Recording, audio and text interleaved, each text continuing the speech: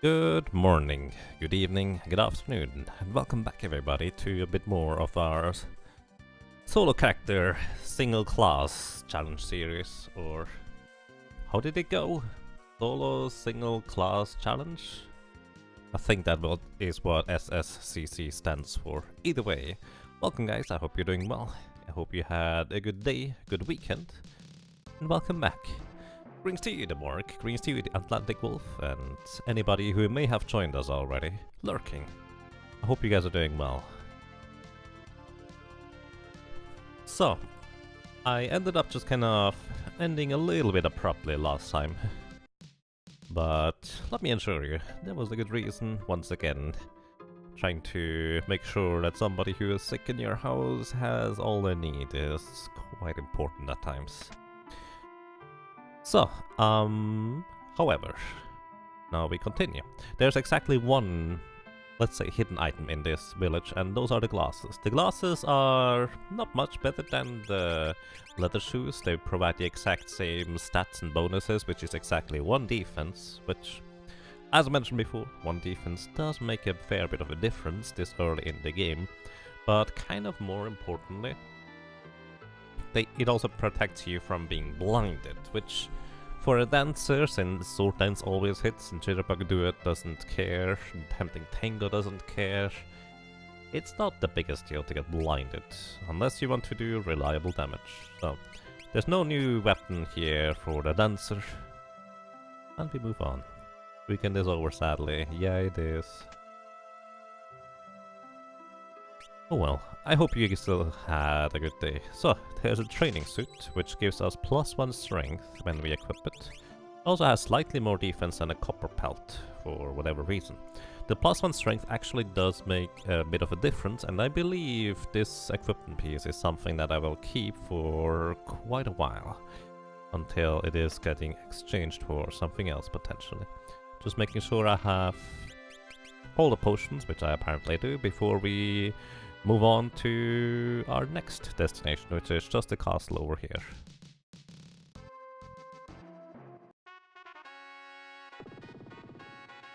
So, now that we have 34 strength,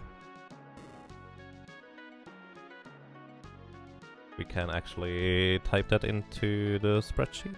34 strength. Oh, also forgot to start a timer apparently. Good job. That's like, let's say 4 minutes that I need to add at the end. It'll be fine. So, 34 strength. Which means we are currently around level 13 still, I guess. With 13 strength, actually, I do not really get any benefits for leveling up until I reach level 18. At least in terms of attack power, because, curious enough, up until level 15 we don't get any more strength modifier.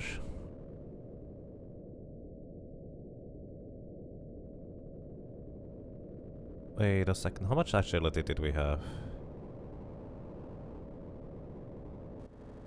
Am I even saying the correct thing here? Oh, I think I'm not saying the correct thing. We do have 30 agility, don't we? Which means... yeah, I looked at the wrong numbers here. 30 agility, level 16. Okay, it is 30. Alright, level 16 is actually our next threshold of getting a new set of a little bit more attack power, which I feel like that is a reasonable thing to just aim for while walking through the next dungeon. Just kill some things that might give us a decent amount of experience to hit level 16. Since the upcoming boss, he's not terribly dangerous as much as he is just kind of tough to take out, and a bit more maximum HP, if nothing else, will help us quite a bit in that respect. Metal Bear, thank you for the host, I appreciate that. And welcome, hope you guys are doing well. So, to give you a brief overview over the next boss doesn't do a whole lot aside from just straight up attacking. The problem with him is he has 1200 HP, which that's quite a lot. And his physical attacks actually do a lot of damage, like a lot. so you want to be a bit careful about that. The thing is, I will likely just sit in the back row in order to be able to survive his physical onslaught. Which seems to me anyways as making the most sense for now. So that's kind of what I plan on doing, because even though sword dance will be reduced in power, our Jitterbug Duet will still deal the same damage. The main problem about the boss is that he counterattacks up to 2 times whenever we damage him at all. Also, here's a Wyvern. Breathwing! Wyverns, when they are alone, they have a 2 in 3 chance to use Breathwing, which is actually preferable, I think, over using a physical attack, unless we sit in the back row, which we did in this case because it was a back attack. Oh wow, Velhard is now hosting you for a ton of viewers. Thank you, Vel. I really appreciate that. How are you doing? And Velhard also subscribed for 39 ROMs in a row. That's a really long time, my friend. Welcome back.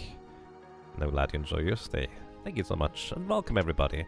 Greetings to you, not Sub Santa, and well... How are you doing? Doing well. That's nice. How's things? Well, things are going on. I just started a series of challenge runs where I take a single character, in this case the main character Butts, or Moth in this case, with an individual single job, which is the dancer in this case, and just run through the entirety of the game with that one character with one job.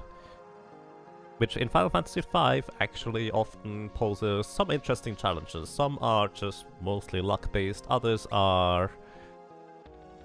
You can find your way around the challenges and improve your odds in rather intriguing ways, let's put it that way. There is 1, 2, 3, 4, 5, 6, 7, 8, 9, 10, 11, 12, 13, 14, 15, 16, 17, 18, 19, 20, 21, 22 different jobs that you can possibly pick. You can usually, in a casual playthrough, just mix and match between the jobs any way you want. There is not really any penalty for switching between jobs. So there's that. 55 damage, that is a lot of damage. So I probably should try to run away. So, as a dancer, I might be dying here. Huh. I will probably just try the boss. As a dancer, one of your biggest problems is you don't have a whole lot of health. In fact, the dancer is the lowest HP class of the entirety of all classes. Which, that says a lot.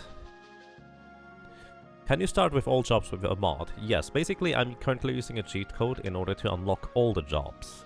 Right from the start. Otherwise, I would be missing out on a lot of bosses.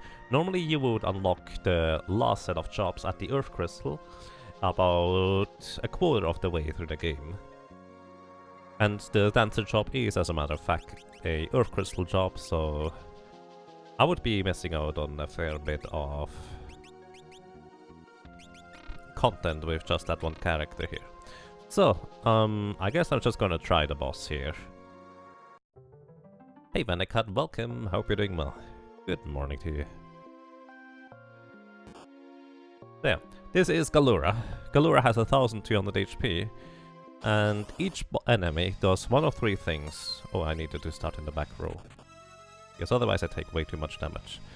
So, when I'm in the back row, I take 50% less damage from physical attacks, but I also deal 50% less damage with physical attacks. So that's not the most pleasant. I have an ability called Dance. And Dance can do one of 4 things. Jitterbug Duet, which is essentially the same as draining HP from your enemy and absorbing them to yourself. Mystery Waltz, which does the same to MP, which is unfortunately completely useless for us, unless we want to run the boss out of magic. And Jitterbug Duet is kind of our most useful spell when I'm sitting in the back row. There is also the Tempting Tango. Tempting Tango confuses enemies, and it actually automatically hits. As long as the enemy is not immune to getting confused, it will connect, which is kind of unique.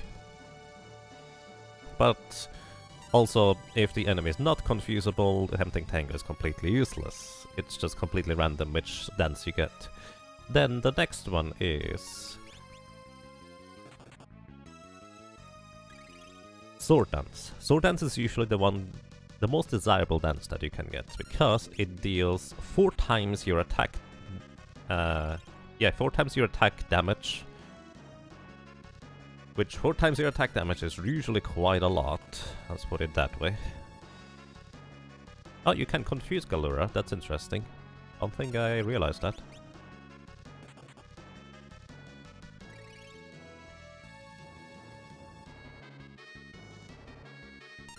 But yeah, Sword Dance is really good. Unfortunately, because I'm sitting in the back row, it's not quite as good as it could be. Also, in this case, Tempting Tango is actually my most desirable dance that I want to see. Because if Galura hits himself, he's not going to counterattack. Once again, he can counterattack twice.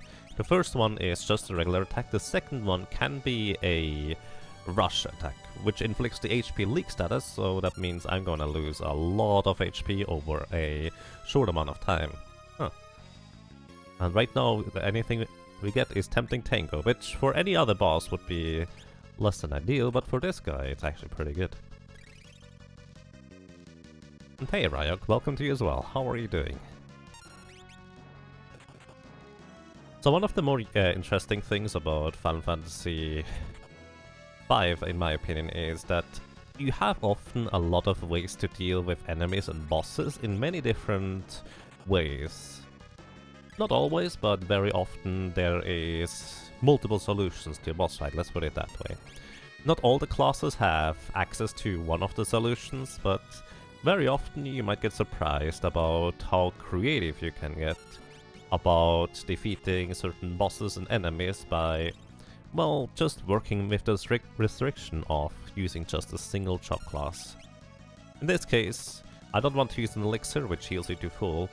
I just want to use potions because those are cheap and easy to come by in comparison.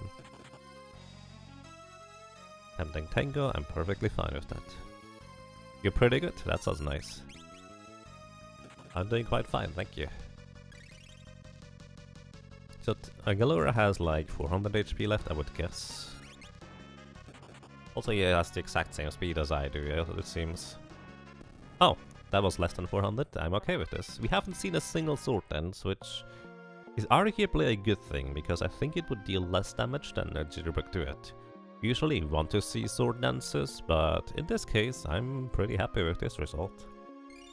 0 deaths to Galura, which is nice.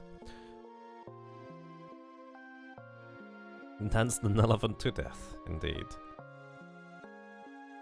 So this is the water crystal, where you would unlock 5 more jobs, and one of them is lost until you are very late into the game, which is the mimic job. But in this case, we just need to go and pick up the ones that are available. Once again, I'm using currently a cheat code to unlock all the jobs, because a lot of the early bosses are quite interesting and sometimes even buggy if you have a job that is not supposed to be available yet to use against such bosses. So it makes for quite an interesting view sometimes.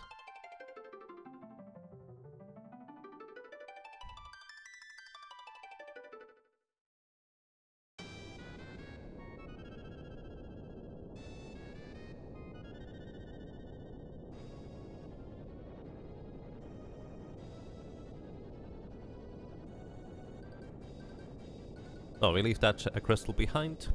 If you wanted to do a solo character challenge with a mimic, and you would not use cheat codes, you would probably run all the way to the end as just a basic freelancer job, until you finally get the mimic, and then just do the last dungeon with only mimic. Considering that Mimic's main motivation is really that you have the option to choose 3 abilities from other job classes, it's probably not the most exciting prospect, I have to say.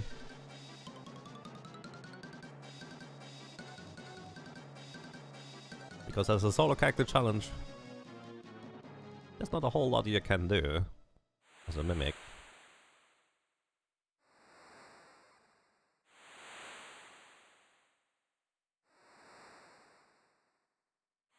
Although there is still some clever ways to work around the restrictions.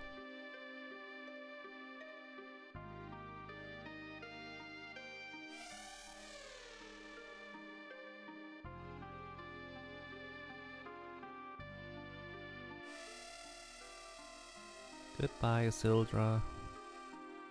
That sounds so sad.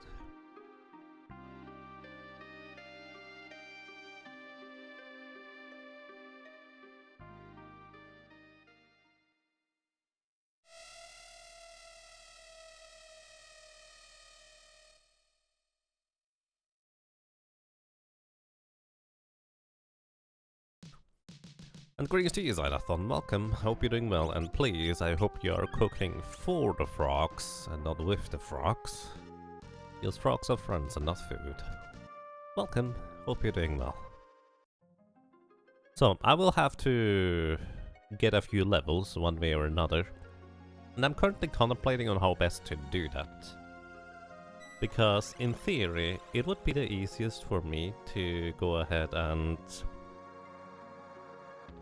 just start grinding on wolves, but at the same time, I'm going to take damage from them without proper defense. Unless I get an item that I get essentially after the next dungeon. But getting that item might actually require me to be a bit higher level than I am right now, so otherwise it's just going to be a rather quick death. In fact, I think what I should do is I need at least 300 HP to survive certain counterattacks from the upcoming boss. And I have 245 maximum. So like 350 HP is probably what I'm going to be aiming for. Frog legs are delicious. I mean actual frog legs maybe, but our frogs are friends. So please don't eat them.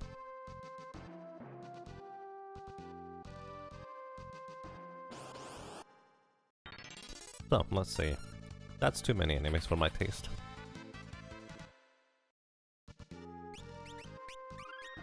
One of the problems about those eagle enemies is that they can inflict aging status on you, which reduces all your stats to 1.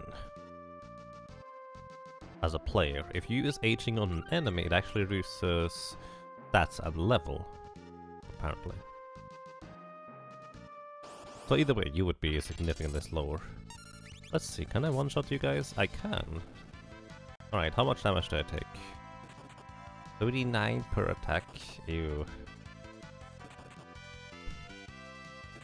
So the wolves are usually a rather easy prey, but if I don't get a heal Jitterbug do it right there, I might be in a bit of trouble since those guys seem to hurt quite a bit. Yeah. Oh, I didn't even kill that guy. I need to run away now. Because otherwise they could kill me. That's kind of silly, because usually the wolves are your way of just grinding for a while, because that's the easiest thing to do. But not as a dancer, I guess. That's kind of silly. Also, by the way, wolves are always the encounter in the forest around here. There's nothing else in the forest. Just wolves. Which kind of begs the question, what do the wolves even hunt for food? Oh yeah, those eagles have like 190 HP. I need a bit more damage. First of all, we go into the town and get a new weapon, I guess. Would Berserker only challenge be impossible, or just try a lot of grinding to try and see? It would definitely be a lot of grinding, yes. It's not technically impossible, it's just very unlikely for you to succeed.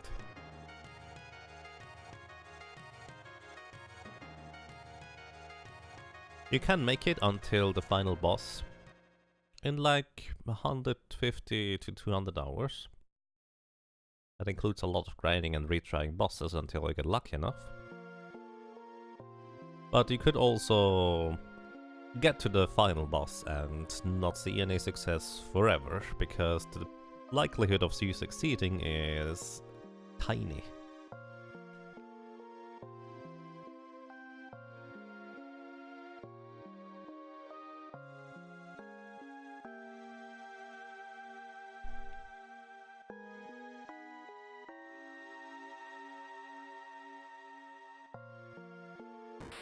Berserker only will be boring? Kind of. It really depends on what you make out of it. Since you would be walking in circles for a long time and occasionally heal up the Berserker, then continue walking in circles for a long time, just so you would gain a tremendous amount of levels early on where you are definitely not expected to have that many levels. But that's just kind of because of the random nature and, well, basically the Berserker being completely uncontrollable in combat.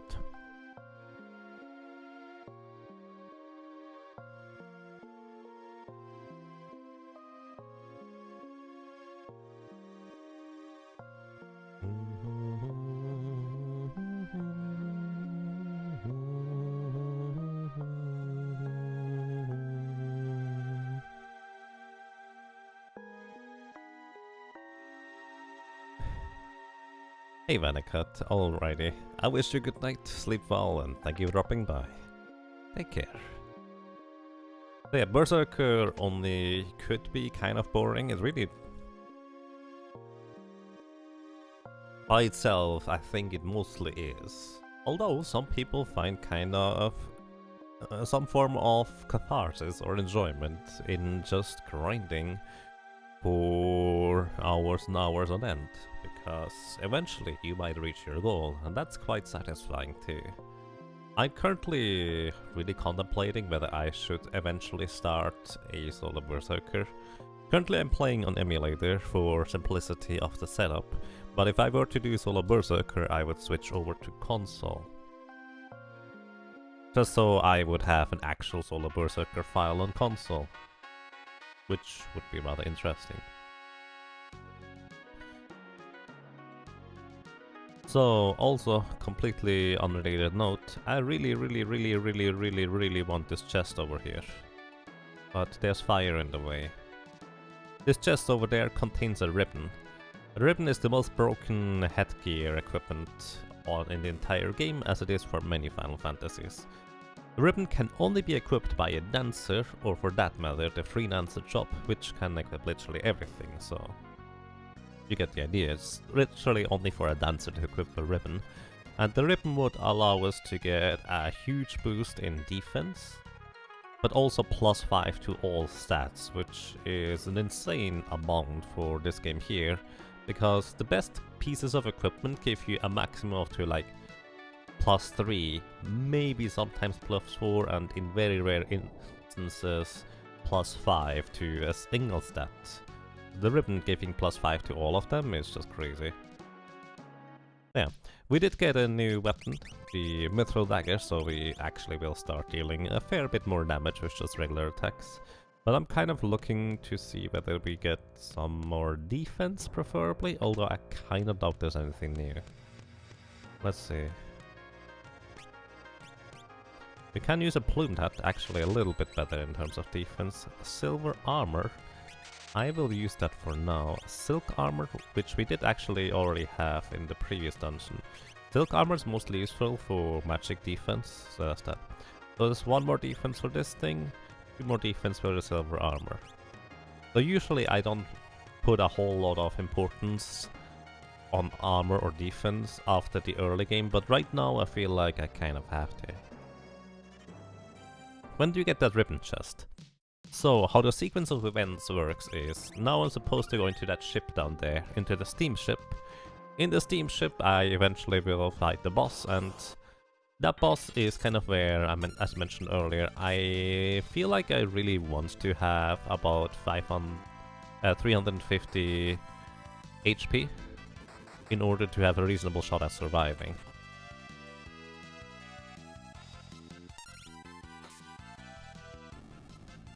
Since one of the forms of the boss will use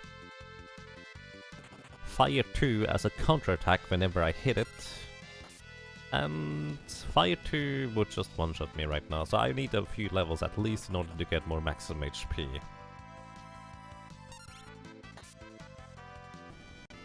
And thanks to actually having improved defense and a guaranteed one-shot with the Mithril Dagger, we are faring reasonably well here now.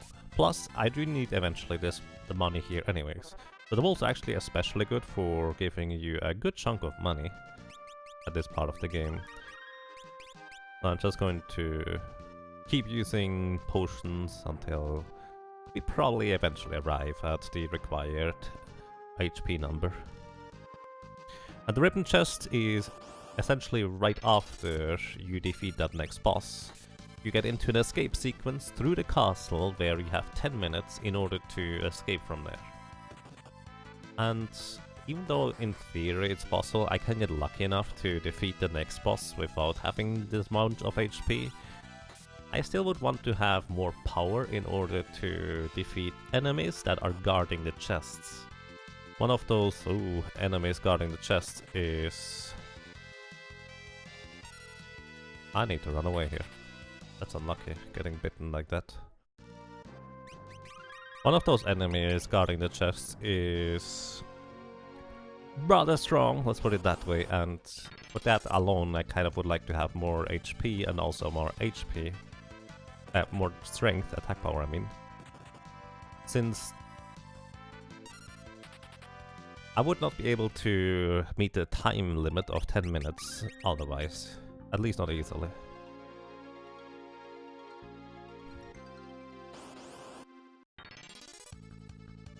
Preemptive attack, let's see, can I one-shot those guys? No.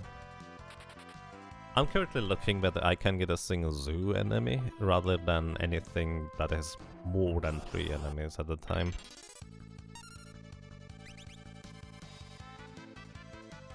Mystery Bolts really doesn't help us. The bot asleep? It shouldn't be. Oh. Oh, that's right. I remember now. It is asleep. I don't usually turn it off, but let's put it this way, it was turned off yesterday for a short time. Alright. That kills that guy, and if I'm lucky I don't get aged or aging status affected. Alright, so far so good, but I'm almost dead again. Oh my goodness. Ouch. So the zoo actually might be... Sword Dance is nice, it's good damage, but the zoos have way more HP than that. This is actually kinda difficult to gain any levels. Huh. That's silly. And greetings to you, the real Play Perfect. Well, greetings from currently Japan. Welcome, I hope you're doing well. And good morning to you, or good evening, depending on whether you have slept already or not. Maybe I should sit in the back row and use dance against those guys as well right now. By the way, what they are using there that deals 0 damage is a blue magic move called question mark, question mark, question mark, question mark. And what it does, it deals damage equivalent to how much HP they have lost so far compared to their maximum HP.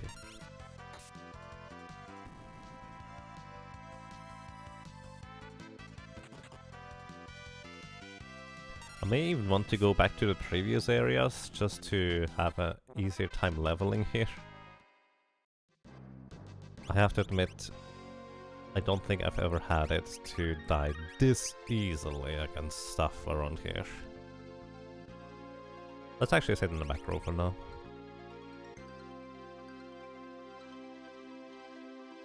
Apparently, Berserk status and attacking disables monster counterattacks and other special scripted actions in Final Fantasy 5. Yes, indeed, that is accurate.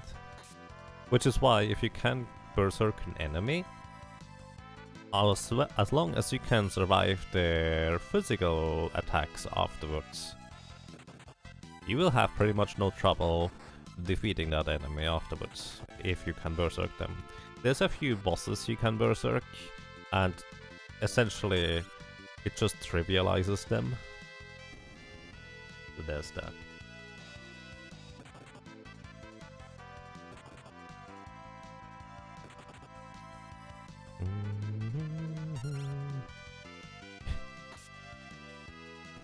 In this run, are we human or are we dancer? Yes, absolutely. Welcome to you now. How are you doing? So Mystery Waltz just absorbs MP, as in magic points. We don't have any use for magic points, and I don't care about running enemies out of magic points, so unfortunately Mystery Waltz is absolutely and 100% completely useless. But hey, I guess it's still fun to use it once in a while. 1 in 4 chance. Sometimes feels like it's 100% chance. Sometimes. But then again, there's other times where I get sword dance after sword dance after sword dance, and jitterbug after jitterbug after jitterbug. So I shouldn't be complaining too much anyways. Alrighty, we gained 30 HP for one level. Which isn't terrible until you realize how much more HP every other class gains per level. But I hope it's going to be enough to just take those wolves out with regular attacks for now. You don't gain any defense from leveling up, you don't get any stats from leveling up. The stats and defense are purely determined by your equipment and the current job that you have.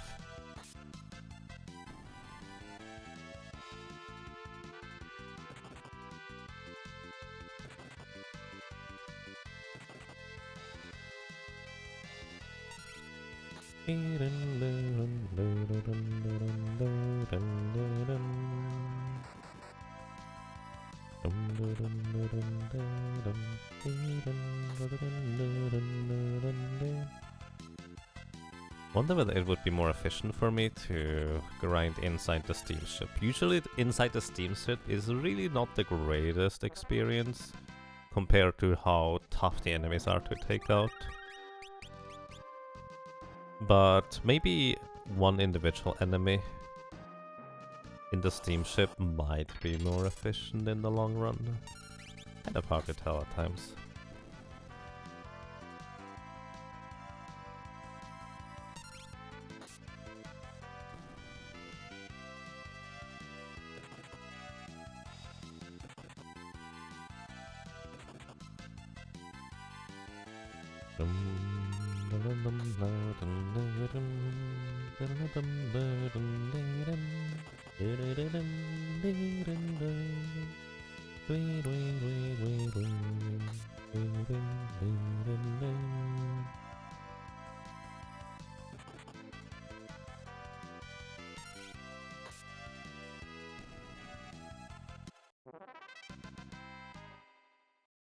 So let's see, 30 HP per level up. I need to be at least level 16 in order to survive one fire 2.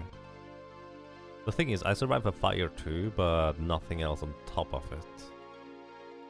So...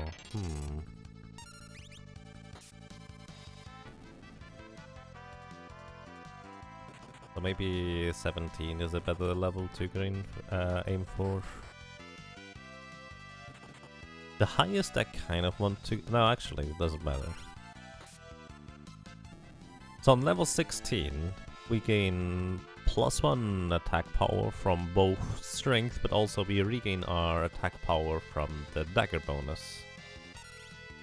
Let's just hope they don't bite now.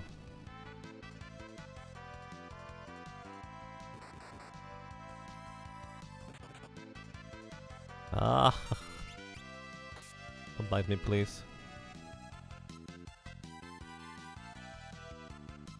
No! No!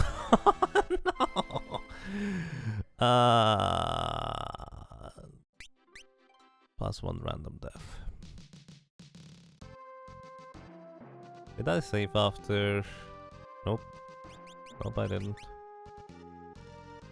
Oh my god. Why is the dancer so weak?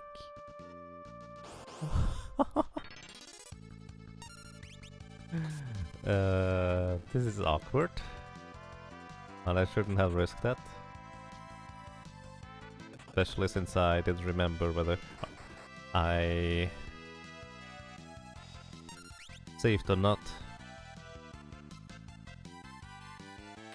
It escapes when you confuse it? Interesting. I don't think I've seen that before. Alright, I'm going to... If I don't get through the back door, we run away. Right. Sword dance is cute, but not what we're looking for. I'm going to just sit in the back row for now.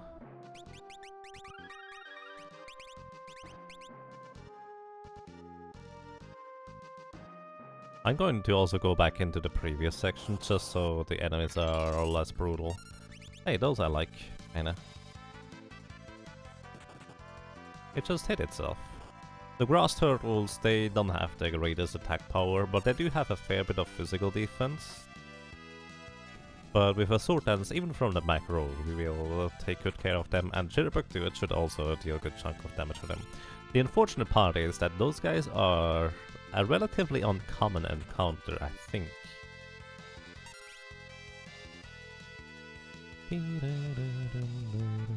I just bewitched the turtle with my dance moves. Yep, that sounds about right. And then I sucked the life out of it. Also, I need to update the death counter on stream as well. I have a little document spreadsheet here that I'll list the various amounts of deaths on which bosses, and also some random deaths that is just enemies. Or just kind of, well, as I said, random deaths in various areas. Okay.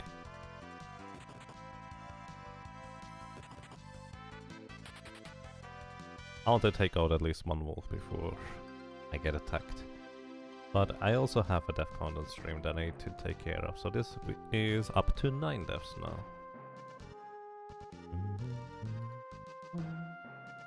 And I'm closing the death counter thing again, because I think I don't need to worry about that for any time soon anymore, right?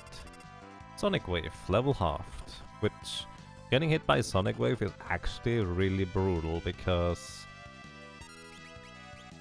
pretty much all your damage is based on your level, so it makes a gigantic difference. Spore does poison. I would assume that thing is immune against poison, but then again, it actually played animation, which it usually only does if it's not immune. Oh, it's not immune, which means it's now getting damaged. Poison deals 1/16 of your maximum health in damage. Could you use something else, please? So after 16 ticks, you would be dead guaranteed.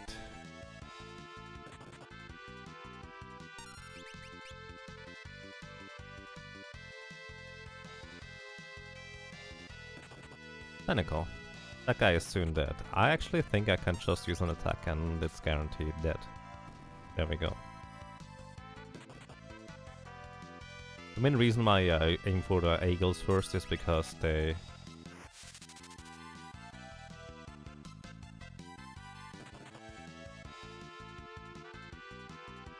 have that aging status effect that I really don't want to get afflicted by. So, and a Jitterbug Duet would be great. Sword Dance, I guess we can live with that. How much experience do we get? 470, which is actually more than the wolves. And I feel like the encounters around here actually might be already what I'm looking for now. The wolves are too scary. Too many wolves, and I don't have the tools to take them out quickly enough. But at least in the only 3 enemies are rather not that dangerous, since the damage is very predictable. Plus, I guess I am sitting in the back row just using Tempting Tango and such.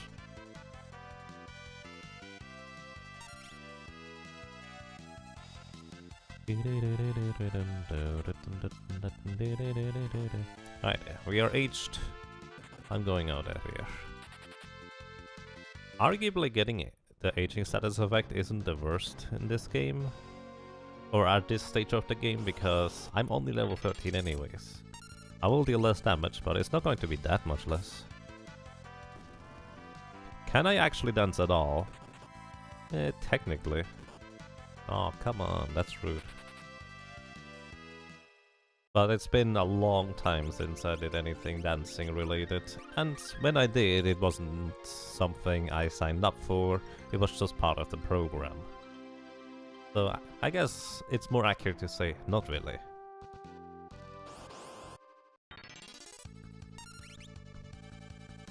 Yeah.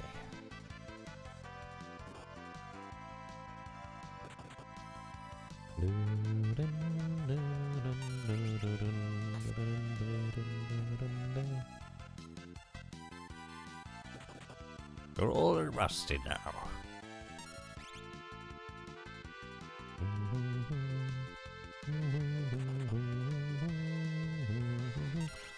I'm sure you could still dance if you really wanted to. Well, actually, unless you have some physical impairment, I guess.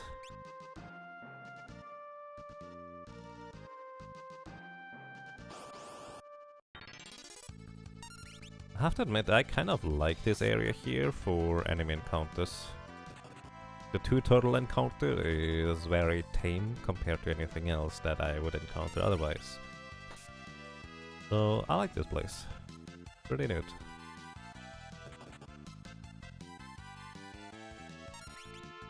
Much better than the wolves anyways. I do get less money though, which is kind of a concern for later, because I will eventually want to have enough money to buy a angel ring, but also a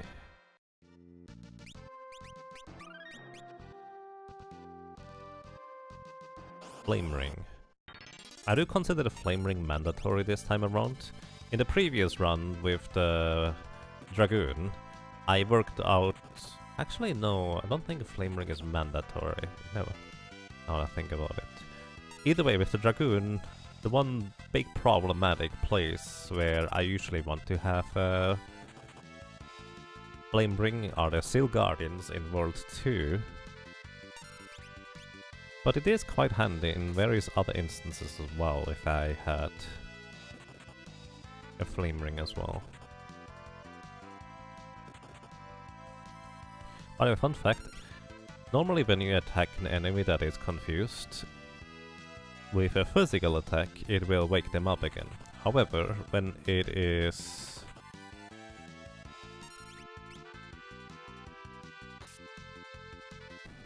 through a dance move, even though sword dance is clearly physical, it actually doesn't wake them up. So only usually regular attacks wake up enemies from their confusion.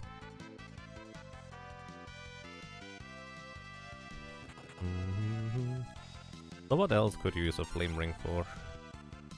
Well, if nothing else, you could use it in order to get to Soul Cannon.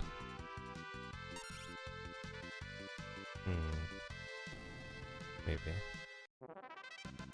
Yeah, you gained a level. We're getting somewhere.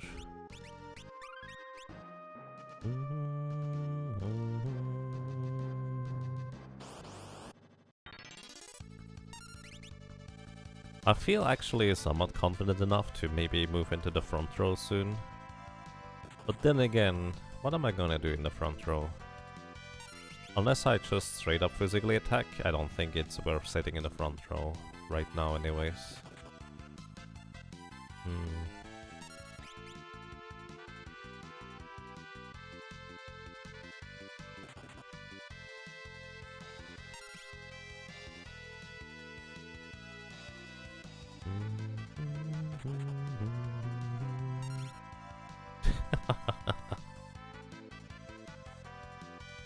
Just stands around the turtle until it falls victim to its own attacks.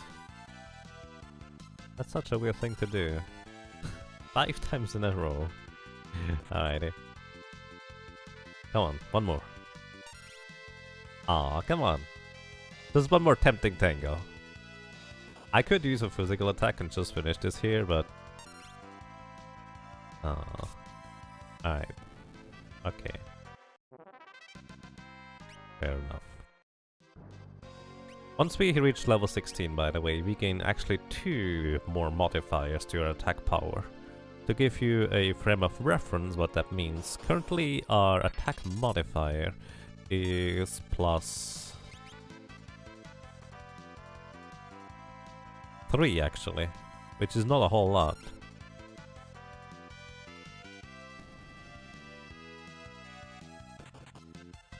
So that means we take the base attack power of the current weapon you have,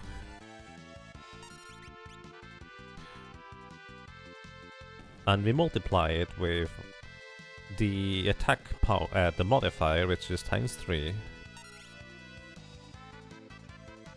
Well, actually, at the weapon attack power minus enemy defense, and then you multiply it with the modifier. That is going to give you the final result of how much damage you will deal, with a bit of variance in there. Daggers don't have that much variance, just a little bit.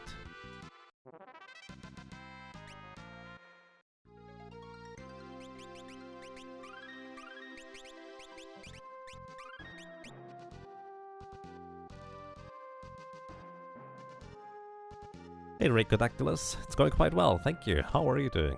Good morning, and good evening, good afternoon to you. Preemptive attack. Neat.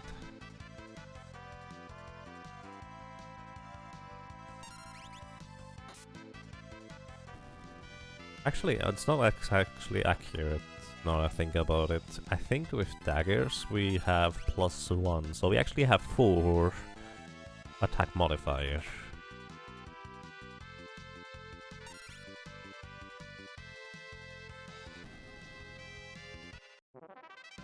But either way, with this one level, we will have significantly more now. Because we gain 2 modifiers, so essentially our damage output is vastly increased. The thing is, what I hoped for, I would be able to one-shot those eagle enemies, which, even though we did gain a pretty substantial boost to our attack damage modifier, that was not nearly as much as I hoped it would be.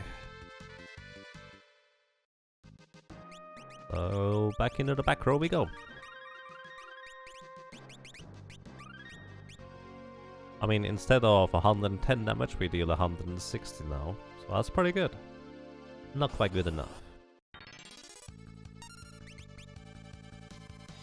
How's the run going? It's Dancer a fun class to solo? It's like a lottery. Sometimes you win, and that's kind of fun. Sometimes, actually, frequently enough, doesn't work out for you.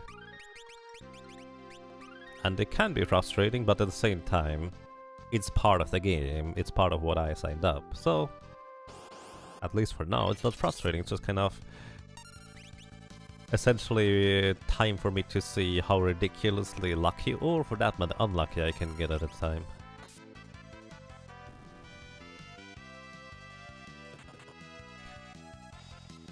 It's good in terms of getting tips at least. I'm not sure I understand.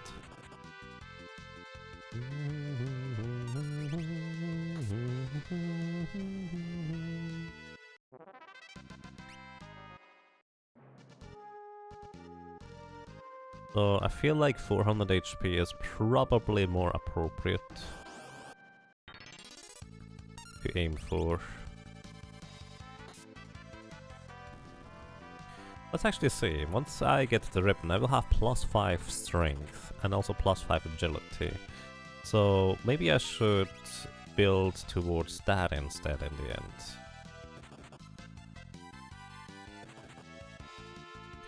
And hey, Elite. Yes, that's kind of pretty much what I'm looking for. Welcome to you, I hope you're doing well.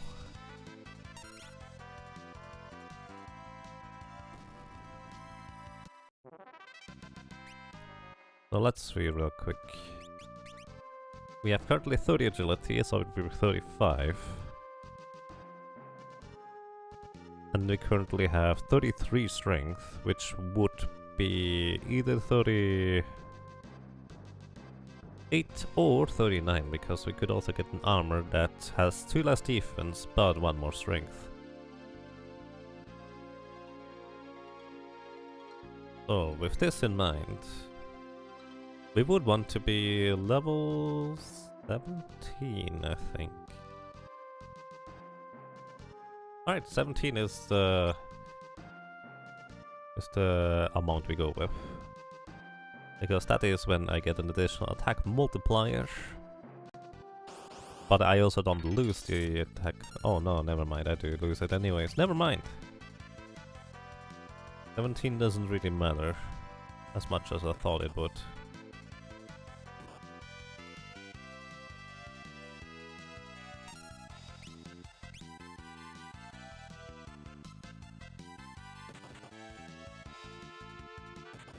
Oh no, I already did White Mage. I consider that part of the classes I already completed.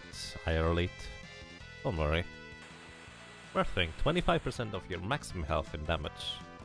Which is quite nice. To use as well. Anyways.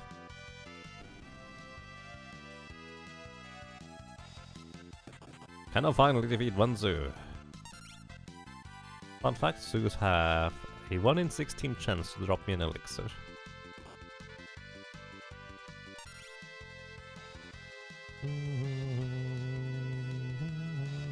70 hours, something along those lines, I are late.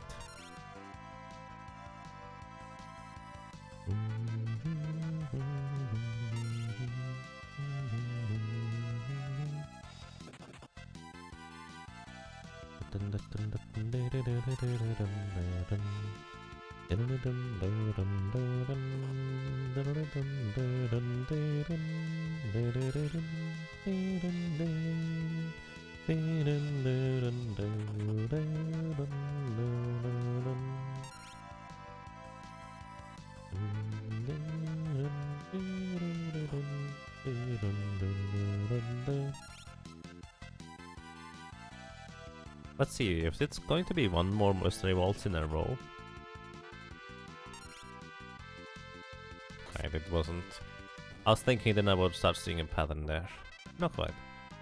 710 experience. Pretty solid, I would say. Also kinda spooky. I don't plan on taking all wolves, so I'm just gonna run away from them. Unless I can sit in the back row attacking the wolves with my weapon and still one-shot them without dancing, I don't think wolves are really worth it, which I would be able to once I get past or through the next area for that matter. Sword dance. Too bad I'm not in the front row.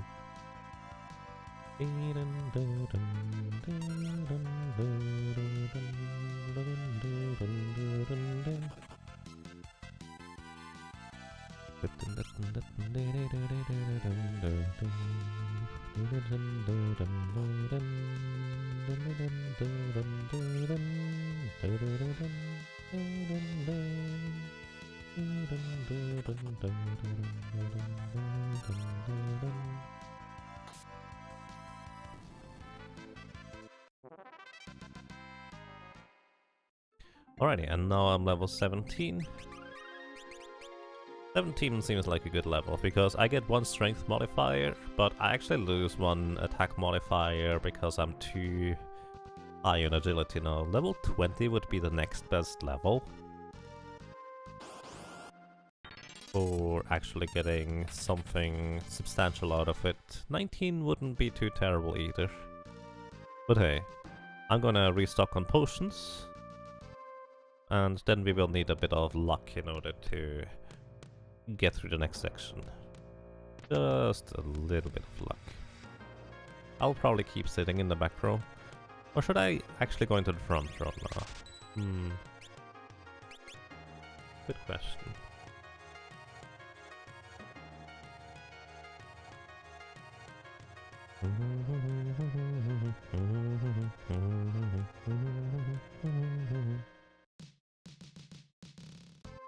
So generally speaking, walking through the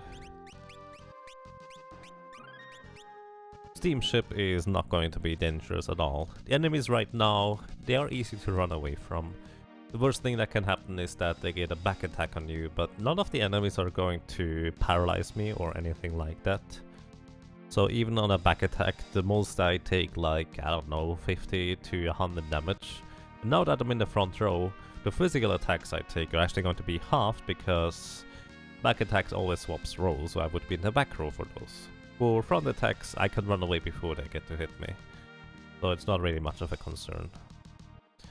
So, I'm just gonna walk through this steamship, grab all the elixirs that I know where they are, and maybe a few other things. So this elixir here is a bit out of the way, but I dare to say elixirs are generally quite worth it. Those poltergeists are undead, so they are a bit awkward to take out.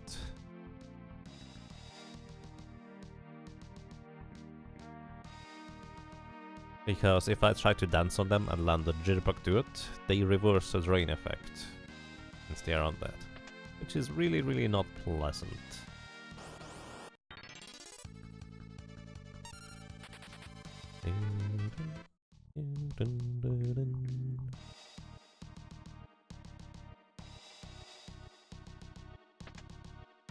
I think I actually forgot this elixir on the Dragoon. Oh no, I took 50 damage. What do you think was or will be the hardest class to do? I think White Mage is probably the hardest classes of the ones that are reasonably doable. Without a lot of research and manipulation. Because the most difficult one would be the Berserker, without a doubt. But it really depends on whether you consider that one to be reasonably doable in the first place. Which is something I'm trying to research on the side a little bit. Because you would kind of have to get a manipulation going in order to get a Berserker through the entirety of the game. Like, you can make it to the final boss, which that already takes like 200 hours or so. And I don't think I'm exaggerating with 200 hours, by the way. But it takes like 200 hours already. But on top of that, it will take... You have a tiny chance of defeating the final boss with a max level Berserker. If you could level up beyond level 99, it would end up starting to be a lot more reasonable, but that is not an option.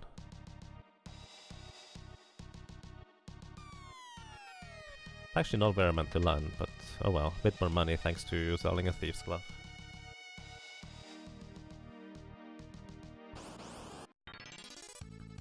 Aside from that, about equivalent to the White Mage is going to be a Thief solo. It has different hardships and perils, but because it has, in a sense, equivalent amounts of really low offense compared to a White Mage, you will have very similar problems along the way. Bard is similar, except that he has one benefit that makes it easier, although not exactly shorter, in that he can run enemies out of magic by just hiding and waiting for hours. Komaru, thank you! Thank you so much for subscribing for 5 rounds in a row. Welcome back to you.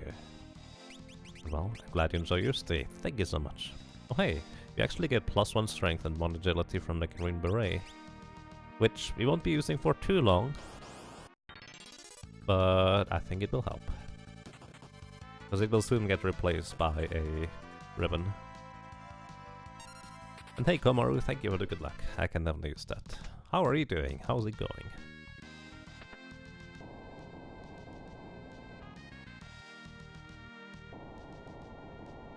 It's amazing how much overworld and field graphics progress from Final Fantasy 5 to 6. Yes, absolutely. The difference is quite stunning. I agree. Also sprites in general, or just kind of visuals overall. It is a huge difference. I mean, it does look fine, like here. But Final Fantasy 6 is just enormous. In a sense. And I mean, the music is pretty good in Final Fantasy 5, but Final Fantasy 6 has kind of taken the entire concept of music for Super Nintendo to a whole different level as well.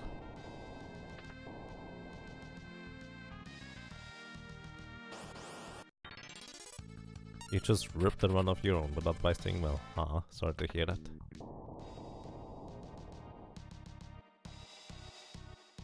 Alrighty, so... upcoming is a boss called Liquid Flame. Liquid Flame has 3 different forms. A humanoid form, a hand form, and a tornado form. Tornado form just casts fire 2 on itself to heal itself, and it can do so 6 times in order to heal itself, then it's out of MP. So what I want to do is just put it into the tornado form as quick as possible and run it out of MP, so I don't need to worry about...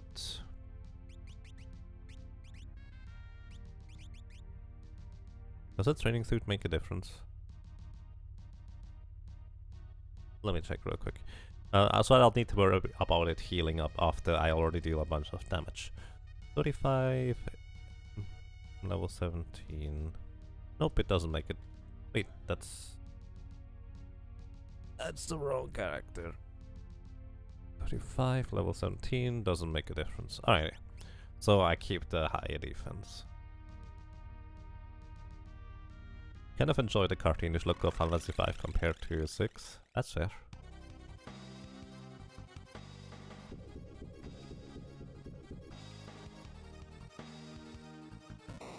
Alrighty, so the human form always counters with something called Flame, which deals 25% of my maximum health in damage. And the hand form is the worst one of them all, because what it does is it can stun me with the fingertips, which is kind of the biggest problem about it. Because paralyzed lasts forever. And in order for me to survive its counterattack, I have to be at full HP. So that's where one of the elixir goes right now. Hopefully I don't get hit for too much damage. And let's dance. Sword dance is pretty good, but not what I'm necessarily looking for. Fire 2, I barely survived the counterattack, and now I have to, well, hope that he doesn't do this. So I need to get a bit lucky, to say the least, in order to survive what this guy throws at me. So this is 1 death for Liquid Flame. Death count gets updated by 1.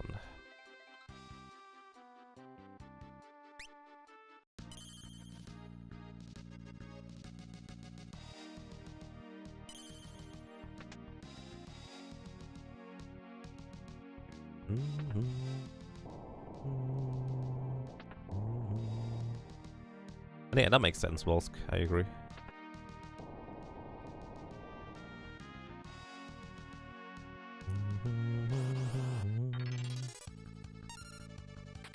How do I choose which character I use? I let people vote for it, or more specifically, I set up a raffle where I randomly pick one person, and that person either picks fairies or butts.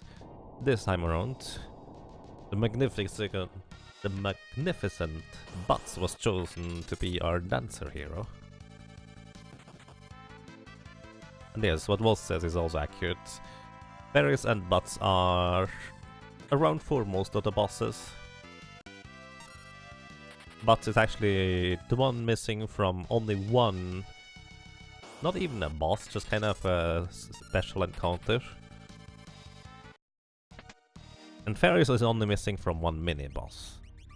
The others are missing for a lot more bosses or a longer stretch of the game.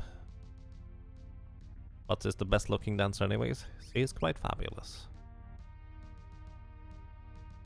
So I put him in the back row now because the physical attacks from the hand actually end up amounting to a lot of damage. And that way I will hopefully survive that a bit better.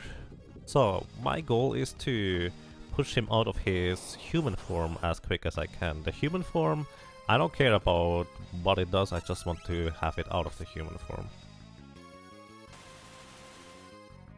And there we have the tornado form. The tornado form is the one that I would like to see every other time, because all it does is fire 2 on itself.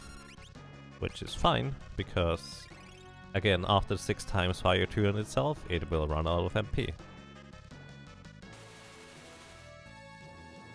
So what I'm gonna do now is I'm going to wait until it casts Fire 2 4 more times.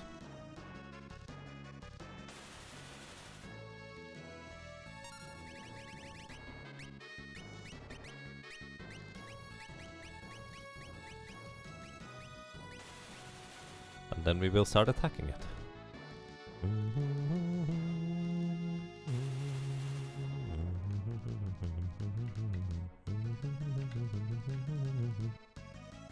Alrighty, no more MP, and that's where we start attacking it. Right after it takes its action, Sword Dance. From the back row, not as much damage. This thing, by the way, has 3000 HP. So, once again, the human form, I want to... that's bad. Get out of there as soon as possible. Unfortunately... Ouch. Oh nice, we actually absorb HP. Unfortunately, he can also use Flame as his regular move, so that doesn't help.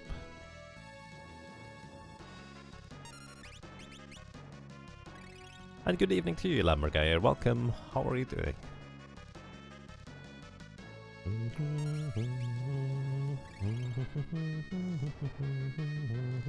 So this is kind of what the rhythm I want. I want him to go into his human form, preferably actually, and then back into his tornado form so I have time to heal up. Jitterbug do it? Should deal okay damage. I just stayed in the front row because I figured it's not really going to make much of a difference. Ouch. Mystery Waltz. Unfortunately, Mystery Waltz is not going to do much on the human form. The human form does not use MP to use its effects. Oh, you can confuse that guy? I was not aware that you can confuse the human form.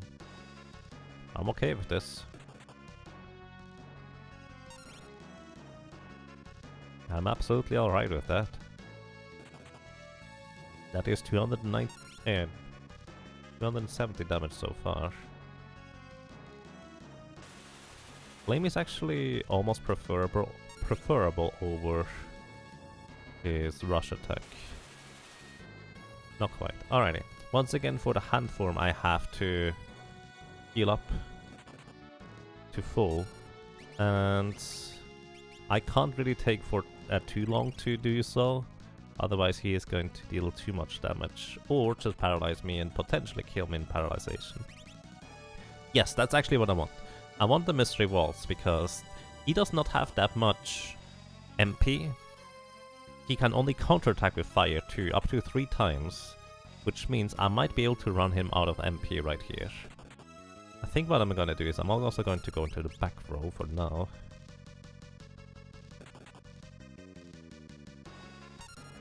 Okay. Let's actually still use potions. Maybe I can squeeze by without having to use another elixir. Elixir would definitely be the safer route, because it would heal me up immediately. I could dance right after.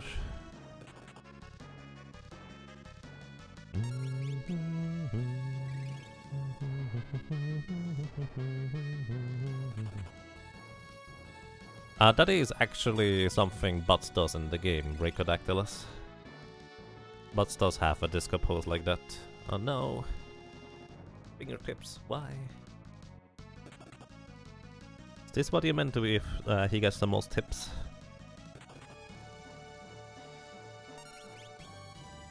Alright, actually not too bad. I figured the paralyzation would be a much bigger issue than it was until now.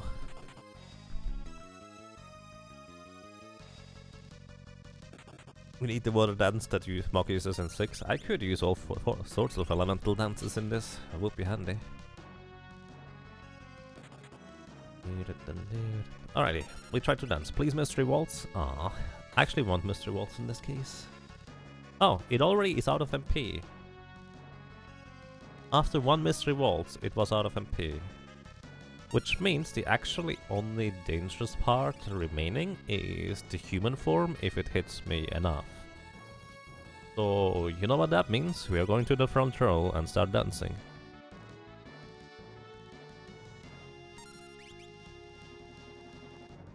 Yeah, just drain it out of MP and you're fine. Unfortunately, I didn't keep track of how much HP he still has, but I would guess we are about halfway through his HP. And I'm tempted to just straight up attack rather than dance in this form here. Because that would kind of guarantee at least that he gets out of his hand form sooner rather than later. Which is what we have preferably. Alright, nice, sword dance.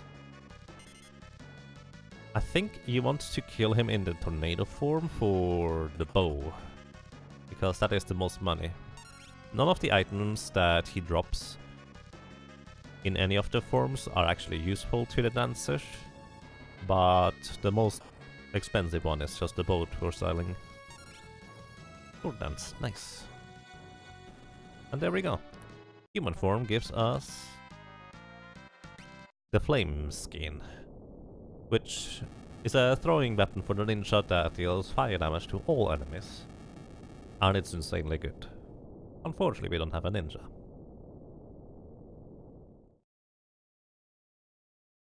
Moth should learn capoeira since it's a dance fighting style.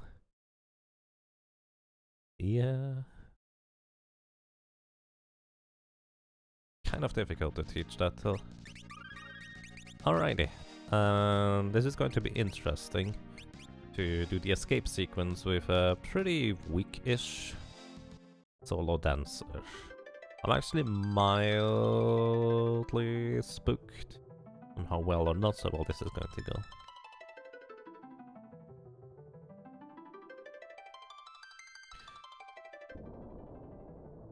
The best part about Final Fantasy V is that you don't know what the majority of monster moves do unless you read up. I think that's kind of a problem for most of the Final Fantasy games. Which, once you do know, and you know how to work your way around them, it actually starts getting really interesting and intriguing, because that's when you can start strategizing. At least that's true for me. I don't necessarily enjoy too much figuring all those things out by myself, because most of the time I'm either going to get lucky or just brute force my way through anyways, if I don't know what I'm doing. But if I actually know what I'm doing, that is a lot more satisfying to me. But unfortunately that usually requires for people to tell me what things do and such.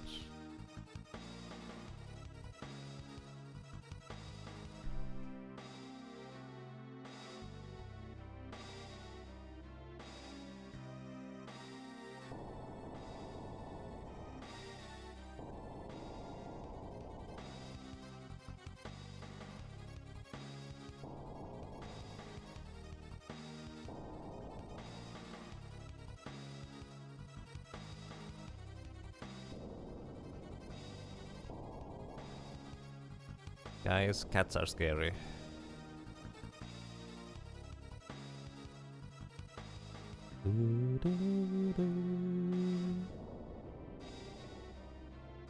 The dropping based on his death form is a cool idea.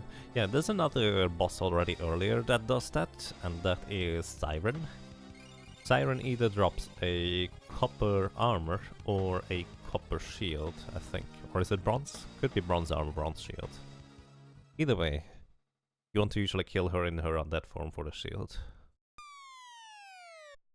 And great to see you, Galandir. Yes, there's going to be quite a few of those Final Fantasy V challenge runs in the near future, I would say.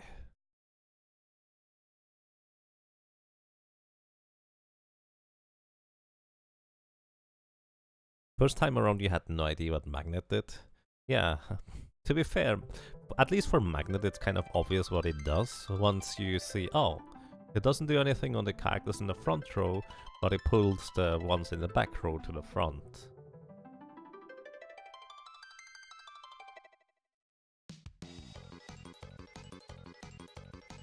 You finally started playing the PC version. It's annoyingly different, I see. I don't really know anything about the PC version. I'm actually going to save over a separate save file, just in case I feel the need to go outside and level for a while. Alright, we pick up the chests in here that contain money for free, because the only chests that are not guarded by monsters are the ones that have money in them. Here's a monster in the box, and we face sorcerers. So, we want to kill those guys as quick as possible, because this is really not good if that happens. Because now I'm going to hit myself for a load of damage. And I also get toaded eventually, which means I have to use the Maiden's Kiss in order to remove the toad. Also, while all this is going on, once the timer in the bottom left hits 0, we would lose. Thankfully the charm has a chance to miss, which is nice. Tempting Tango, this guy, that's a good thing. And he minute his other buddy. That's interesting. Keep dancing.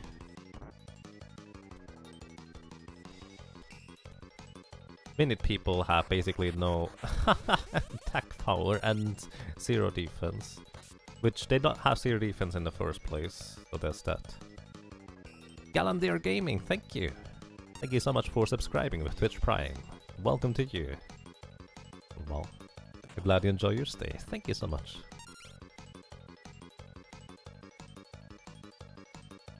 Rabbit for life.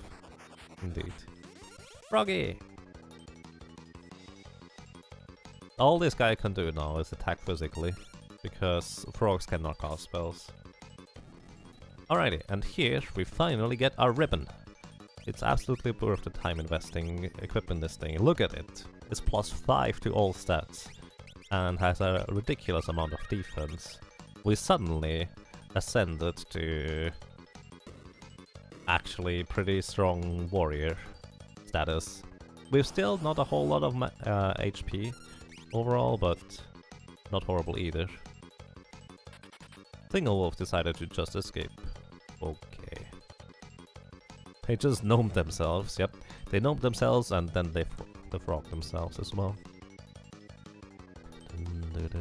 So I'm going to the tower on the right first, because that is where I get a Guardian Dagger, which has, let's say, 50% more damage out of the baseline compared to the dagger that I'm currently using, so my damage output will rise by a tremendous amount. The main downside is that it's usually guarded by multiple enemies, like those. Tempting Tango, nice. He just uses Arrow 2 on his body over there, I'm okay with this. And I will keep dancing on the Gygas. Also, you can see the physical damage we take is laughable at this point, thanks to the ribbon giving us so much more defense. The Gygas actually does not have much more HP, so just one attack will do him in. I got really lucky that I immediately confused him with Tempting Tango. Yeah, and otherwise the Gygas enemies are actually really spooky and scary. Let me tell you that much. So, you see 644 damage with a sword dance of a Mithril Dagger. Now we get the Guardian Dagger, which on top of being way stronger than the other daggers, also gives us a 1 in 4 chance to block physical attacks. So the equipment we got so far out of this little dungeon here is kind of insanely good. But we are not done yet. Oh no, we are not done yet. We are also going to go ahead and grab some elixirs, just because they will be useful along the way. Actually wanted to get a Gygas enemy here instead. Those Karnak enemies, they flee when there is no more anybody of them remaining. So, 426. That was in the back road. That damage was halved.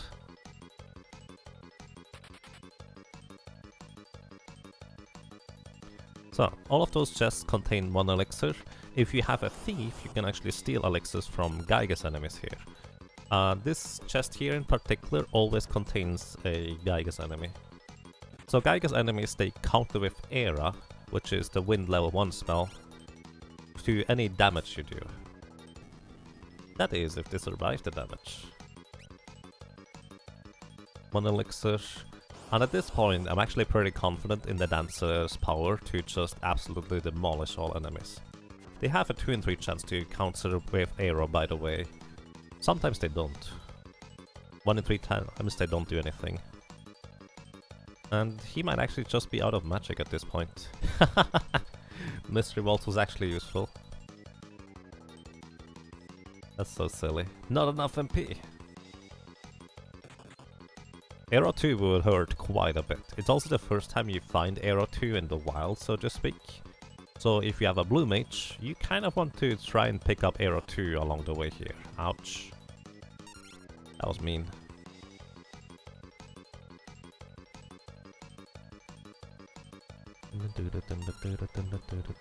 Oh, come on.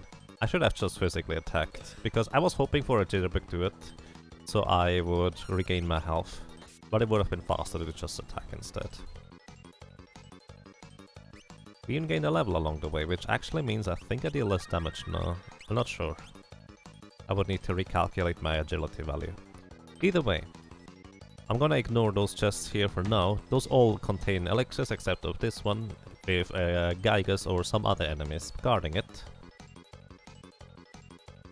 But this one over here is guarded by a Gygas and usually 2 other bodies, although sometimes it's a solo Gygas enemy, depending on how lucky I get.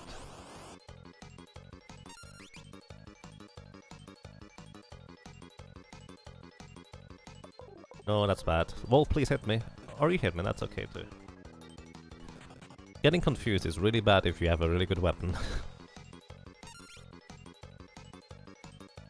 I wonder whether I should just do a physical attack to try and take out the Gygas enemy here. Ouch. I'm gonna dance. Alright, at least the Gygas enemy has no longer any... Uh-oh. Hit me please, Wolf. Alright, even though it deals 0 damage, it wears off the confusion. Alright, I'm just gonna physically attack here. I hoped it would take him out, but not quite.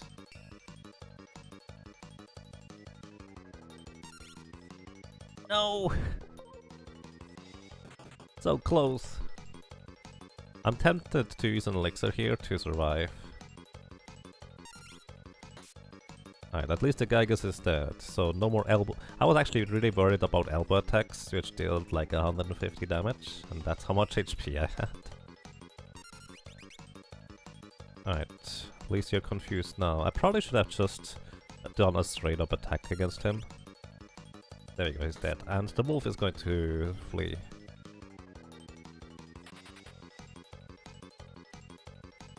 So, and here we get an elf cape.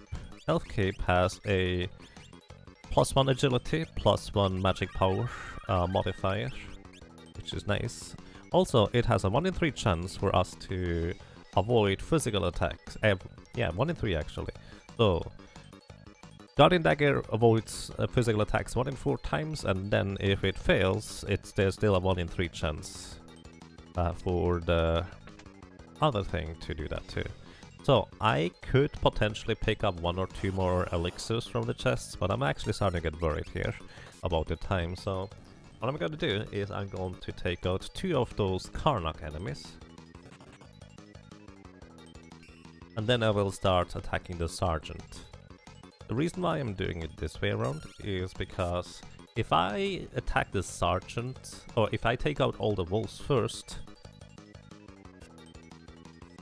then I will have a mild problem with this guy there. Yeah, please don't hit the wolf.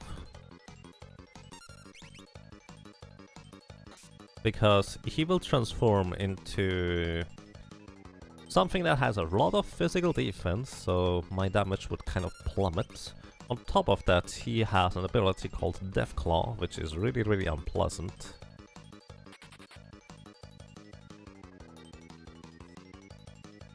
I was contemplating going back for an elixir, but let's go. So, he can use Deathclaw, which puts you into critical HP and paralyzes you. You might recognize this as him pretty much obliterating Solo Cactus if he ever hits, usually. Unless you get lucky and he decides to just use Deathclaw about 20 times in a row. Which has happened before. Yes, the problem about getting Deathclaw here as a blue mage, as a Solo Cactus blue mage specifically, is that you need to get lucky enough that he decides to use Deathclaw enough times in a row until you recover and then can kill him before he kills you. Which is absolutely possible. I've done that by accident once.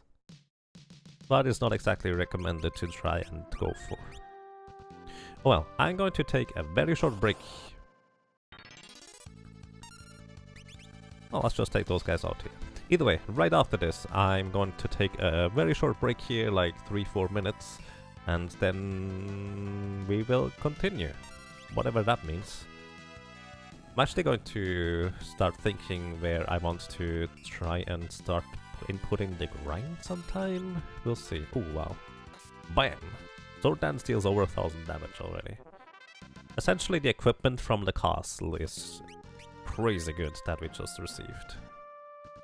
Oh, that's nice. Be right back guys, quick break.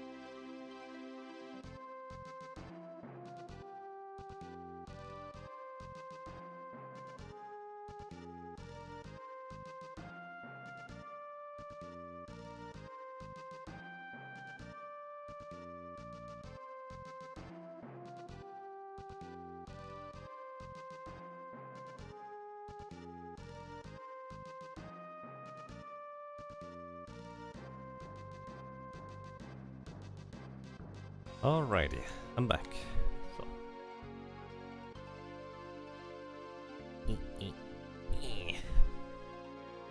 Alrighty, so let me real quick recalculate the stats that we have right now, just so I have a brief overview over where we are. Also whether one more strength or less strength is going to make much of a difference in terms of what I'm aiming for. Alrighty, we are looking at 36 agility right now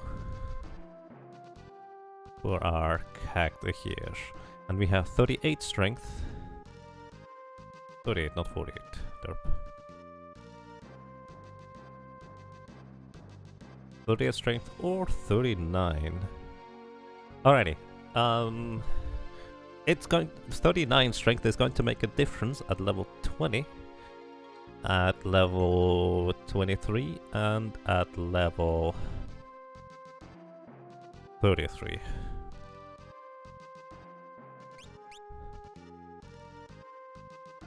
So, I think I can actually sit in the back row here and one-shot those guys with physical attacks now, thanks to the Guardian Dagger's improved power.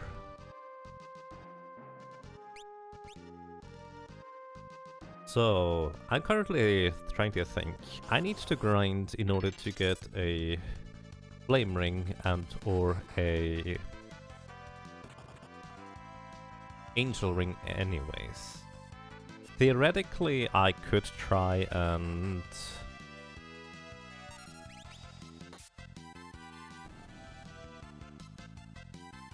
not get an Angel Ring, which is absolutely possible, although not exactly desirable.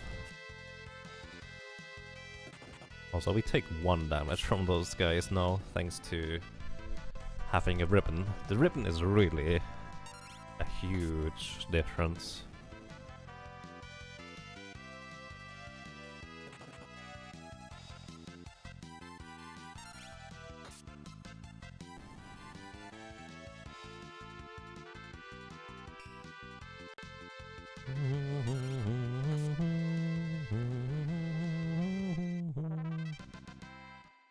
Actually, I wonder whether Chimeras would be a good place to grind.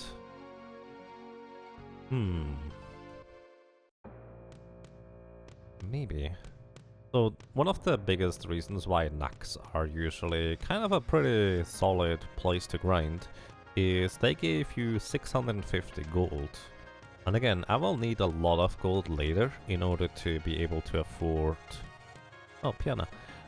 In order to be able to afford the Flame Ring and also the Angel Ring. Flame Ring...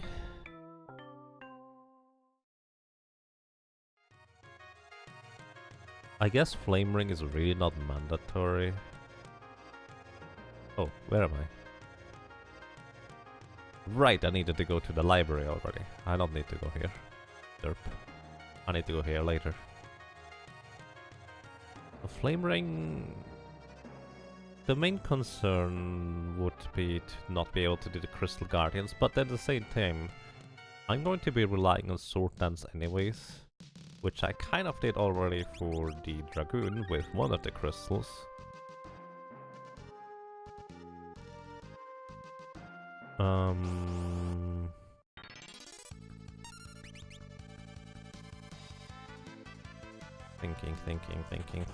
Thinking.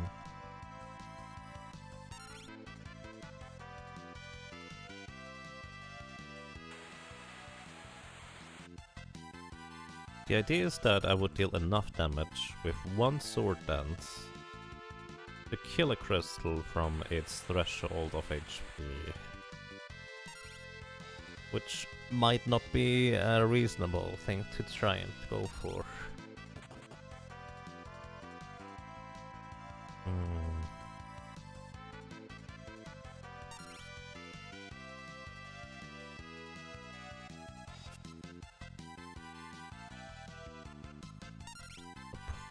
On the other hand, getting enough HP to survive an arrow might not be the greatest either. But I would only need to survive one.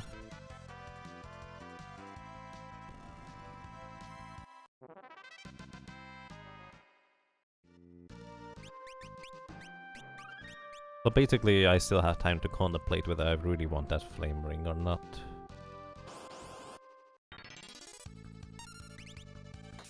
It would be nice, certainly. Would it be useful or required even? Not necessarily either. I would have to level a fair bit more than what I did with the Dragoon, because the base strength value I think is lower than the Dragoon, is it? No, actually thanks to the ribbon it is about the same, curiously enough.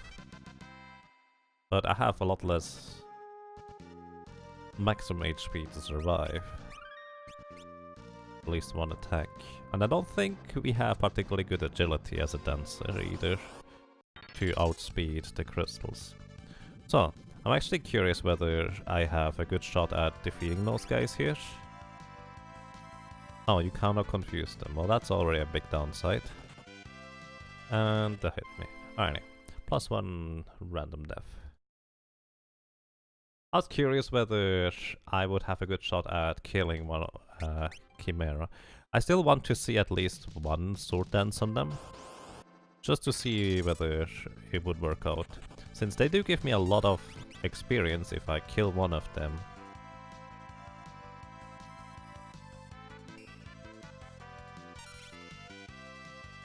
No, but I'm looking for...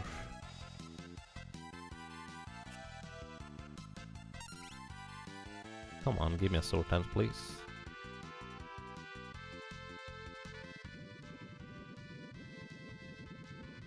Barely survived another Aqua Rig. There we go. So those things have 1000 HP. They also give 1000 experience. So... I don't think they are worth it, really. I was just curious whether it would have a reasonable case of trying to go for them. Nope, I don't think they do. Let's see, level 20 would be an additional strength modifier with the +1 strength. Level 21 is without the +1 strength.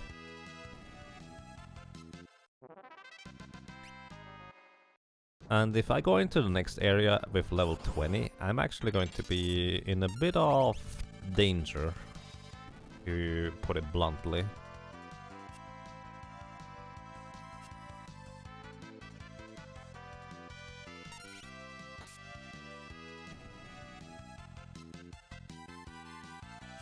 Since in the next area there is enemies that have an ability called level 5 Doom. Essentially, level 5 means that it hits any character that has a level multiple of level 5. And level 20 is a multiple of level 5. Chimera literally is scarier than the previous boss for a full party. Yeah, you could say that. I do agree.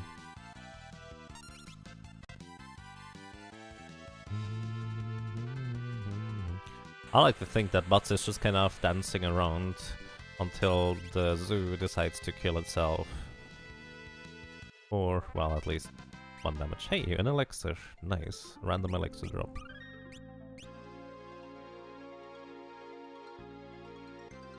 But yeah, chimeras are really scary. They only appear in the desert. They have a good chunk of defense, which is why the sword dance didn't do over 1000 damage, and they also just have really strong offense. Especially the Aqua Rig is scary, but you kind of want the Aqua Rig if you're a blue mage, because you literally one-shot the next boss with it. Pretty crazy.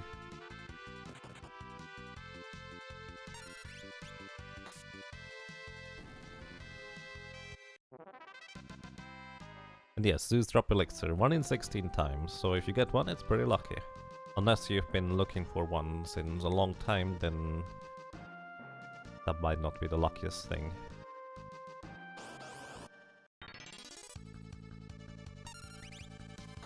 Your echo really likes when you say elixir? I'm not sure I understand. So those silent bees are actually having a bit of a misleading name, because they don't just silence, they also inflict the darkness status on you.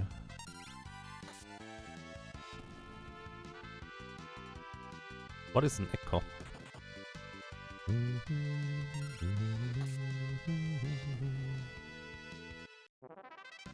Warm 8 experience for those enemies though. Very nice.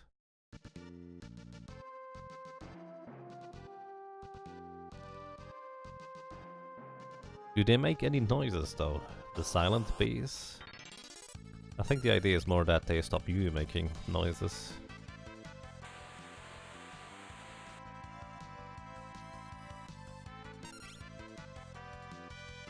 The Amazon things that are named something that sounds similar to elixir. Oh, Alexa?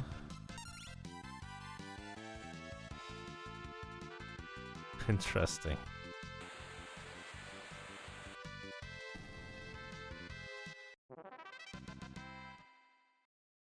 Very interesting.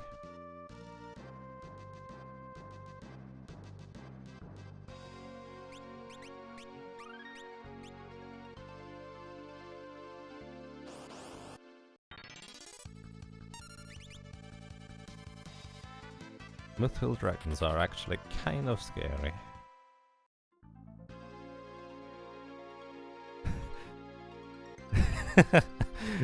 I'm not going to say that out loud to Ollie. I don't know whether that's actually a possibility. Order 25 pounds of dog biscuits. Am I using a hack to actually start off the job? I'm using a cheat code, yes. Same difference. Huh. Confusing those, and them having them use the fusion is actually pretty good. So yes, I'm currently using a cheat code to unlock the jobs early. Otherwise we would be missing out on a lot of interesting bosses if I didn't have that yet.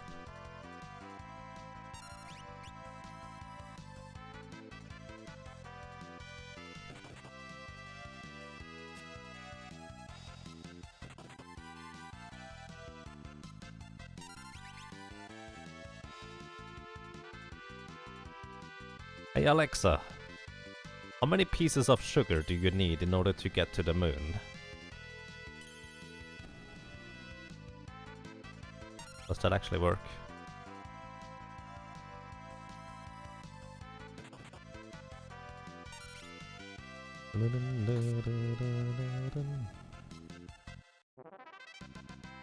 You're trying to work your way through the 6th doing the Winter Challenge? Nice.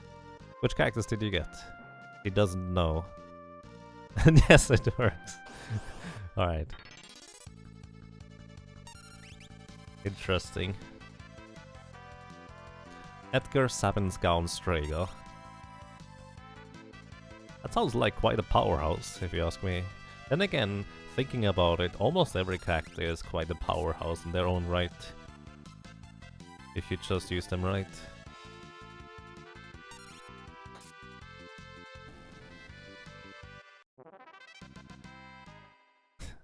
Almost like giving it a paradox. I just realized I probably want to stock up on potions before we continue, so I'm gonna log back. Would it be a while to get Gao's main moves? Probably, but at the same time you don't have to get all of them, realistically. You only have to get the useful ones. Am I doing every job solo? Is that my goal? Yes, except for Berserker. Berserker we still need a bit more research whether that is even necessarily a reasonable thing to do.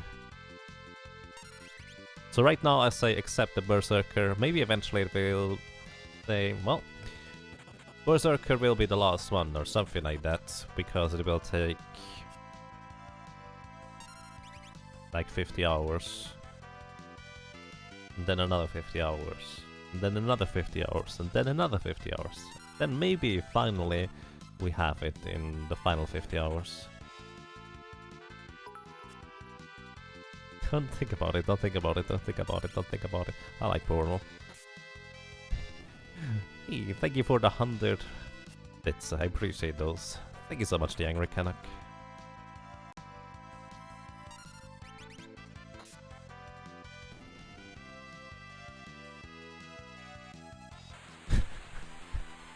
Elixir. How much wood could a woodchuck chuck if a woodchuck could chuck wood?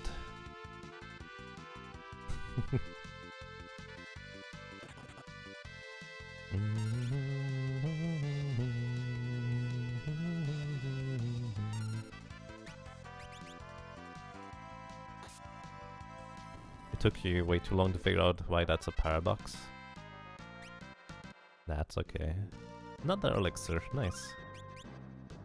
She answered. Oh my goodness. That's curious. It's a funny answer too.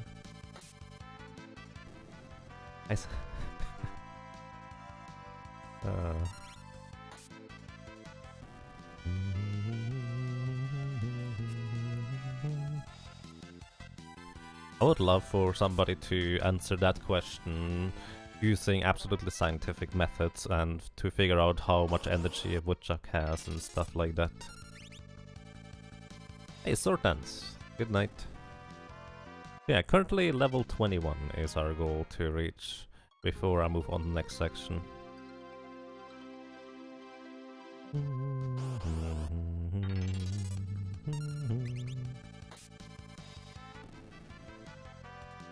You also need to know the density and hardness of woodchuck's beak.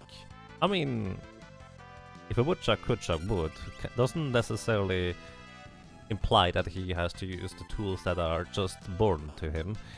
A woodchuck that could chuck wood could also potentially use an axe to chuck wood. So, because that is the implication of the could idea. I guess the type of wood is definitely a relevant metric.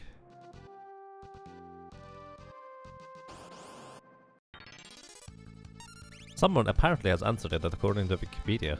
Oh wow. I don't actually know, is a woodchuck one of those things that pokes holes into trees in order to get the insects out of it?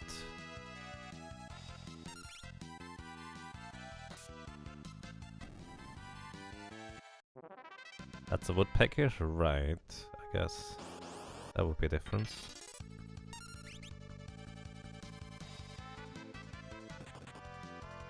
A woodchuck is a gopher-type rodent. I have to admit that I don't know what a woodchuck is then. I thought it was a bird. The woodchuck.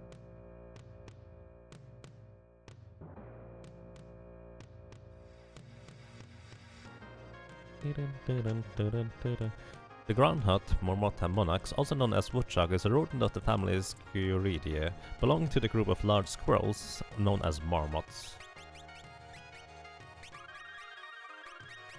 Oh, alright. Woodchucks only eat things out of your garden. Well, that might be kind of a limited supply.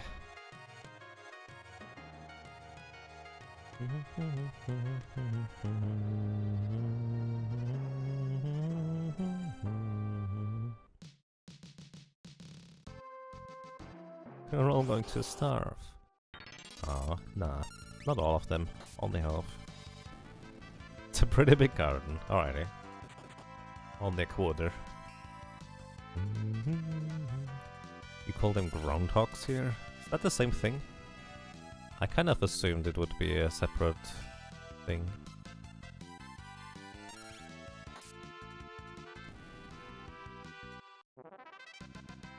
That's... How much wood would a woodpecker peck if a woodpecker could chew as much wood as a woodchuck can chuck?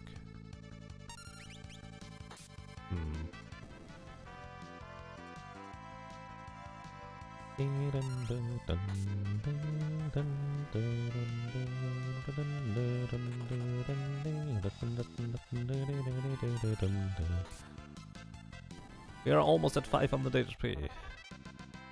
I'm actually mildly worried about Biblos, because I'm not entirely sure how Biblos is going to go down. Because Biblos is scary. Actually, I don't know whether he will react to me using dance. He probably does. I assume he will use armor as a reaction to dance. Simultaneously, with 4 sword dances, I would be able to take care of Biblos straight up. But 4 sword dances... What is the probability of 4 sword dances in a row where he does not use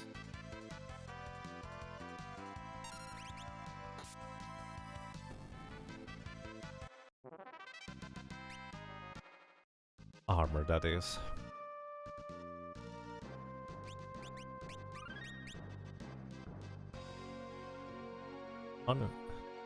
How many woodpeckers could a peck Gregory peck if Gregory peck let woodpeckers peck Gregory peck? I see, that's an old actor? I have no idea.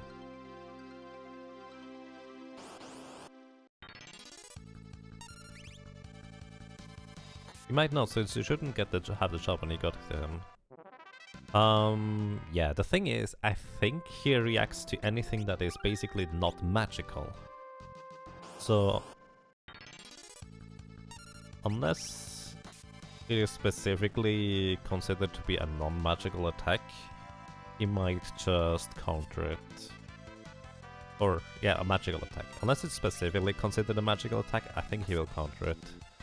We'll see though. Oh, that guy has more HP than I anticipated.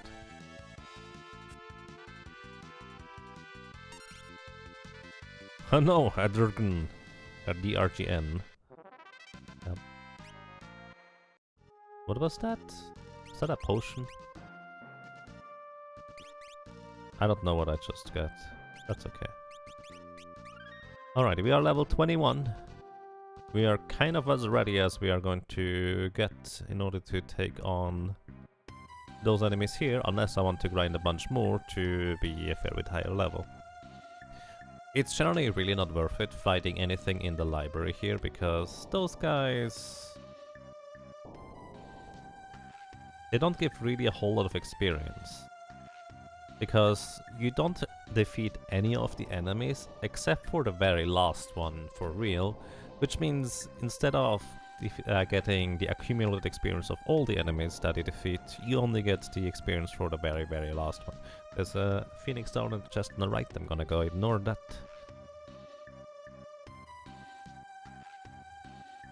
Beastmaster would be definitely quite an intriguing run, I agree.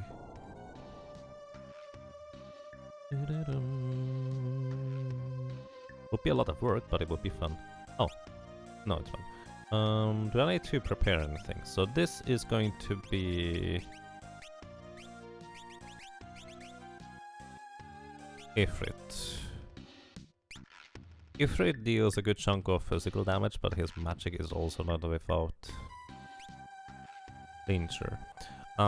He does use Fire 3 if you confuse him. So dance might not be the most preferable course of action. I wonder that I should just be in the front row and try and burst him down. He only has 3000 HP. But he can get confused, which is both good and bad. Ouch. Sword dance, that's a good start. 2 more of those and we would win. High kick, I think that can... yeah, that paralyzes unfortunately, which means we are just kind of at the mercy of him, hopefully not killing us. And I feel like I already have to heal now. Oh, using Well Elixir. Fire 2 is unfortunately a lot more damage. I'm just gonna use dance here. Alright, he's confused now. Fire is probably my best bet for him to do. Mystery Waltz, unfortunately he's not going to run out of magic anytime soon. Fire 2, he will heal himself for a lot instead. So we could run him out of magic. Fire 3 will heal him for all the damage that I dealt on the dance already. And physical attack is the worst case scenario. Because then he just punches himself out of the thing. Thank you for dodging that high kick. Well, we have 3 sword dances now. Unfortunately, I'm not going to survive that fire. So, this is kind of pretty much the perfect illustration of how a dancer works. We could have gotten lucky and killed him straight up with 3 sword dances.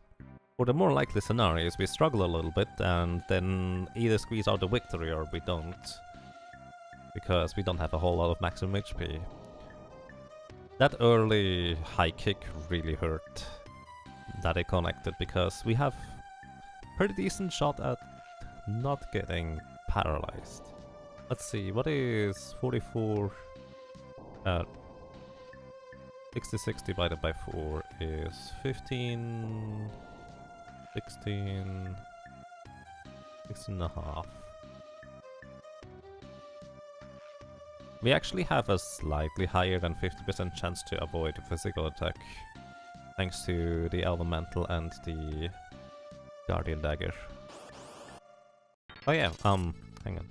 I need to update the death counter, I forgot to do that. Here we go. Update the death counter on screen. So yeah, this is kind of the nature of the dancer. You can get really high rolly, but you can also get rather unlucky in terms of how it turns out. But the more clever we play, the more likely it is for us to have a good shot at winning.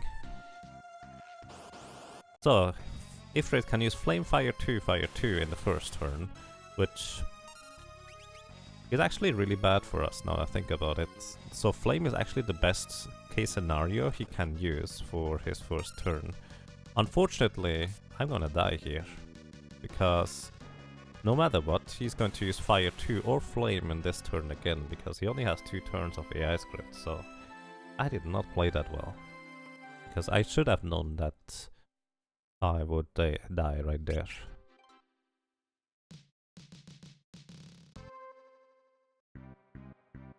So Flame is actually the best case scenario, what can happen. What I would like to have happen is I want to confuse him with the first sword dance.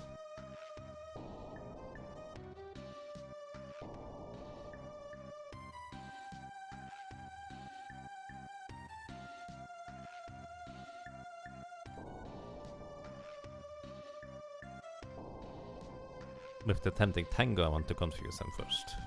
Then he should just use Fire 1 on himself constantly until I get 3 sword dances in, which should kill him. I might want to go back and grind for a fair bit more, just so I would survive 2 Fire 2s.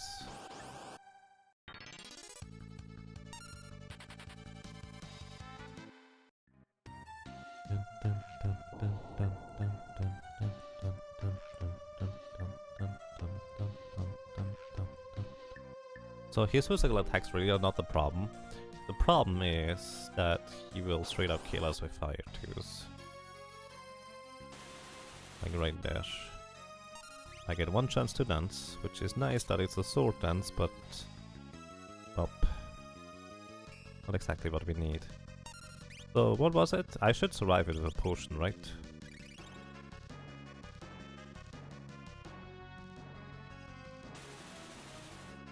Ah, no. If I had 1 more level, I would survive it with a potion. There was exact amount of HP to get killed. 282 on the dot. Yeah, 1 more level would have prevented that from happening. Which might already be enough, so I can use an elixir in the second turn. Or we could just get lucky and use Flame instead, but you shouldn't really stretch the odds further than they already are, since I'm already gambling that I get 3 sword dances rather quickly without necessarily getting a tempting tango. Or alternatively, if I could just run him out of magic, that would be even better.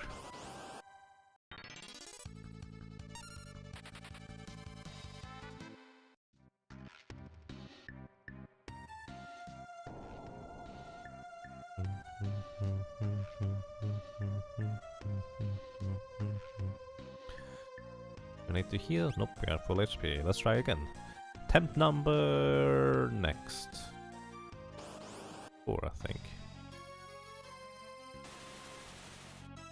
282. Pretty good sword dance number. Do we have a high potion? We have one high potion. Let's use it.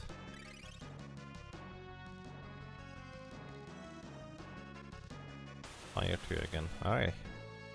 Let's see. These sword dances. Alrighty, we could risk it for one in... Actually, 50% of the time we have a good result for sword dance. Did he just use flame on the... Oh, he can also use flame on the second move. So this guarantees I will survive the next move. There's an elixir here. Flame, please. Ah. Oh, 288. Right, please don't hit yourself for too much damage. Actually, hitting for damage is fine. Ish. That is not so fine, because this negates an entire sword dance.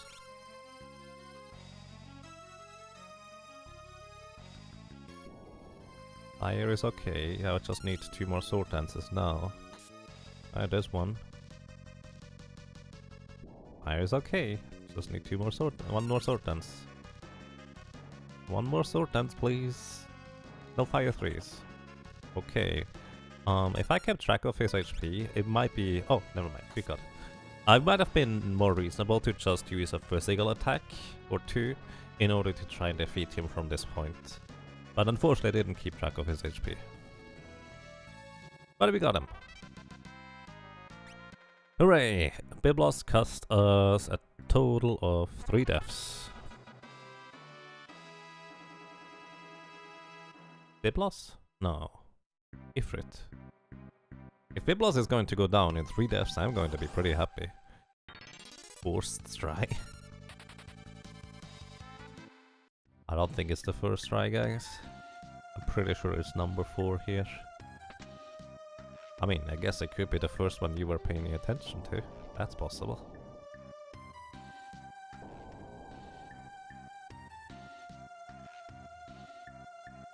So this one here is a stealth rope. It gives +1 agility. And also has more defense than the silver rope. Which... How good is +1 agility right now? I think that's 37? Yeah, 37.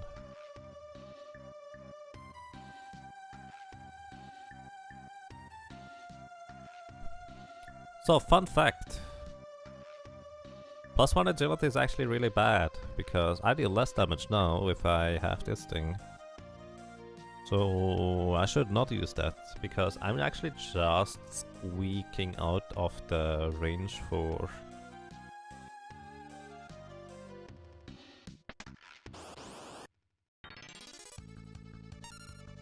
the agility modifier for daggers. With +1 agility, so that's not good. I will probably revert back to the silver armor just for that fight here. So, I'm actually curious how Biblos is going to work out, or not work out for that matter. I'm pretty sure he will counter the dances. And we'll see how well and well not so well this is going to go down. So, silver armor it is.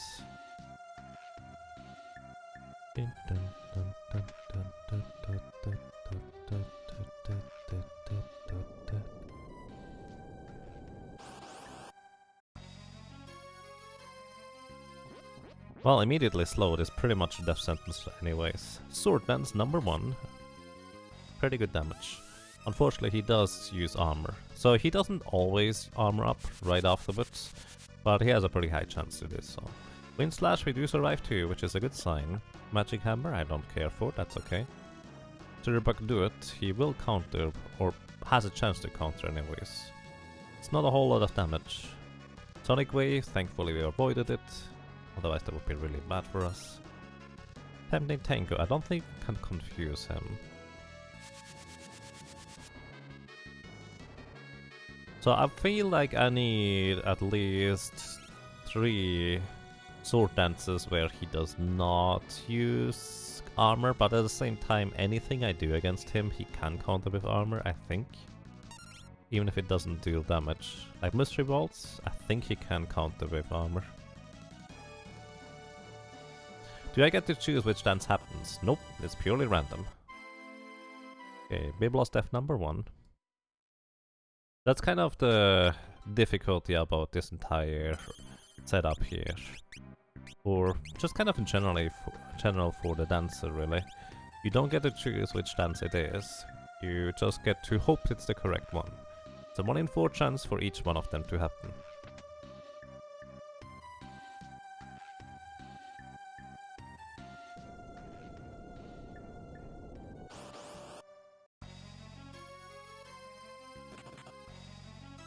Well, let's see. Tempting Tango really doesn't help us, unfortunately. On the bright side, it doesn't seem to trigger armor, which is nice. Jitterbug do it, which I'm pretty sure can trigger armor, but it didn't, so that's nice too. So that's 90 damage so far.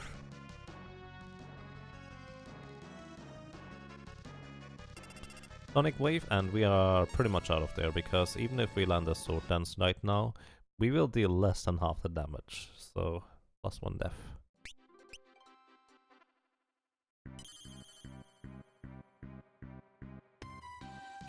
There's some equip that raises the chance for Sword Dance, but not until way later in the game. Yes, indeed.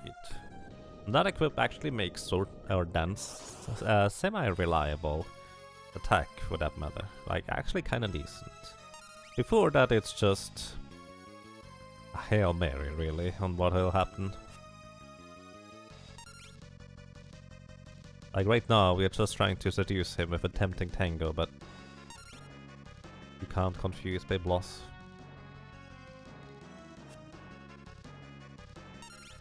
Theoretically, the earliest you could get a equipment piece that increases the chance for Sword Dance to appear is in the Flying Fortress, your crystal temple, so to speak. But the problem with that is that you need a thief for it. So imagine with all of those Tempting Tangos were Sword Dances, we would probably have won. And this is kind of the beauty of a dancer. It can go so horribly wrong that we deal 0 damage to him. Alternatively, it can also just go so beautifully right that we absolutely demolish him.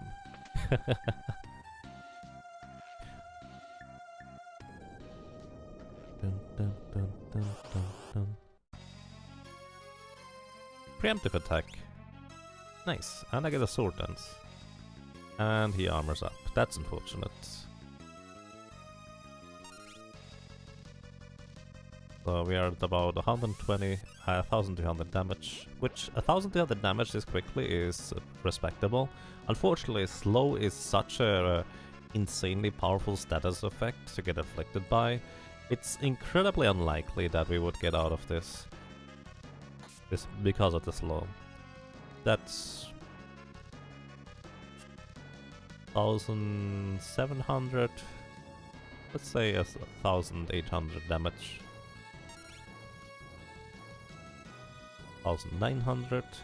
Once we get into the region of 2,700 damage, we will be able to see his true potential, where Biblos is going to use, instead of a armor up as a counter attack, which halves our physical damage by the way, he will use Drain, which deals like 240 damage to us and heals him for the same amount.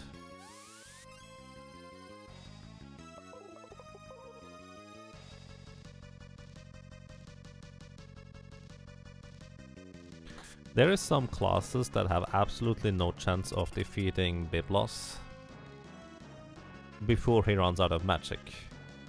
And considering that Threat and also Discord, or Sonic Wave I guess in this case, cost no magic at all, you will eventually end up being slowed at level 1 with each one of your characters. Or with that character anyways. And that will take a while for you to plink down Biblos once he's finally out of magic, assuming you survive it until then. Which both White Mage and also Thief have to do. At least a Bard can hide off screen and not get demolished.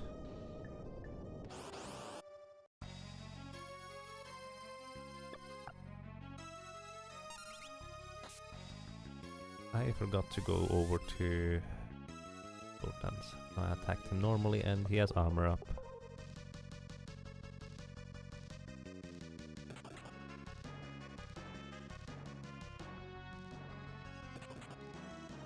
Ouch. I feel like unless I get like 3 Sword Dances in at least, it's not really worth healing.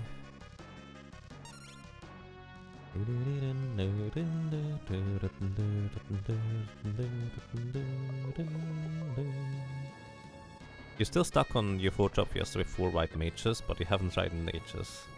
4 White Mages is really brutal against Biblos. Like...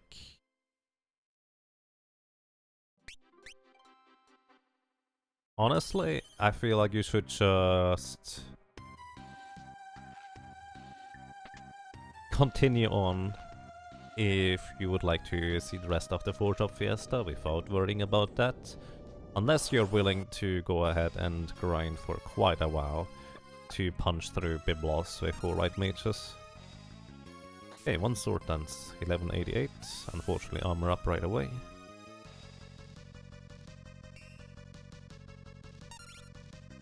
Two Sword Dances, that's nice. That is about 1,600. By the way, he has 3,600 HP. Wow.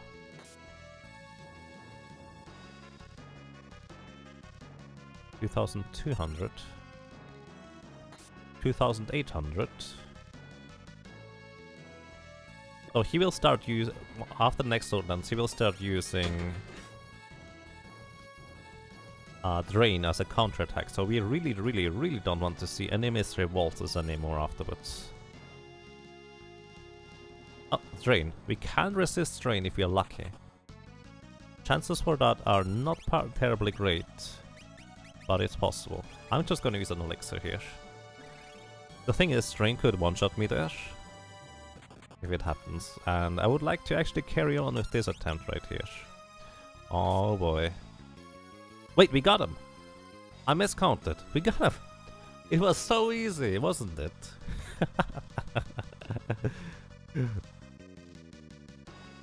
Alright, that was 5 deaths on Biblos.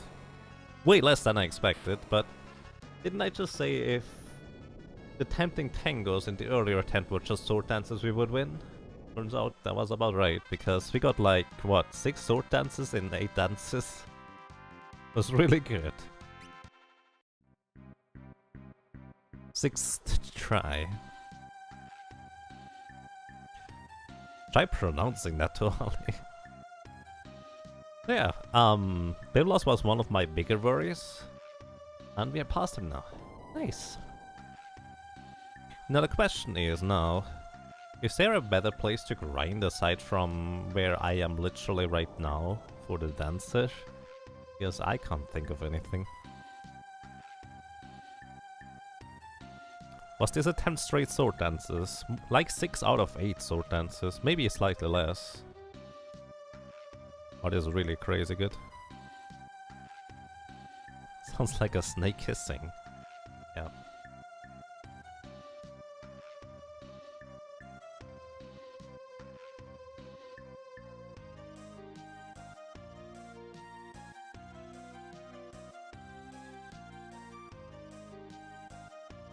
I guess that.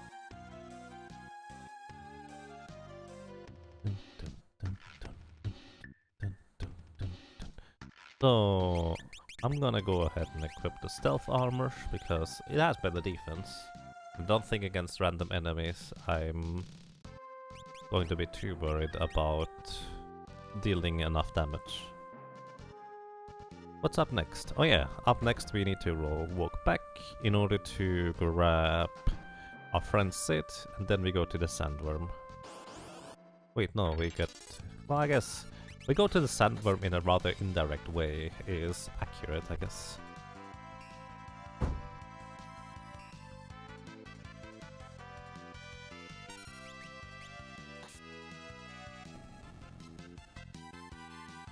I have no idea how Australians pronounce that.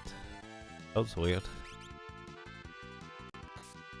Seems kind of like the German version of the number 6. Where in Switzerland we are used to saying sechs. Like the CHS sound, Germans like to transform into an X sound, like, which just kind of makes it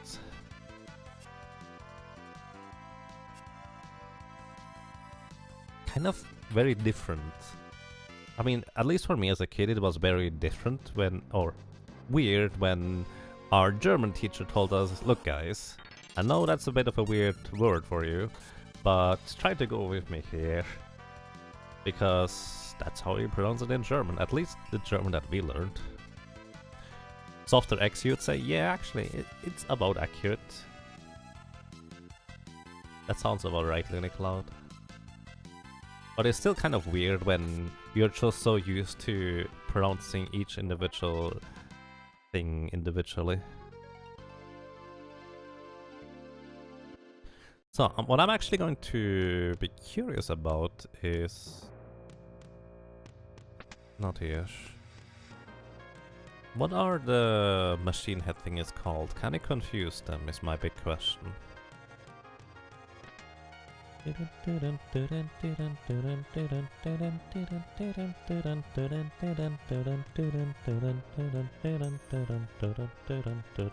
Just Johnny, thank you for the host, I appreciate that. And welcome, I hope you guys are doing well. And Chaos Kitty, thank you for the host as well. Good morning, good evening, good afternoon. Hello guys, how are you doing?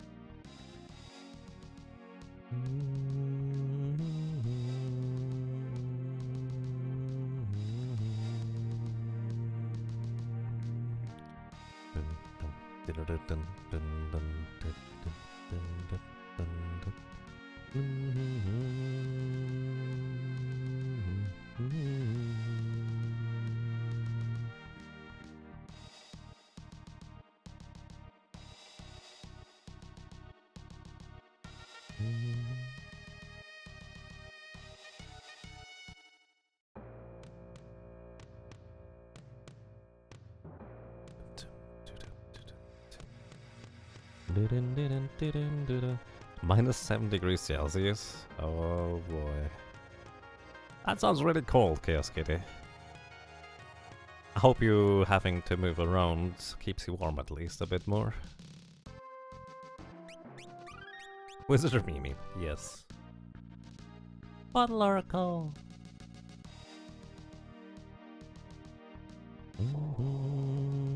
I think there's also a clip for it. Is there a clips command? Let's see.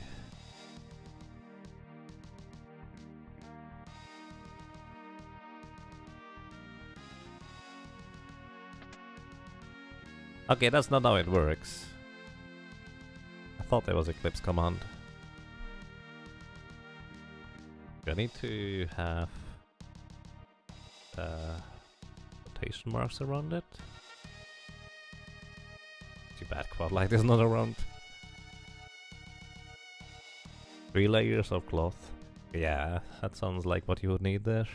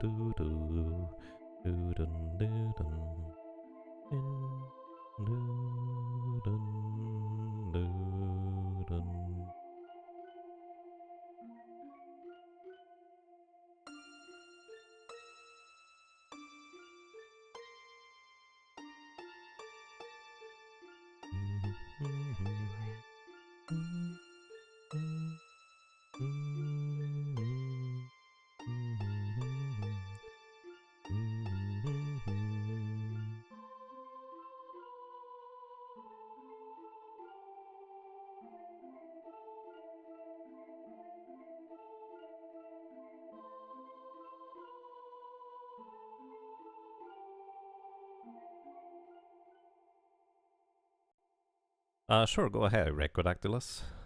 Go ahead.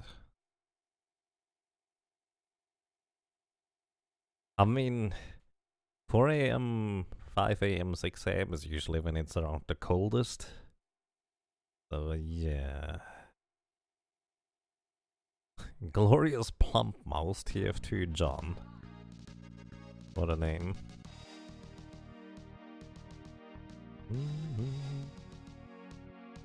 Now, links are generally... you can just post links. Preferably if people post links with actually explaining what the links are about. Or unless it's clearly obvious from the context.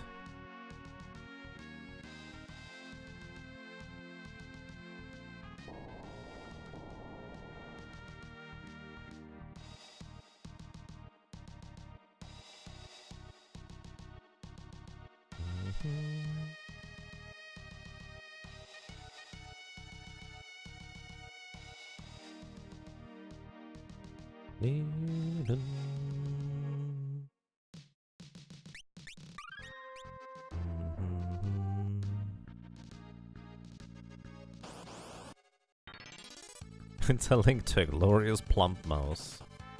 Something like that. Oh, one thing I forgot to do actually. I usually want to buy 3 mithril daggers additional to basically have the other characters just kill themselves rather quickly and easily.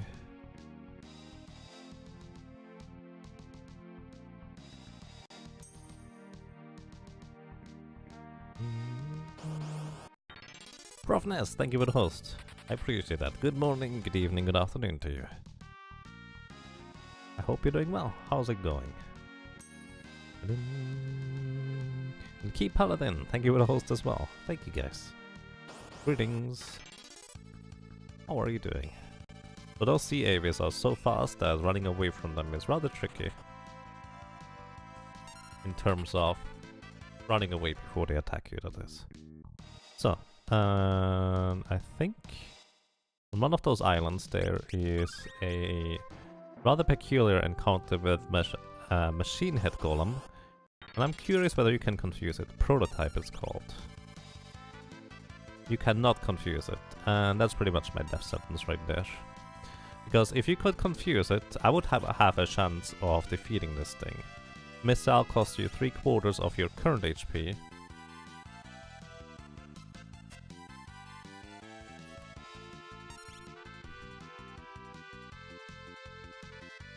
I'm kind of curious how much damage a sword dance would be though. 0. Alrighty. If you have a Beastmaster, you can use control on those things and just straight up have them explode themselves, which gives you a lot of experience very easily. Not 100% reliable because hitting control isn't that reliable, but it's actually really, really good.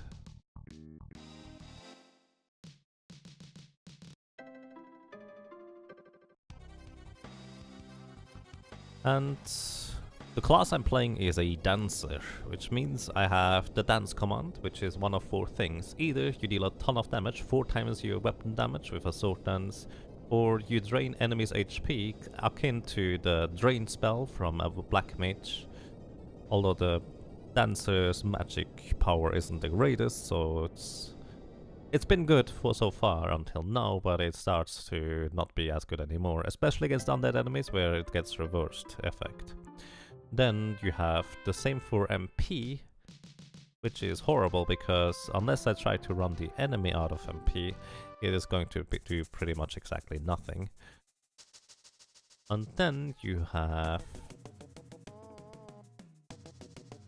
the Tempting Tango, which actually is surprisingly good very often, because if the enemy can get confused and you hit it with a Tempting Tango, it will be confused.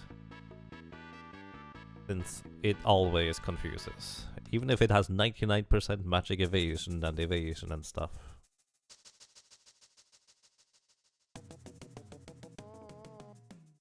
It's supposed to be a prototype of Omega. I don't know. There's a lot of machines like that running around in various places. Hey Profness, hope you're doing well. And thank you, Key Paladin. Thank you for the good luck, and I wish you good luck with packing. Take care, and I wish you safe travel.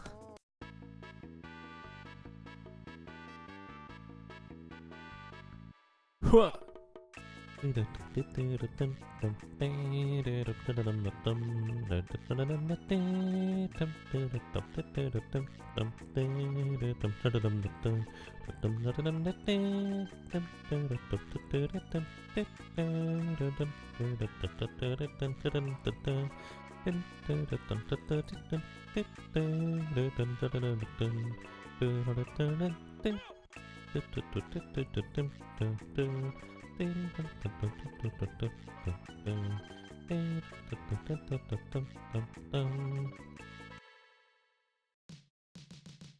Favorite version of the Chocobo theme? I don't really know. I like all of them.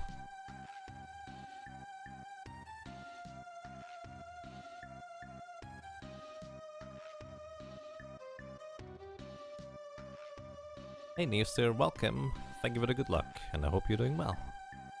Greetings to you.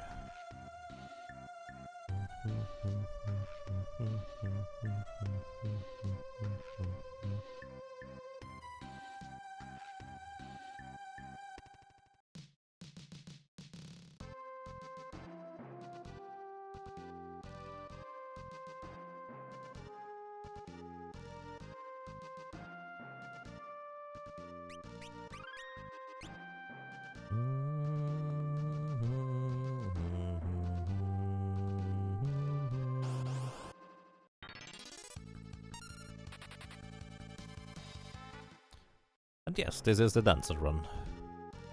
I feel like I should put the name of the class somewhere sometime. Let's see, where on the layout would we have space to say this is a dancer?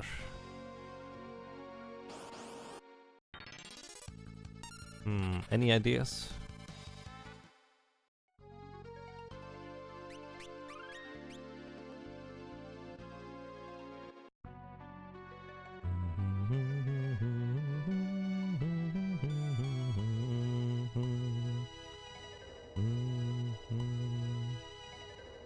Subtitle next to the dancer sprite.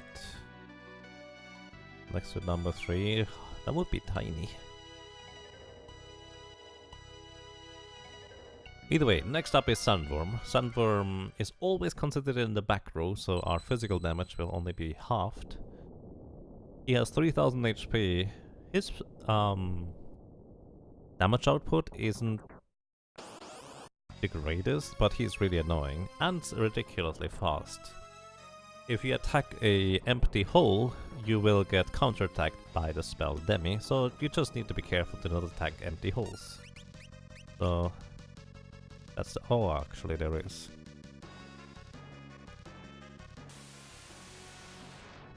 And time for Wacky Worm indeed. So this attack always deals exactly 60 damage, plus however much damage it is going to be with the HP leak status, which that's a lot actually sometimes. If we get eventual Jitterbug duets in which is going to be really nice, we will not have too much trouble with the healing though. This fight can be problematic for some classes, although it's only really a big problem for one class in particular, and that is the Berserker. Because if you have random targeting, trying to take out the Sandworm is really not the easiest thing in the world. Since you see there is, for a random targeting character, there is not just 2 holes and 1 Sandworm, there's actually 6 holes and 1 Sandworm. Was it 5 holes and 1 sandworm? Either way, you have only a 1 in 6 chance to hit the correct target rather than a 1 in 3. So... really not that pleasant. I like the jitterbug dudes actually so far, has been keeping us healthy.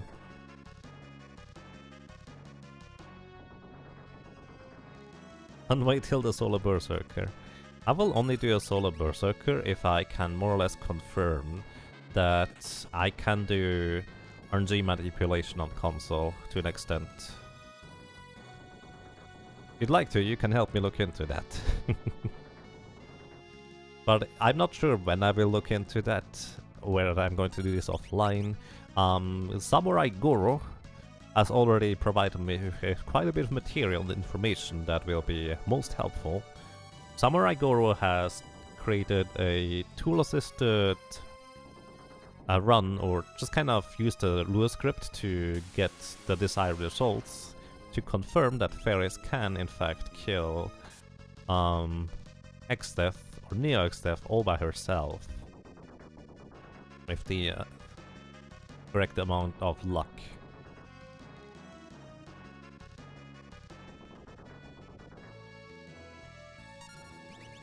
Where's the fun? The thing is, the probability of defeating Neo X-Death with a Solar Berserker is so tiny that I don't think it's humanly reasonable to just rely on luck there. It's technically possible, but I don't recommend it. All the jitterbug dudes. I'm more than okay with this.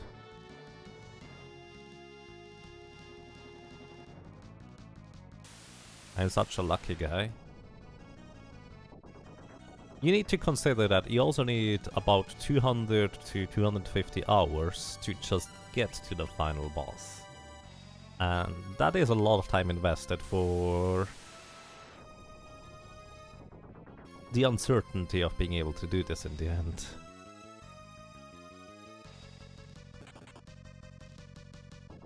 That's not tactical.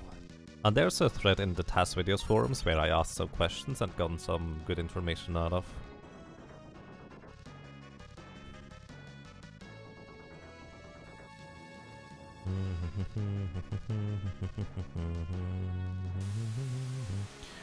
An entire streams of running the emulator max speed and still not getting a kill. That would definitely be happening if I were to just use only emulator speed up and nothing else. But the plan is I do this in console, so I don't want to use an emulator for that.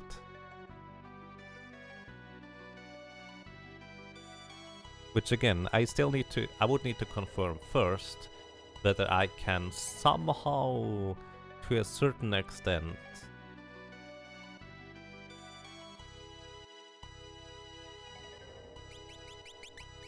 guarantee that it is at least, let's say, 1 in 20 times possible to hit the correct frames.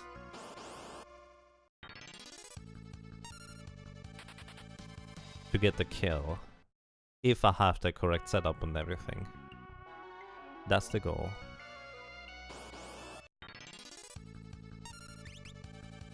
Sword dance. Wham.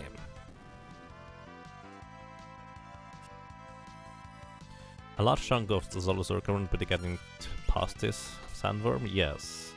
You need to be like level 72 or so in order to have a reasonable shot at killing the sandworm. And then the soul cannon is not going to be much better. I think Sola ended up being like level 94 just to get past the soul cannon. So unless there's a better spot to grind than right here actually, you might as well grind to level 92 right away before even trying the sandworm.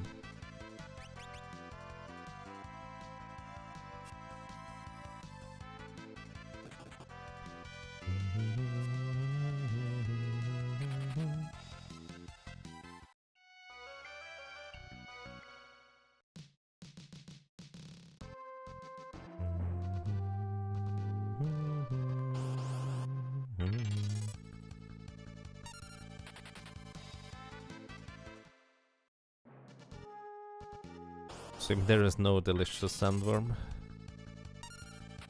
Yeah, there's no delicious sandworm. You could make one.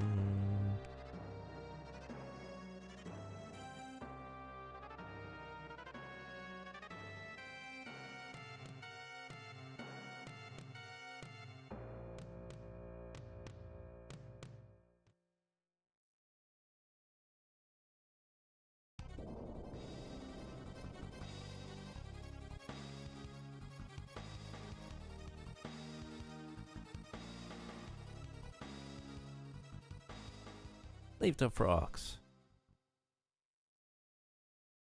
Dun, dun, dun, dun, dun, dun.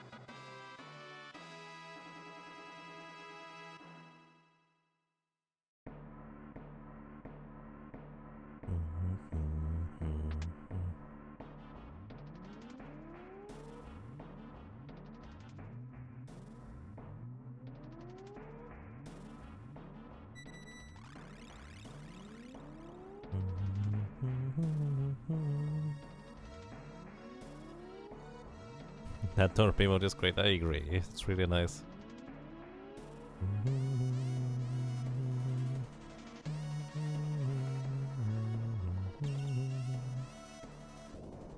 Secret.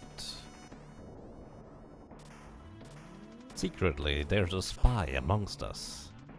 Welcome all the lurkers. Enjoy your stay. And have a nice day, or a good night.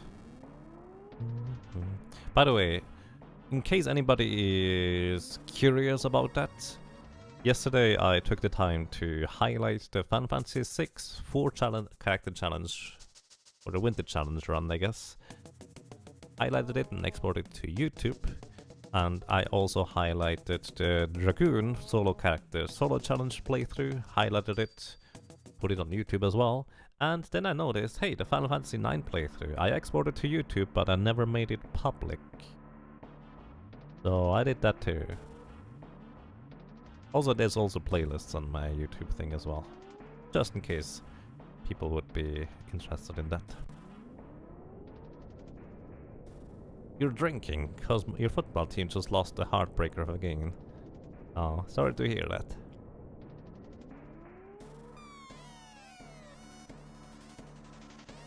You tried to share your anniversary thingy, but it didn't happen? That's weird. Why would that not happen?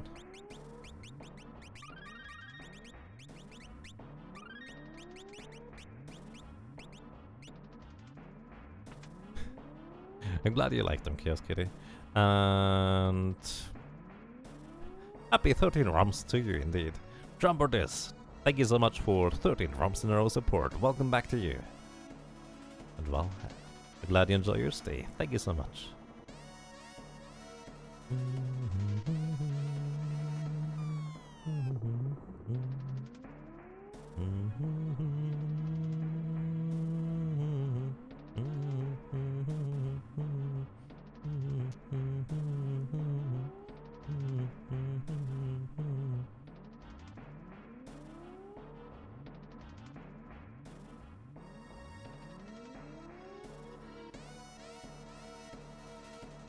For some reason I thought I needed to go to the steering wheel. Not quite yet.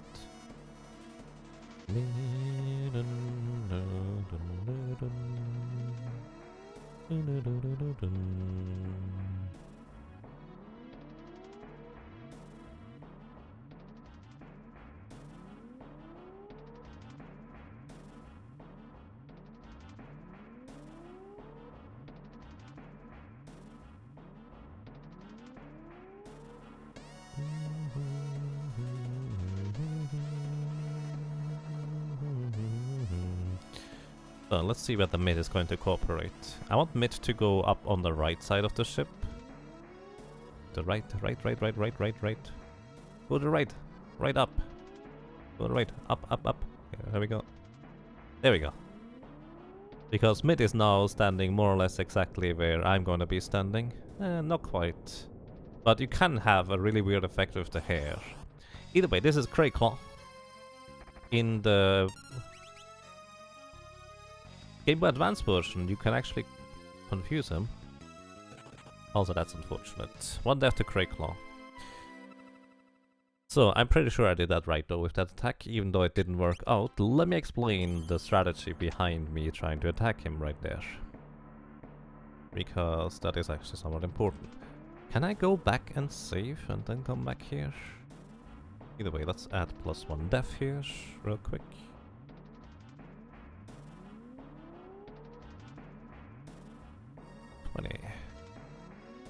Right.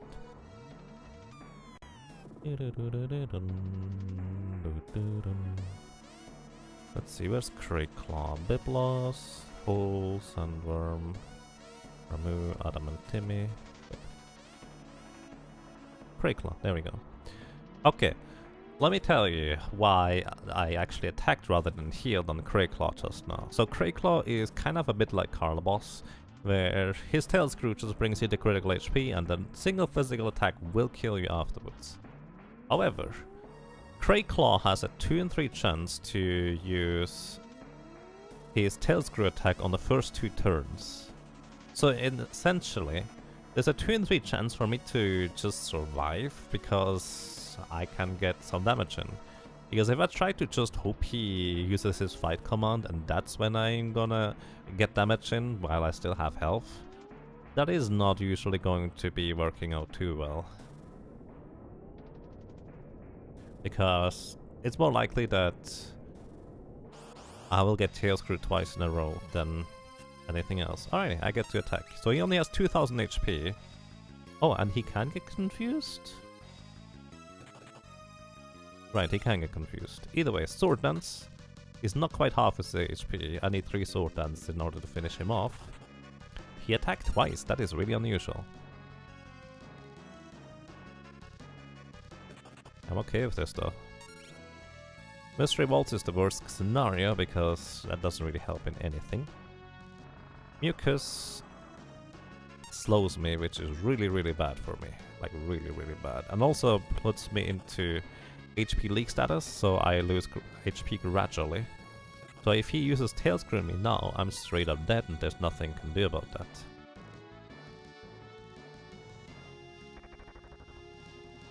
Oh, unless I get lucky and he uses Tail Screw twice in a row. I'm just gonna keep attacking. Unfortunately, 3 Mystery Bolts is pretty much mean death here. Unless I get ridiculously lucky. I guess I have a 50% chance to avoid his physical attacks. That's pretty good too. So I dare to say my best chance to survive is really just attacking him and hoping I defeat him before he defeats me. So the probability is actually even better than I thought it was, because we have about a 50% chance to avoid physical attacks on top of him just using Tail Screw more often than not. Mucus is really just bad, because then I get less than half of the amount of turns that I would usually get. So there's that. Mystery waltzing to victory.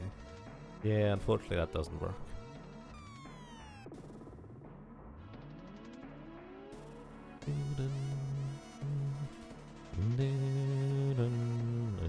Yeah, Strumbordis is on the good side. Leave the frogs. How is this run different from the last one if you use the same dagger? In the last one I actually got to use a trident at this point, which has lightning element.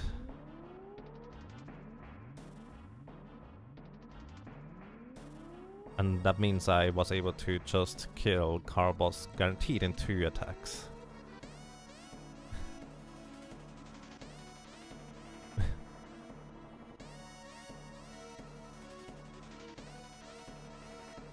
I see. Rest well, Profness. I wish you, well, a good recovery from that snow shoveling, and have a good night. Take care. Thank you for dropping by.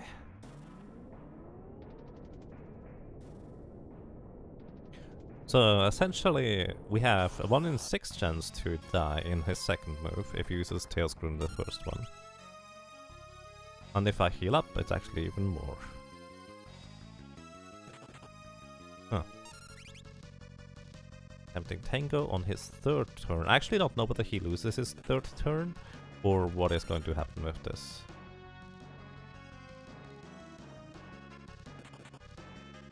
Unfortunately, this guy has a good chunk of physical defense.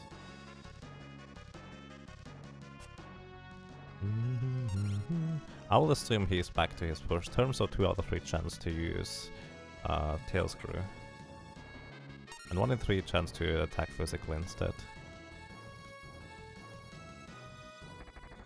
That's the second turn. Next turn he actually has a pretty good chance to attack. Because he can use Mucus.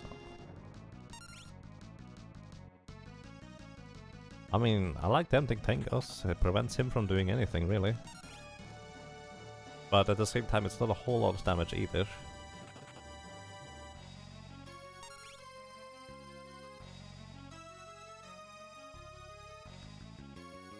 Hey, you can actually resist Tail Screw as well. That is a possibility. Alright, at this point I would say we only need 2 more sword dances in order to win. Unfortunately, we haven't gotten any so far. So, he's back in the 3rd turn now. 50% of the sword dance move to help me didn't work, but he used Tail Screw 3 times in a row, which is really unusual because the 3rd turn he only has a 1 in 3 chance to use it. Yeah, I think 1 sword dance would do the trick if we are lucky enough. 1 in 4 chance. And boom, we win. Nice. Alrighty, that was not too bad. 21 deaths total, which means that was 2 deaths on Crit Claw. The dancer is really strong if stuff goes well for you.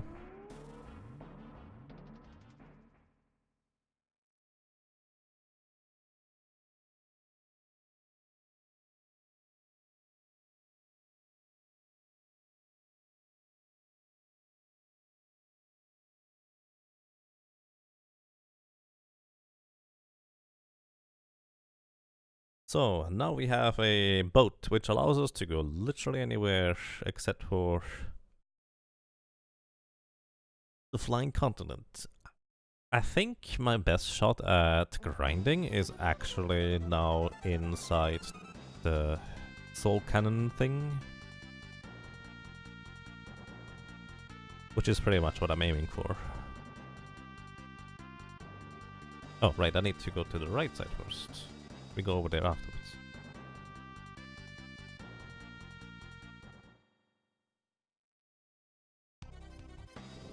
And yeah, the first 2 turns for him to use Tail Screw is actually more likely than him to attack physically, because 2 out of 3 times he will use Tail Screw. On the 3rd turn, he has a 1 in 3 chance to use Tail Screw, so that's less likely. The other possibilities on the 3rd turn are Mucus, which is kind of literally the worst case scenario there to say. Because slow is just such a horrible status effect for you. On top of that, you also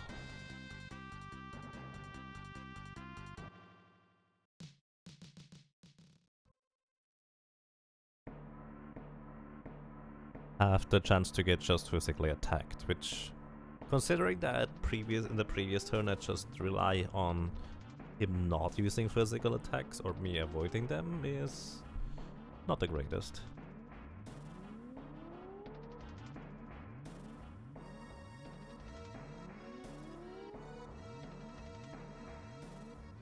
On the other hand, if I use Jitterbug to it, I'm going to survive a physical attack, so that's good. Also, if I use a Tempting Tango, I'm going to survive his next attack no matter what as well. Only Mystery Waltz is really bad because it doesn't do anything, and Sword Dance at least brings us closer to actually killing him. So 3 out of the 4 dance moves are actually a good thing. And now we go to the Minier.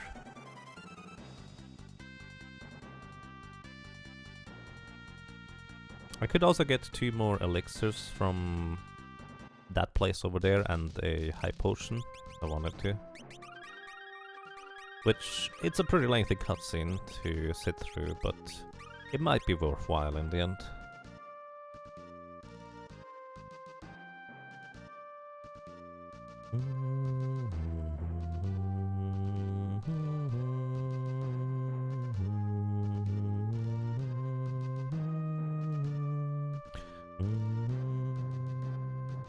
All cutscenes percent?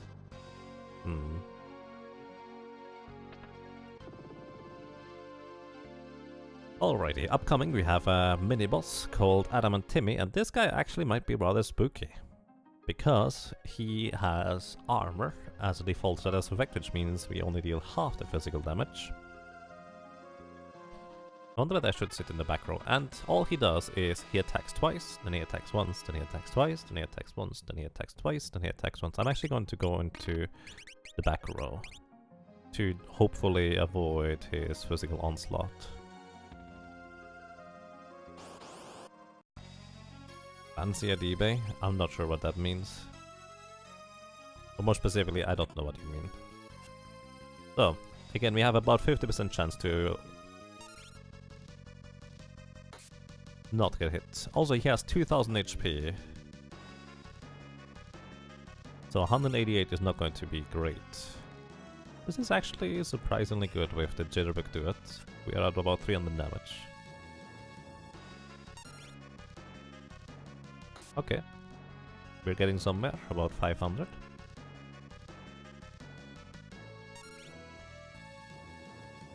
He does not use any magic. By the way, he is weak against ice if you have any form of ice elemental attack.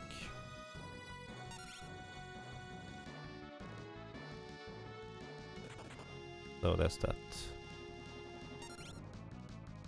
I should have probably healed instead. Thank you for blocking, I appreciate that. Unfortunately, he is not particularly tempted by my Tango. Thank you for healing.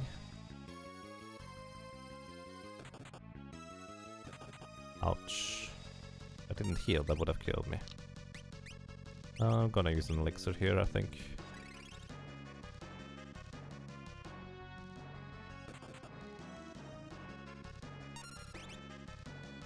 So in the front row, I think I would get demolished by him, really. Seems rather unhealthy to sit in the front row against this guy.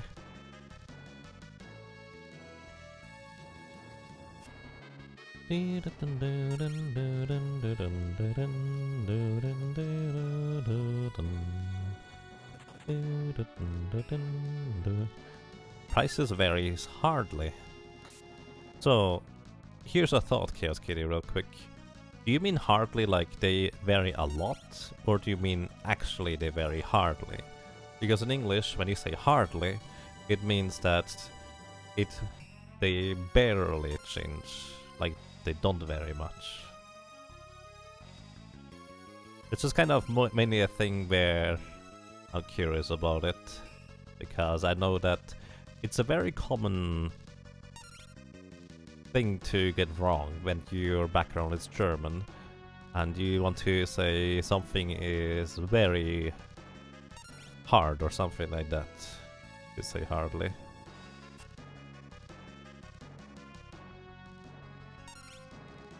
So yeah, they do vary a lot. So far we've gotten lucky, I only had to use 1 elixirs. Sword Dance, nice. Unfortunately I did not keep track of the HP.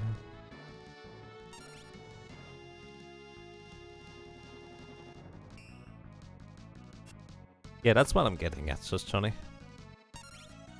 That's okay.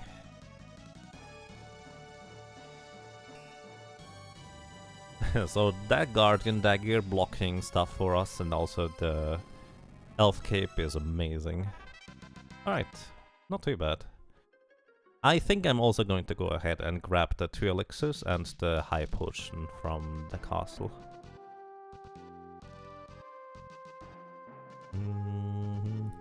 Yeah. Kitty.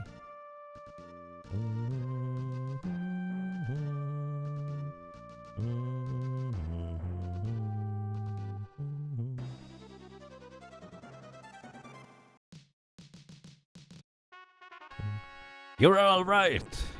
The Chancellor awaits you.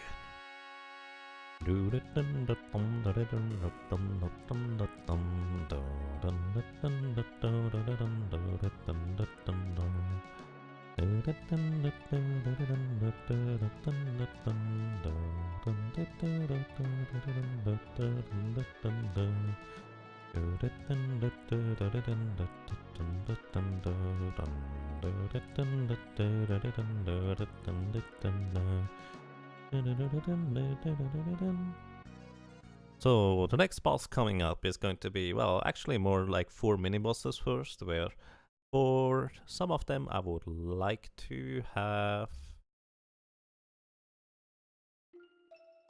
a flame ring in order to survive. For the other one I would like to have an angel ring for the main boss, so I don't get...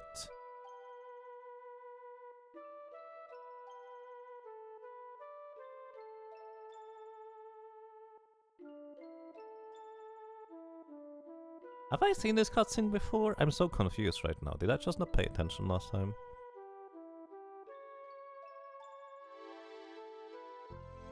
I don't remember seeing Sarisa's names here.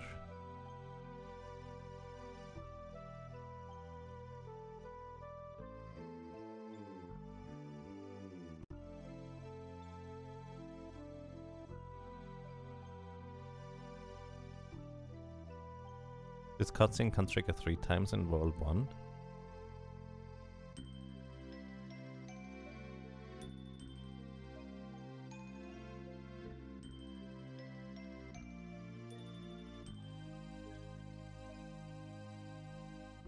I don't remember this at all.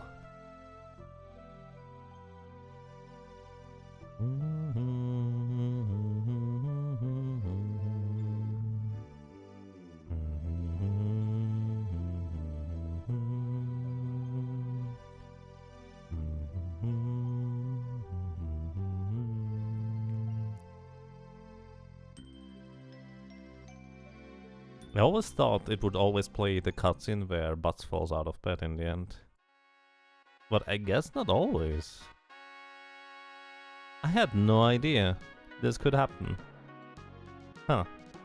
Interesting.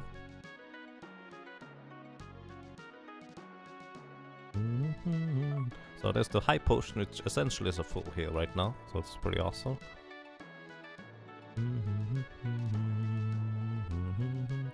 And I think it was on the right sides here. Basically both right sides had interesting and useful items on the sides that we could pick up. There's an ether in the cabin. Phoenix Stone, there's an elixir, 1 out of 2. I know there's a second one somewhere.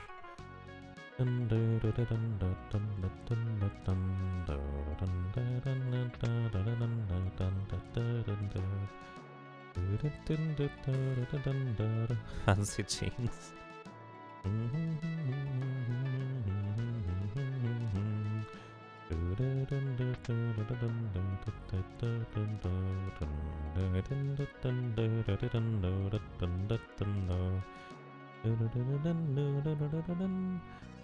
A rabbit with jeans? It will probably eat most of the jeans if I were to guess. There's the second elixir. That's what I was looking for. There is more items I could get in here by visiting the Chancellor. And I guess they are kind of worth it just so I get the money for selling them. Because money is going to be an issue if I want to go ahead and buy at least an angel ring. Because I want to buy an Angel Ring in order to survive Soul Cannon. I can technically hope that I could do it differently. Well, I don't think I want to do this with a Dancer. So the way you can take on Soul Cannon... Do you let me through, please? Is you can take on Soul Cannon in more or less 2 different ways as a solo character, single job. One is you just go ahead and buy an Angel Ring, which prevents you from having the aging status effect on your characters, so you will be able to actually deal damage. Because if you get the aging status effect, the fight is essentially over. You have pretty much no chance of reasonably dealing with the Soul Cannon anymore at that point. The other way, aside from using the Angel Ring, is by having enough damage to one-shot one of the each launcher just kind of with an individual attack. And then you just hope that the other launcher misses its attack, which is like a 20% chance, so 1 in 5 times you'll get that. And you save a lot of money for the Angel Ring. The thing is, for the Dancer, since I don't have a reliable way of one-shotting the launchers, it would be significantly less than the 20% chance to survive. So I'm just gonna go ahead and farm getting an Angel Ring. What time is it? It is actually just afternoon. Just 10 before 1 PM.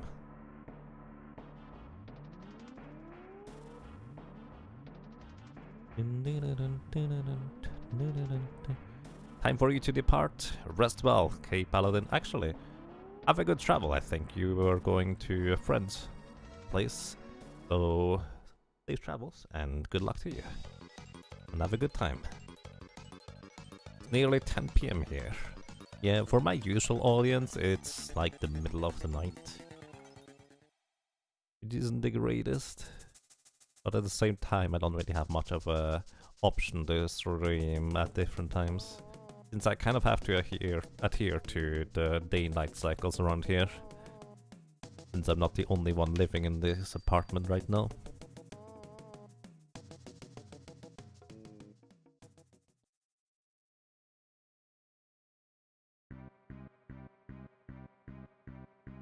In the US coast right now, we are about to have a super blood moon, a blood wolf moon, aka a lunar eclipse of a super moon.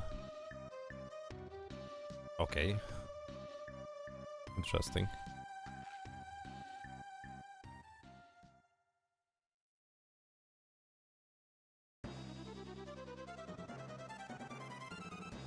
Alrighty, we can now go up and the Soul Cannon. However, order of operation, I think I really want to just get an Angel Ring, so since I need to do this before I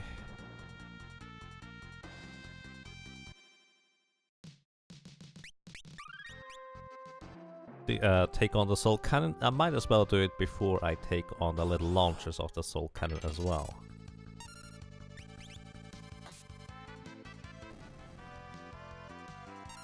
So that's pretty much exactly what I'm going to be doing. I do have a Mithril Dagger here. Here I can have this.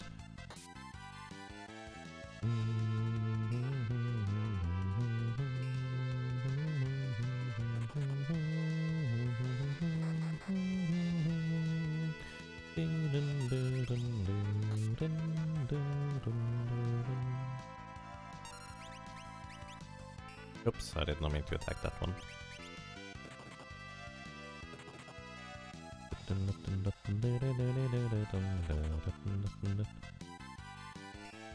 Alrighty.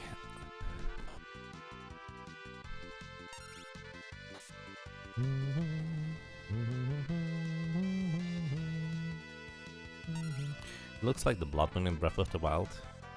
Interesting. Alright.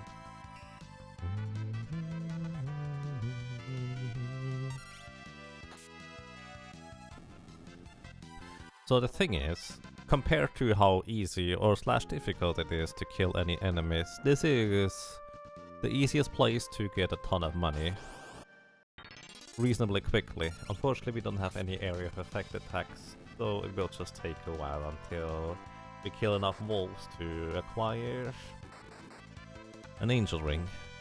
And then I can consider going ahead and buying a flame ring as well, which may or may not be the best choice.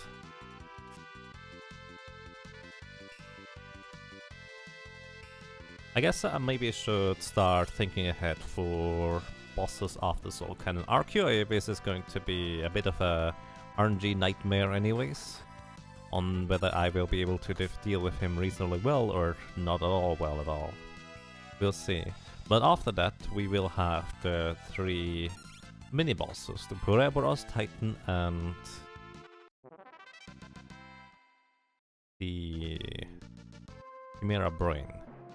For the Titan, I kind of really would like to have at least 700 HP, so I could survive a physical attack, and then also an earthquake right after. For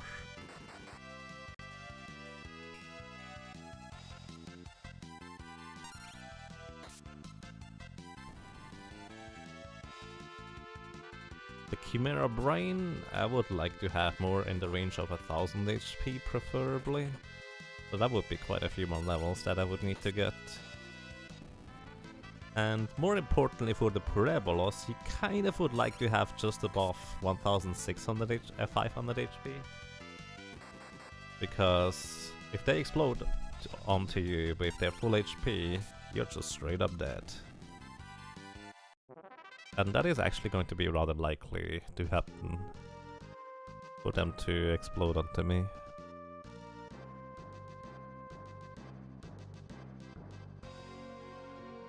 That sounds like hours of grinding. It does kind of result in that for us, yes. The thing is, this is the most efficient place to get money. And in the end it really depends. Do I want to get just the angel ring, or do I also want to get a flame ring? Because if I also want to get a flame ring, I might as well just grind up 100,000 gold rather than just 50,000 in order to get that.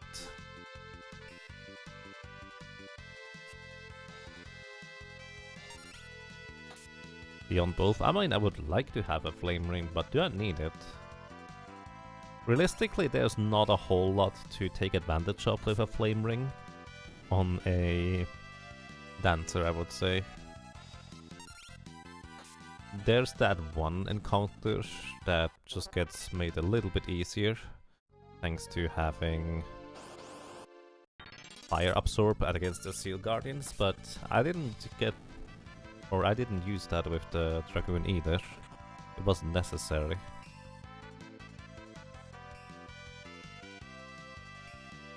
I mean, the thing is, the Flame Ring may help, but most of the time I'm going to use the Elemental anyways to avoid physical attacks. There's really just that one boss where it's actually particularly useful. And that one boss we can also deal with otherwise too, thanks to the magic of sword dancers being quite strong.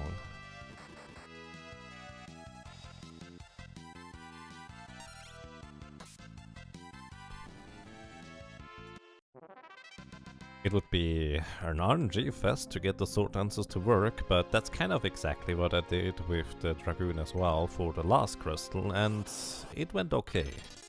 Wasn't the greatest, but it worked. I would just have to hit a certain threshold of HP so we survive at least one of their attacks on top of also surviving the continuous physical attacks from the others, I guess.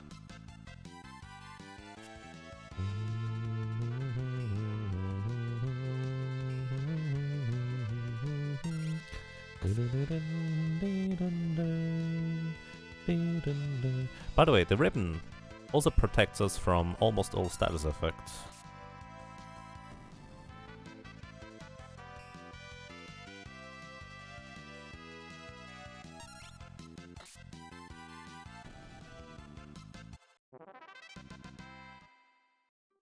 If we have just a ribbon and running shoes, we are actually immune against everything except for death, mini, charm, and zombie.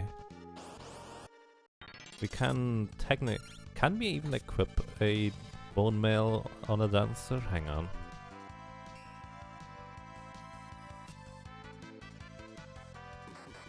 Bone mail. Equipable by Knight, Monk, Thief, Dragoon, Ninja, Samurai, Berserker, Hunter, Mystic, Knight, Blue Mage, Red Mage, Mediator, Chemist, Dancer, and Mimic. Alrighty, we can actually equip Bone Mail.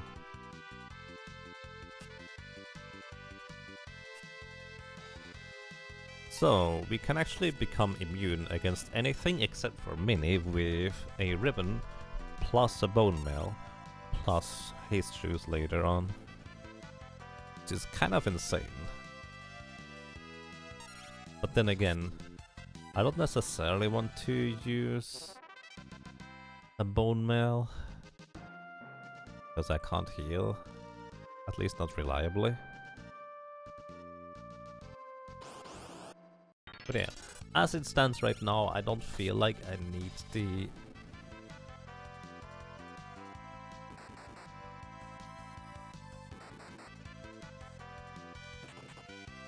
I don't feel like I need the Flame Ring. So far, at least, I would say, aside from having significantly less HP than a Dragoon, the physical damage output actually has been quite a bit better. Which is not going to be true against bosses or enemies that are weak to lightning in this section, but overall, somewhat accurate anyways.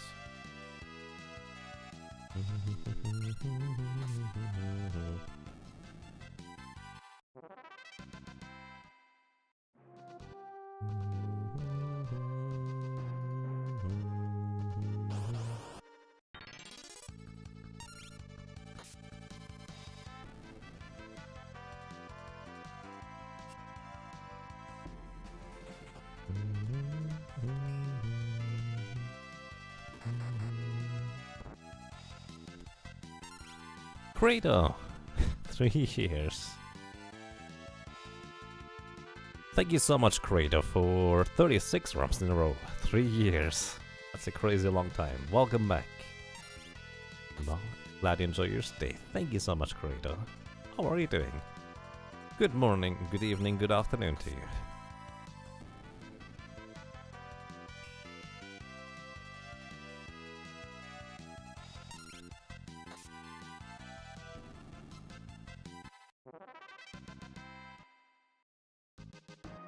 You're doing well? That sounds nice. My life has been... it's fine. I can't complain. At least I shouldn't complain nearly as much as somebody who is rather sick currently.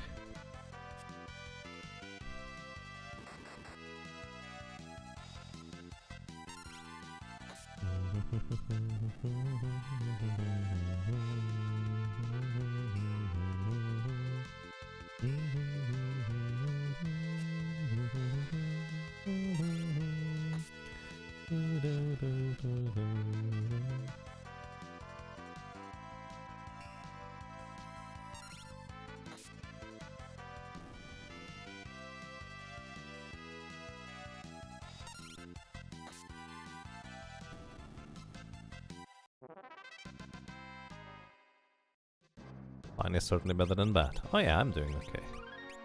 I'm not complaining.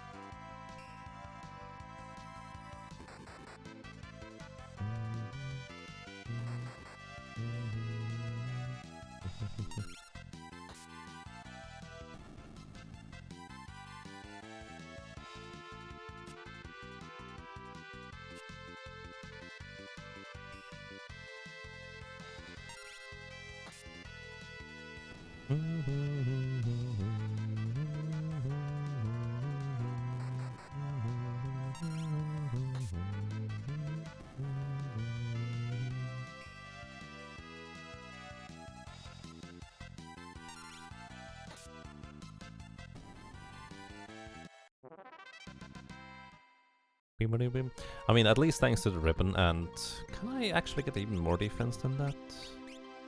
I could use the silver ring instead, which has a little bit less evasion, but this way I should not take any damage anymore, right? Maybe. Also less speed for that matter.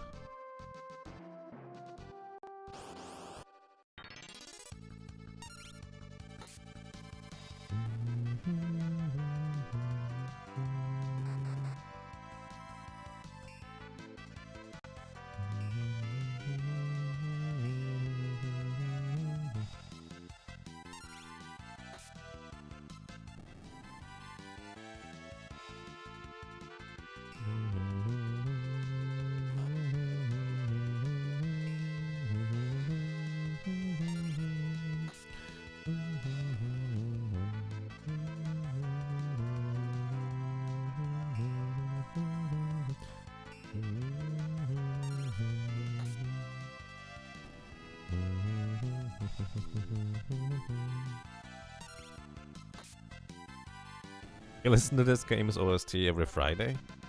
That's oddly specific. How come every Friday? You might have a problem. Why? It's a pretty good OST. Have you listened to the PlayStation version of the soundtrack?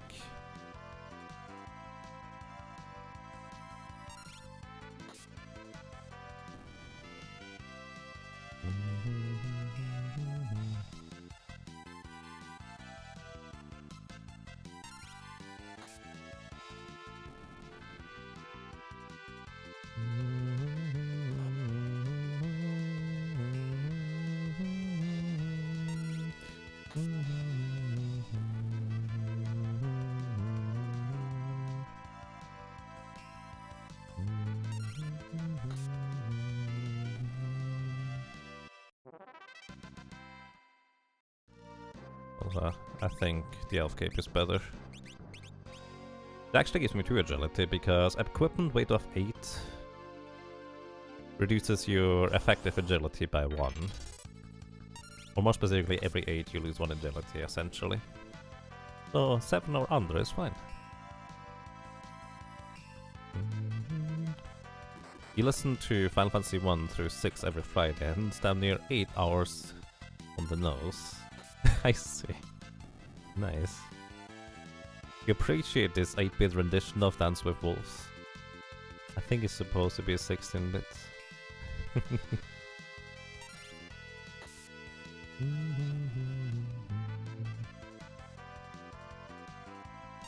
You start hearing things past the prelude in Final Fantasy 6, that means it's overtime. I see.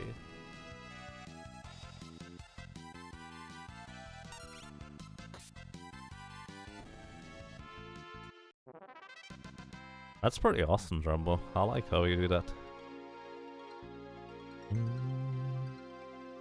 I see. Take care, Just Johnny. Thank you for dropping by and have a good night.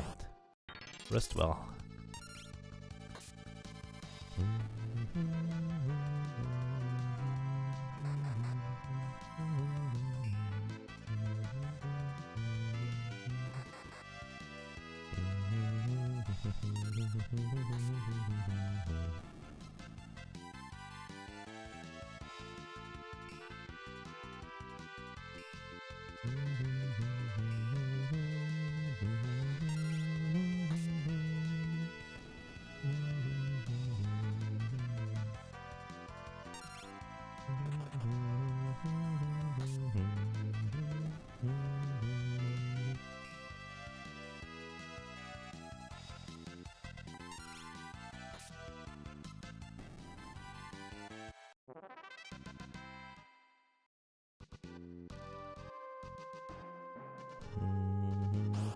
I actually have to admit, I don't really know the Final Fantasy VII OST at all.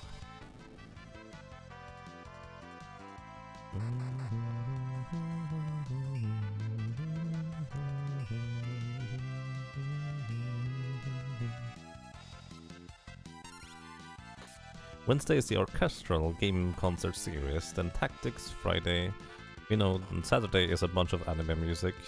Nice.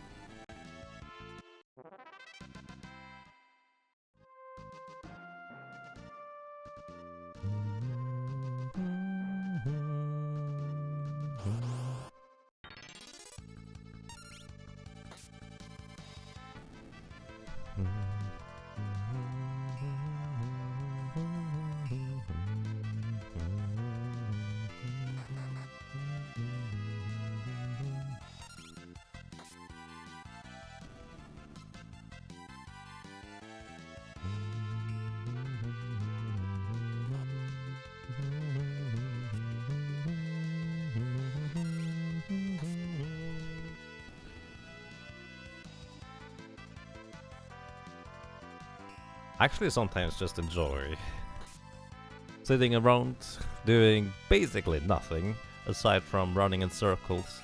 But that running in circles is both simple, but also it feels like I'm making progress towards a goal. We are halfway there to 50,000 for an angel ring.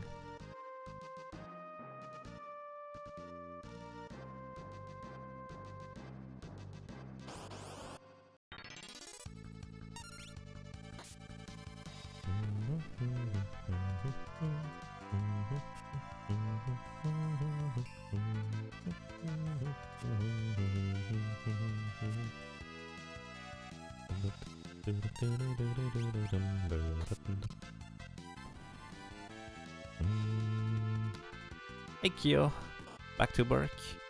I hope you have a good day at work. Take care. And I hope you enjoy the lurking. You should have named your main Kevin Costner since you're doing so much dancing with wolves. I guess, but the thing is, this is just one act. There's not going to be a whole lot of dancing with wolves after this. Probably. We're going to be dancing with dinosaurs and hydras later on.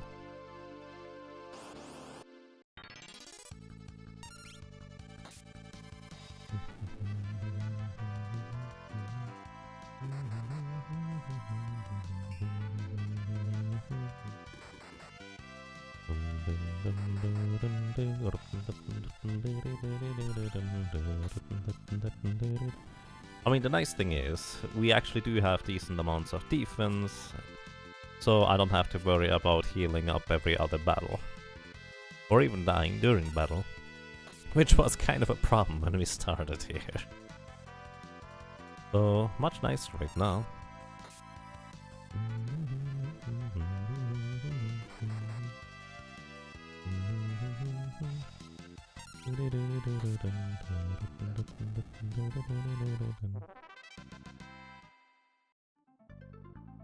You don't do the elixir grind with Dancer, do you? No, there's not much of a reason to.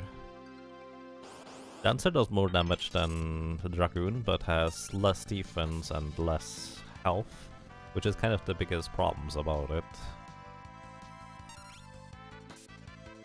But the damage output is really good, so you shouldn't really be stuck on anything that would require a ton of elixirs for you to go through. New Diablo 3 season. Good luck and have fun with that, Chaos Kitty. One of these days you'll do a 4-drop fiesta. I'm looking forward to that.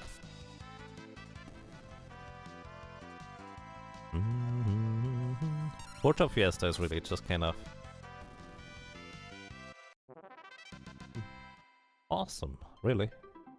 Also, didn't they say that they were working on a randomizer for Final Fantasy 5, kind of in the vein of Final Fantasy 4 Free Enterprise?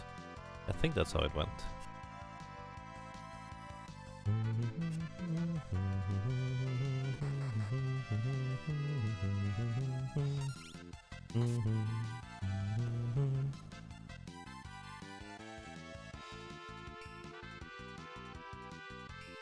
You don't really know how to make a chemist work, you know?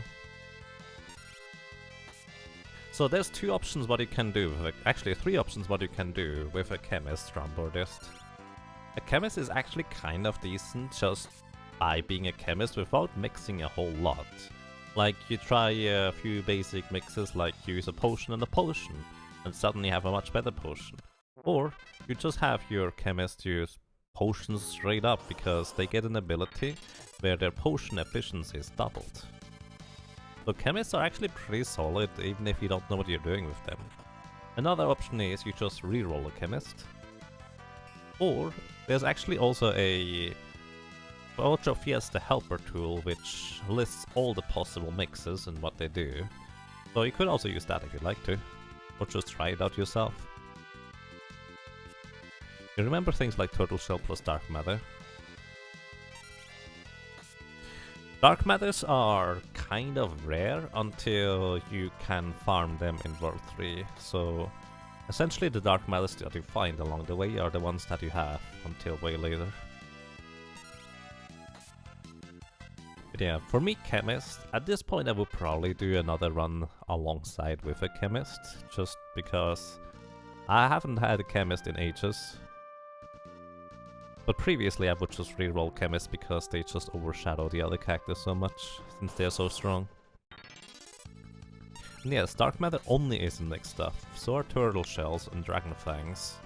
You can sell all of them, give more or less useful results, but that's how it is.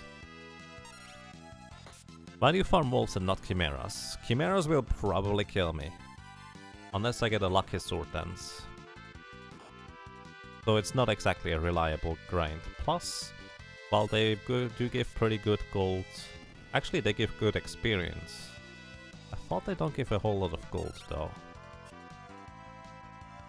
Chimeras give 1000 experience, but I'm mostly looking for gold right now. Each set of wolves gives me 650 gil. Actually, 625, I was wrong about that. And a good chunk of experience. More or less for free. Not really free, because it's time invested, so there's opportunity cost involved. What dance would be the best to pummeling enemies to death? The Macarena? Maybe it's like a dance of your moves are so good that the enemies are crumbling under the fear and pressure.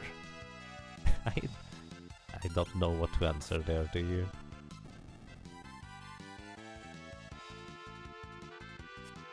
The conga line, walk him to the edge and then waltz away from it.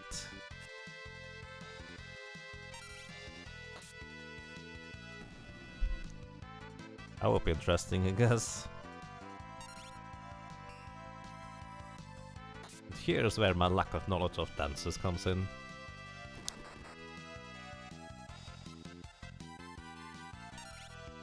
I feel like the sword dance is pretty much the capoeira, honestly. That probably makes the most sense.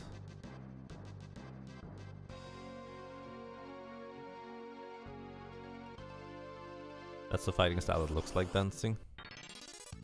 I mean, while that is accurate, Trumpo, I think those are close enough, aren't they?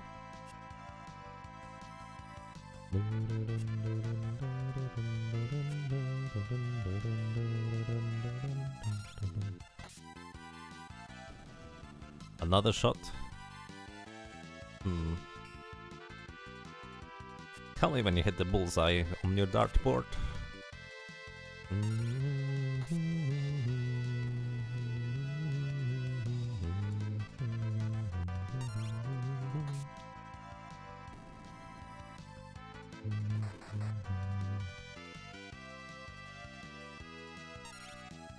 Triple 20s? Nah, that's not nearly as fun. It's way too efficient.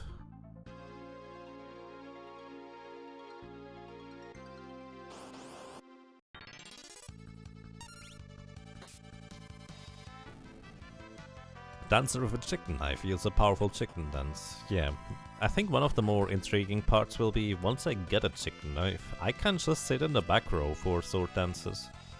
Because chicken knife will deal probably almost max damage even from the back row. Well, maybe not quite. But it's definitely a consideration.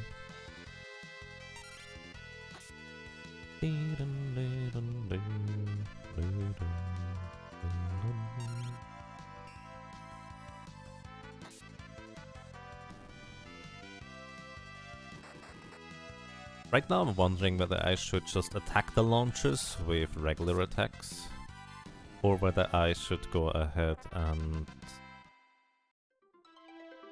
try and get a sword dance to kill them quicker.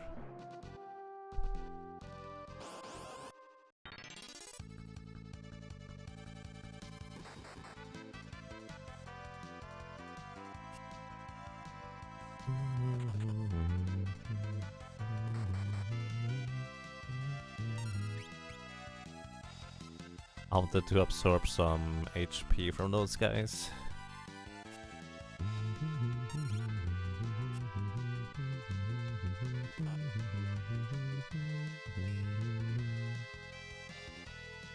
Maybe I should only try to absorb HP from the last guy. Otherwise I get way too many attacks in for my taste.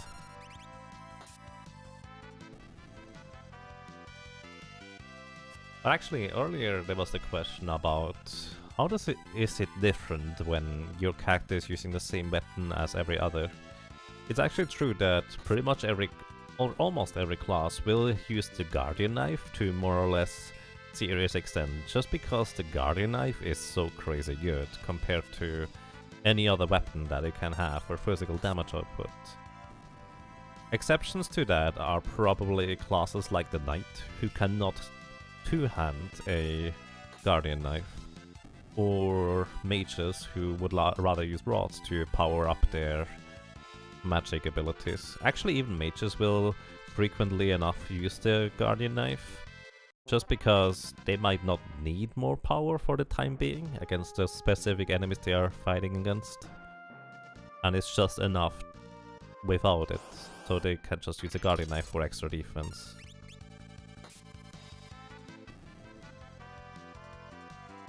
They have a lot of other things going for them, they do indeed. So currently the two characters I'm most looking forward to are, at this point, Beastmaster and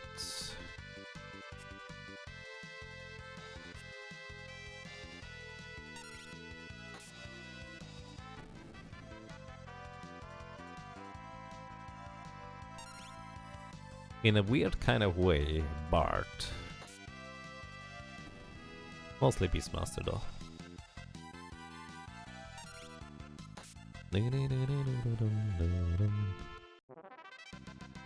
So how much more do we need?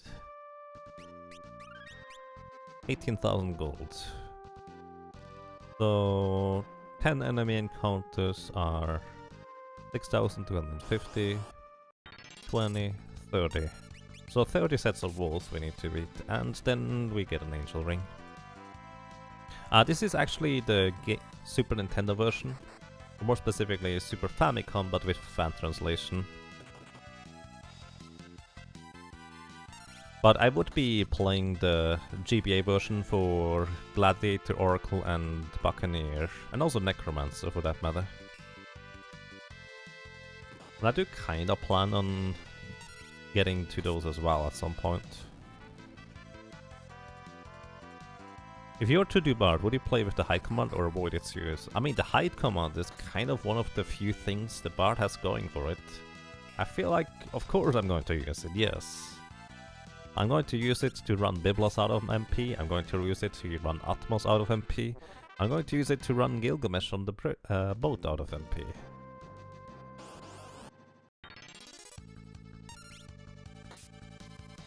You never knew what to do with the bonus classes on GBA, mostly just when there's dragoons and chant on everything a lot. Sounds like a good solution to me.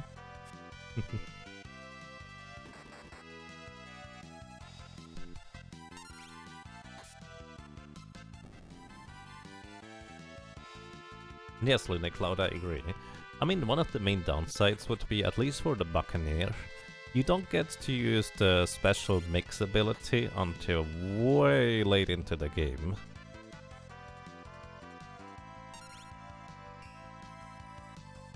And I don't know whether they have anything else going for them.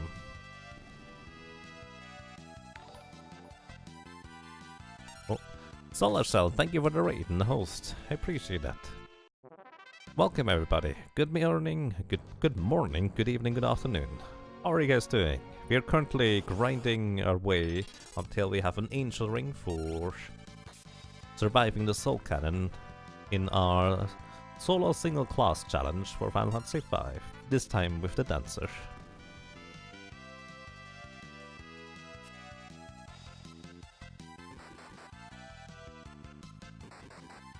The Super Shinry has invisible tentacles.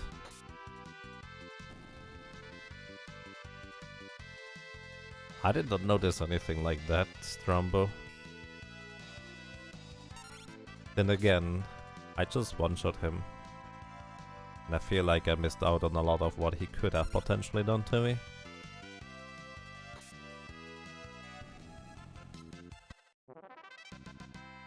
This makes you wanna finally go back and play this game. It's a really nice game. Really one of the best aspects of Final Fantasy V is that you don't need to worry too much about optimizing your characters. Certain boss fights will be a bit tricky with certain combinations, but there's almost always a clever way around defeating them. Just kind of realize that a lot of bosses are susceptible to one status effect or another, or have another type of weakness that you can exploit. And finding that can be quite satisfying, especially when suddenly the red mage that you had all along is just kind of limping behind the other melees or spellcasters has a use because he can learn Charm, or Mini, or stuff like that.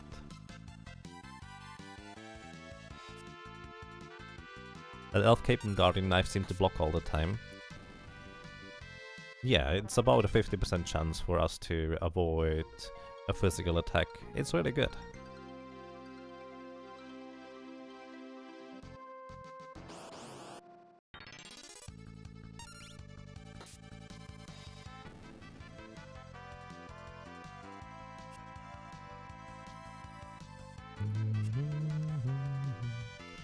I honestly like the fact that in Final Fantasy III the Red Mage got weapons specific to him, so they could hang with the fighters/knights for a while. That's pretty awesome. I generally feel like RPGs do the kind of thing way too much where their idea of a battle mage or a mage fighter hybrid is that they can do a little bit of fighting, they can do a little bit of spell casting, but they don't really have anything unique going for themselves outside of that. Which I tend to think is rather unfortunate.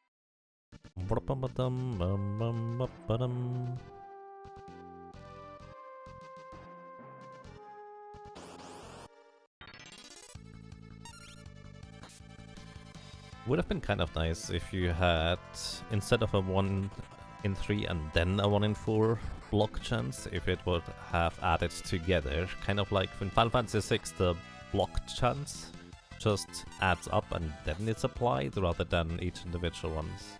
Because each individual one is actually less than them just added together straight up.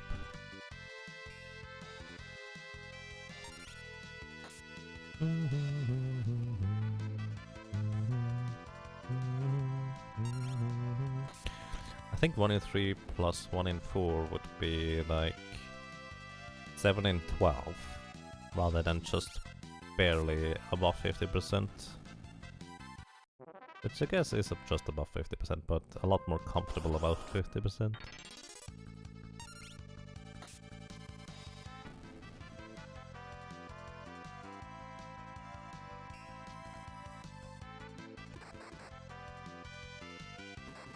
Evasion, magic evasion is crazy even in the versions where they fixed it. I mean, it's really good. But if you can't just stack one and actually have to care about the other, it makes it probably a bit more interesting too, I would imagine.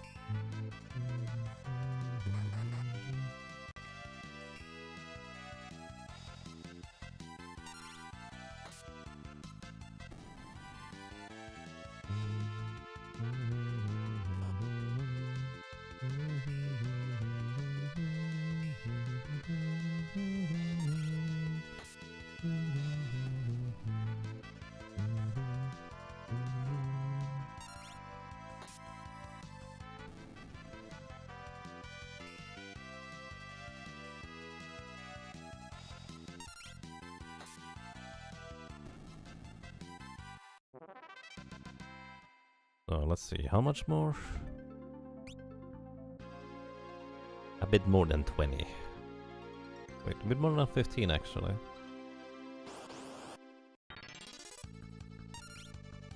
No, 20. More than 20.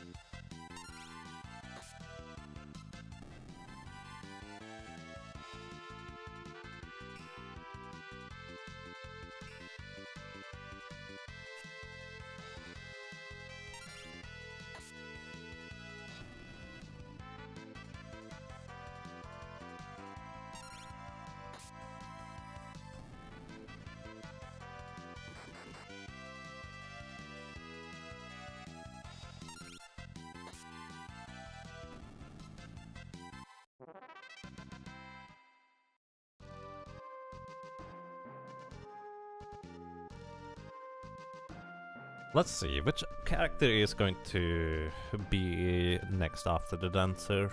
What have you guys voted for so far?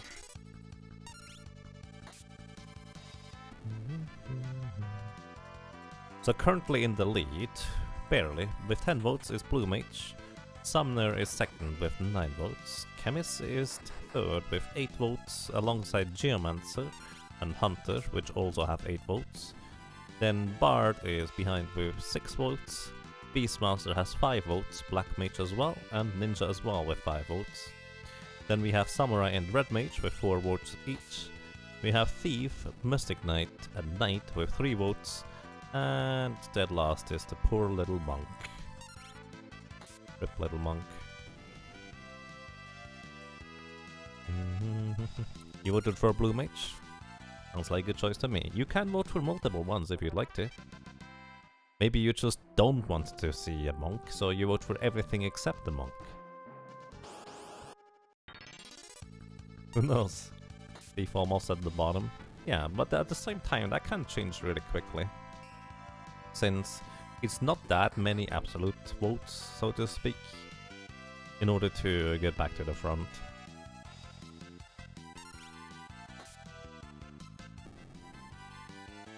Nothing against monks? Fair enough. I'm actually curious how a monk would end up working out. Because monks scale really well with level. And for some reason I'm just curious how it will play out if I just over level one of the characters just to see how ridiculously powerful a certain class can get. And if I do that with any class, it will be with the monk. Probably. I say probably because I can't really think of any particular place where it's particularly pleasant to grind as a monk. Unless you could just start one-shotting enemies in the last section. You'd probably just have a ton of HP to work with. Yeah. Monks have an insane amount of HP, it's true.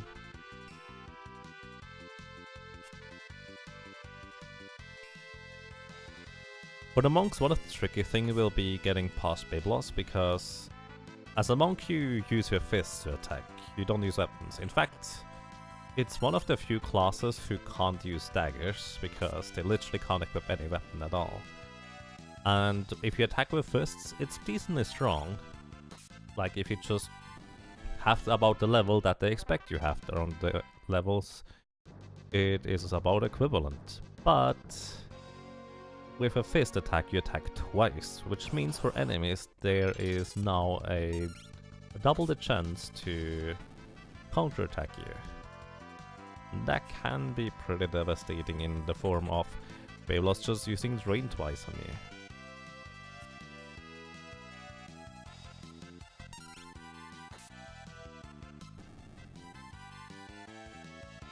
In 5 you always had the impression that you hit a soft level cap really soon in the endgame because you just don't get the experience you need to overlevel. Yeah, you could say that. I think in Final Fantasy VI overleveling is a lot easier thanks to the experience egg accessories.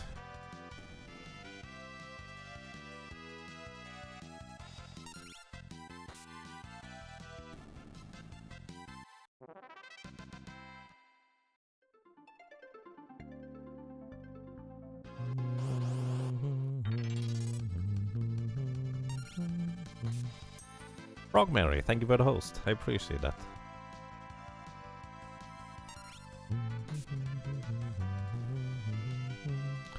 Welcome, how are you doing? Greetings to you.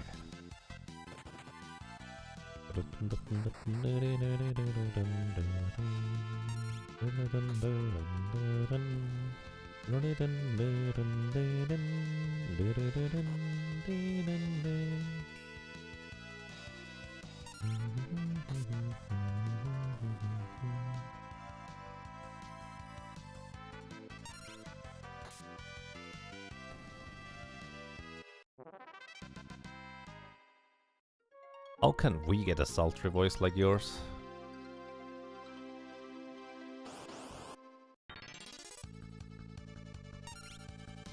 Well, I would imagine that nowadays maybe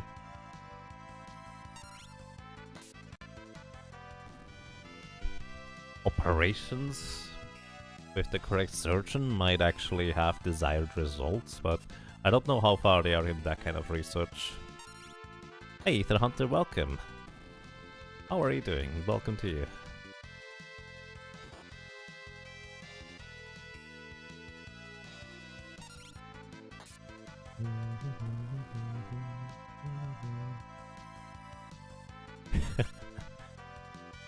I mean, I don't really have anything else to contribute to that. Sorry, Drumbo. You doing okay? Okay. Okay, sounds quite alright.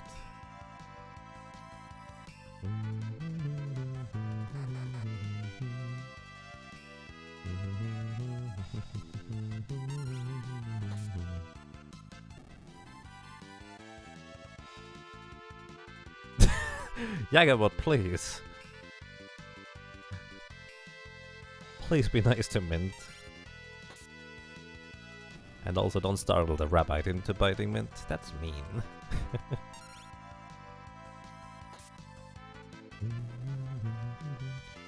Oh, actually. Is this a solo character? Yes. This is a solo character run. Or a pyramid. Something like that. By the way, that just kind of reminded me. Would you guys like to have Jagabot react to any word? So, with the latest update to Jagabot, I can essentially have the Jagabot react to words you say with a certain percentage chance. Are there any words you would like to have a specific reaction to?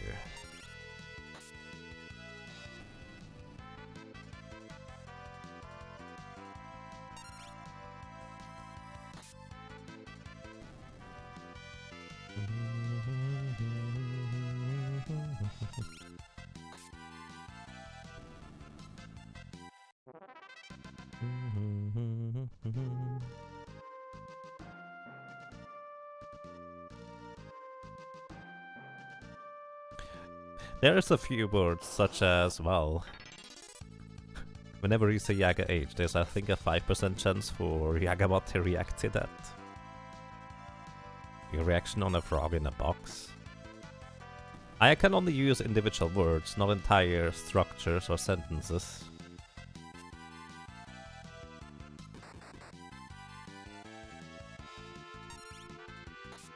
No, I'm not gonna do that, Raincodactylus. Frogs are friends, not food.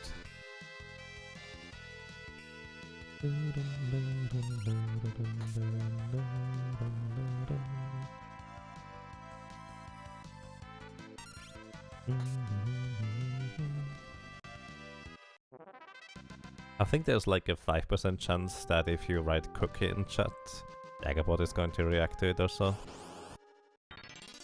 Yaga Happy actually already does have a reaction. Most of the reaction chances are like 5%. Actually, no, Yaga Happy doesn't have one yet.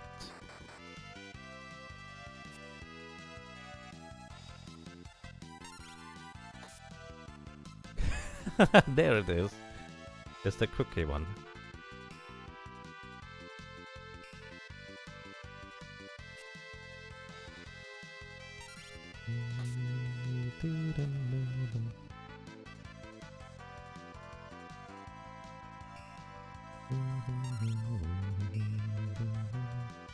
Now you want cookies? I would like to have cookies too. That sounds like a good idea to me right now.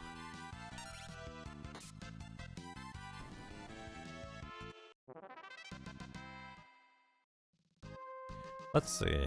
Alright, we are at 45,000. We are soon there. We also gained a few levels in the process, so that's nice. Let me actually see. We are level 25. Are there any useful levels that are somewhere around that area?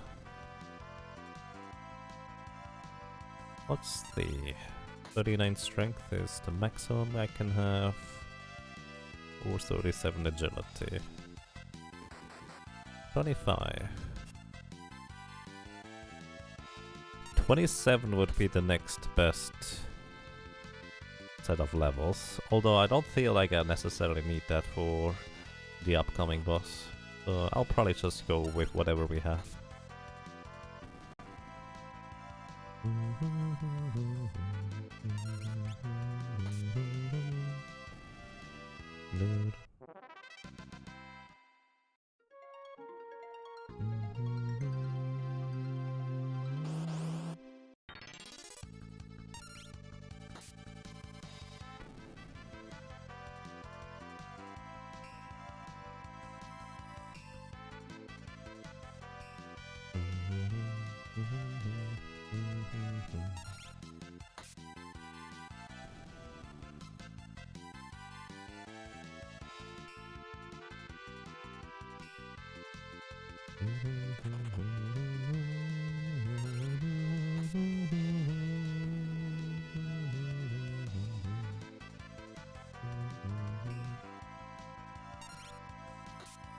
Wall chicken.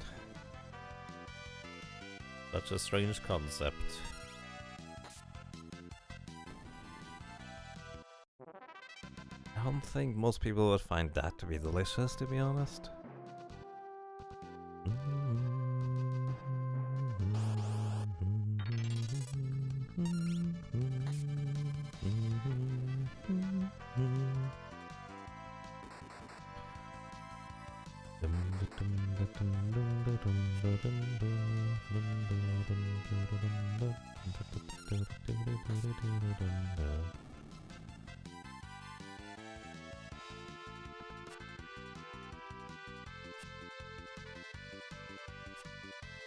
Oh, I mean, yeah, the chicken.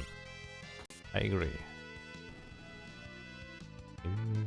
There's a little bit of a delay until you can try to input another item, Ether Hunter. Candy is definitely in there.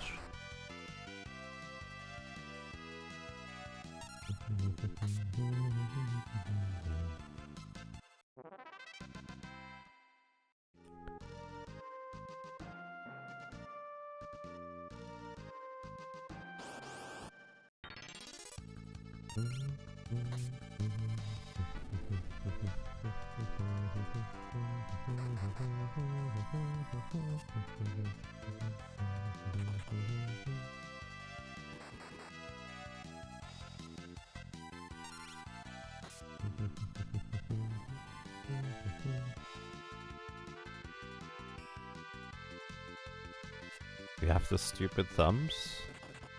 What does that mean, if I may ask? I hope nothing bad.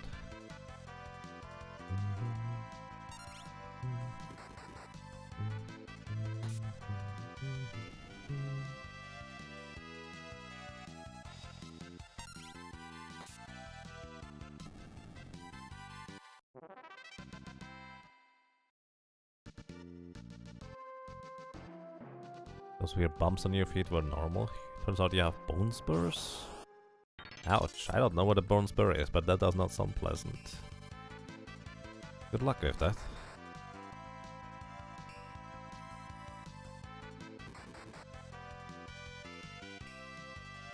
Yeah.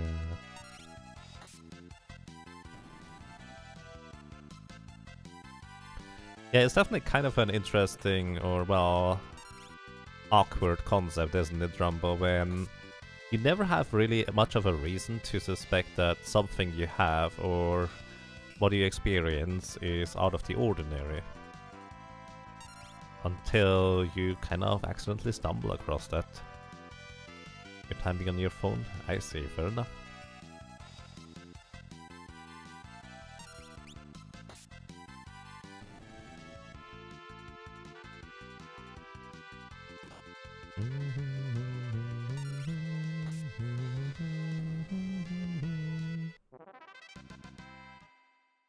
I had a teacher once who actually had 6 toes, and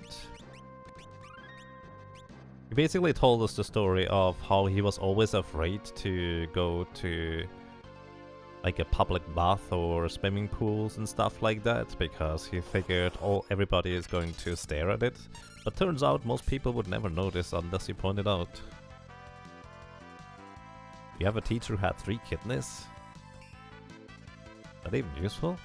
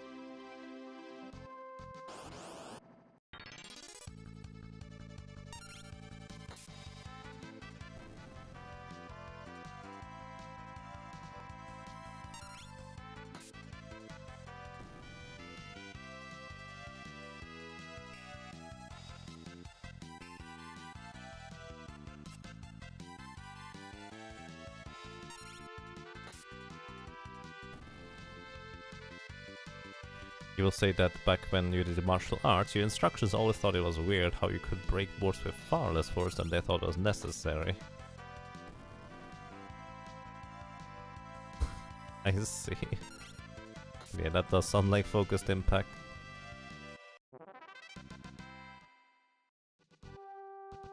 Alright, one more full fight and then we're there. This took a while. How long have we been here? Since a while.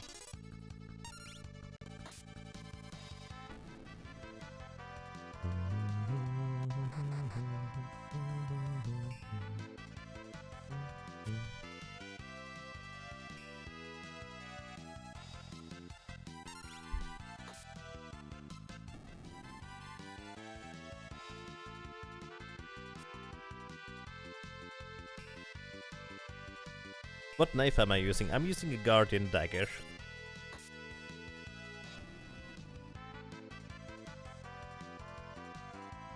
The Guardian dagger is the one you find during the Karnak escape. And it has 36 base attack, which is a lot for this point in the game. And also a 1 in 4 chance to block attacks. So it's a really, really crazy good weapon. Right. Let's go.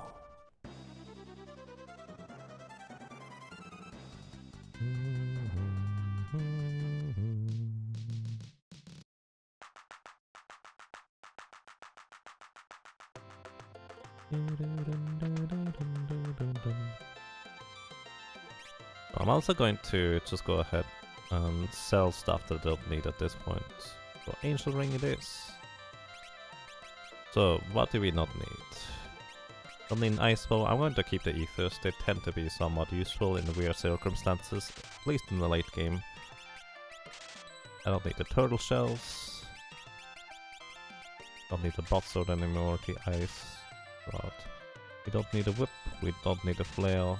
We don't need... well, actually the Knife and Dagger might be useful for some weird reasons. That might become clear in just a moment. With your helmet. Leather armor, silk armor,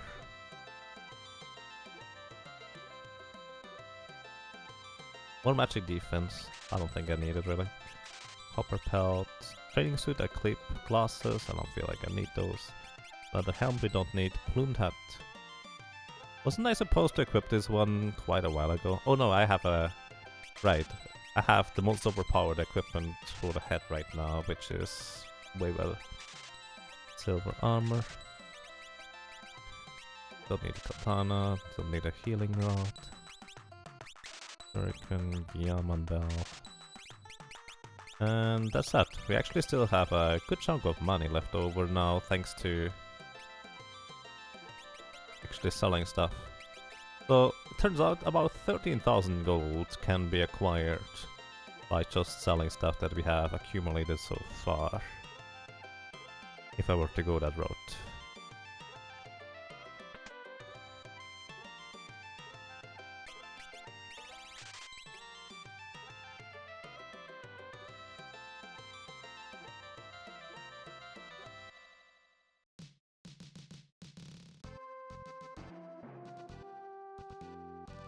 Ah. They were normal. I see.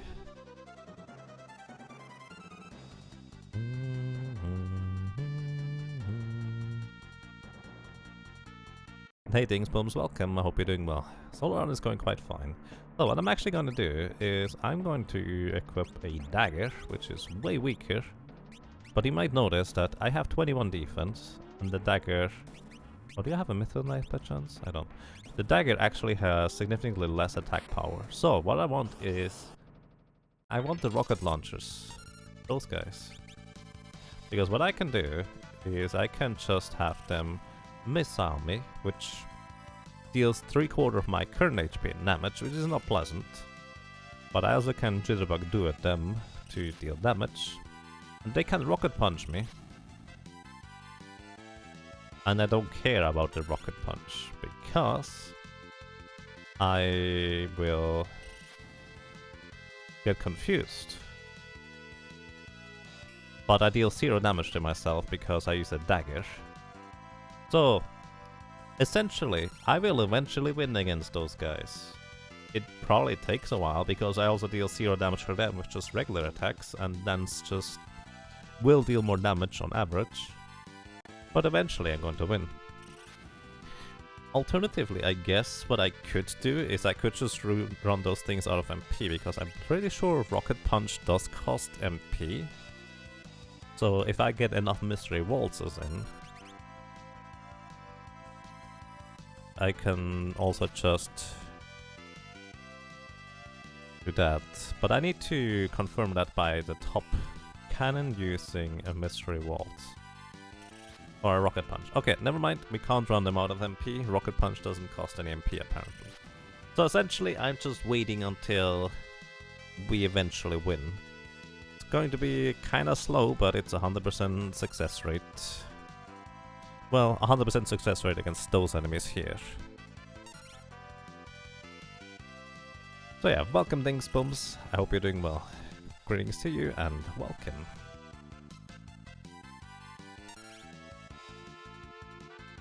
One size larger than normal, I see. Well, that kind of can potentially be bad for getting, like, what's the word? Door feet, one way or another. But that's not the greatest solution either, but probably a lot better than when it hurts all the time.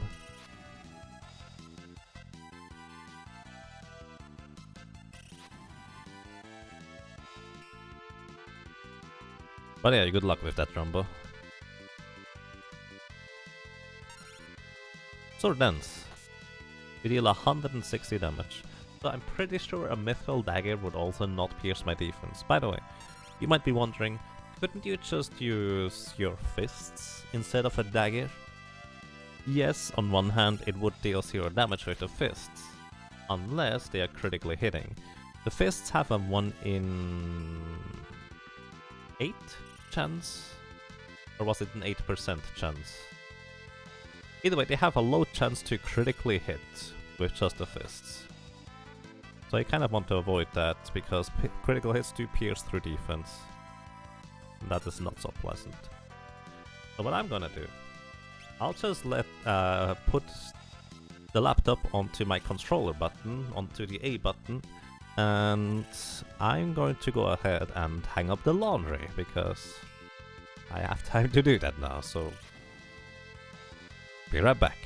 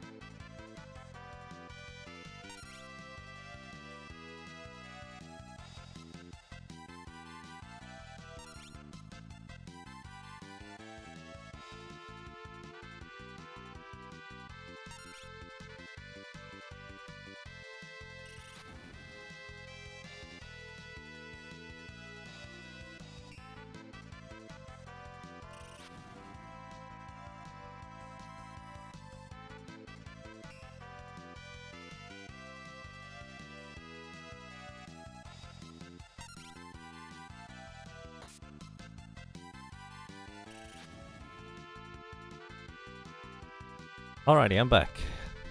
I have to admit this takes a lot longer than I anticipated.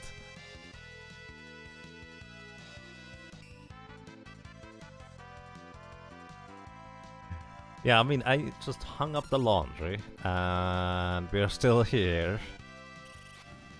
So I will try to see whether there's anything I can do to optimize this. I don't know how much... Actually, I can check how much damage Mage Mashers have. Let's see real quick. Oh, we made it! We made it! Let's see, Mage Master. Mage Master has an attack of 31. Let's see how much defense we can get. If I can essentially get more defense, or at least the exact amount of defense as I can have attack power, I can optimize this. So I have 14 attack right now. The only other weapon right now is something else.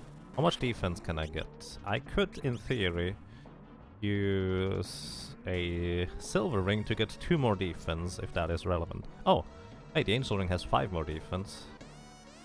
So 5 more defense from the angel ring. 5 more defense from the angel ring. Hey, Dingsbooms, thank you for the welcome back. I appreciate that. Let's see, 5 more defense from the angel ring. Which isn't quite enough to get to the 31 of the Mage Master, which would be a pretty decent weapon by itself. But it should be enough to get past the Mithril daggers here. So the idea is that if I have more defense than attack, I will always deal 0 damage to myself. I need one more anyways. Alright, let's see. Mithril Knife, 23 attack. Actually almost as good as it gets. 26 defense. I kind of wish there was an armor that gives me more defense, but I don't think there is. I would need 5 more armor. I don't think there's any way for me to get 5 more armor to make it up to the Mage Master. But speaking of the Mage Master, I probably want to go ahead and grab a Mage Master regardless. Because being able to silence enemies in very specific circumstances can be quite useful. There's a lot of tensing and a lot of confusion going on, yep. And that's how we get past the initial launchers phase of this fight. It's not the fastest, but it's 100% reliable. I don't think there's any other dagger type weapon that we could even possibly use. There's a stealth rope here. And let's see a bard's rope real quick. How much defense does that have? More magic defense, but less actual defense, so that doesn't help.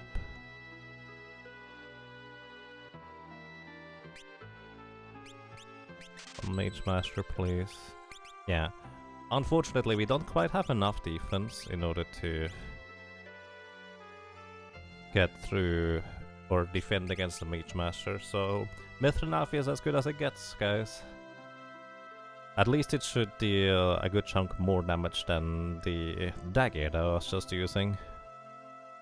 But it's still going to take a while. So, you know what? I'm also getting rather hungry, so what I'm gonna do is I'm gonna initiate another combat here, and then I'm gonna get some rice and sauce and eat something. Or if you guys have any questions that you would like to ask me about anything really, feel free to ask anything. So there's that. Let's see. Alrighty. I didn't go in here with proper amounts of HP, so that means death count +1.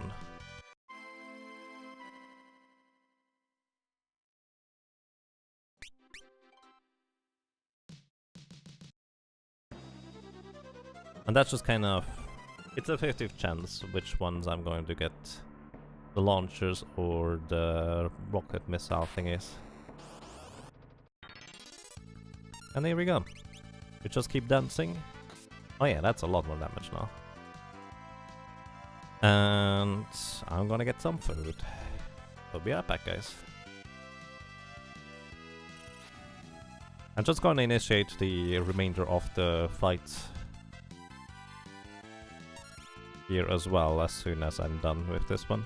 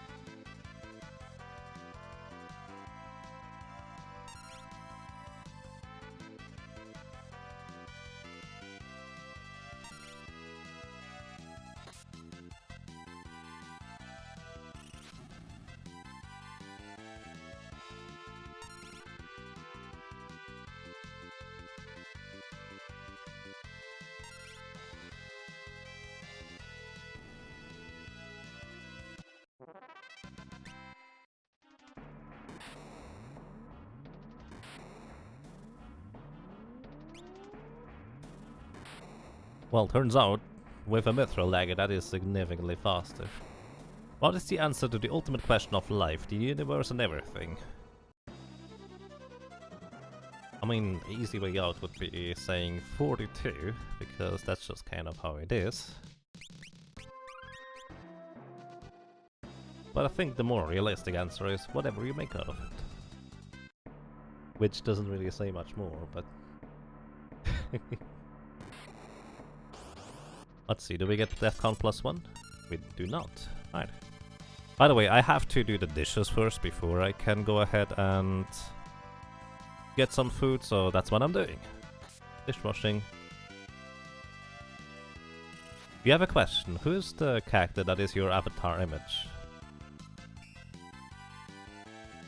And you are correct about that, actually. That is indeed essentially the idea of Thanatos, or more specifically, the body of Thanatos after, let's say, the Mana Fortress has fallen.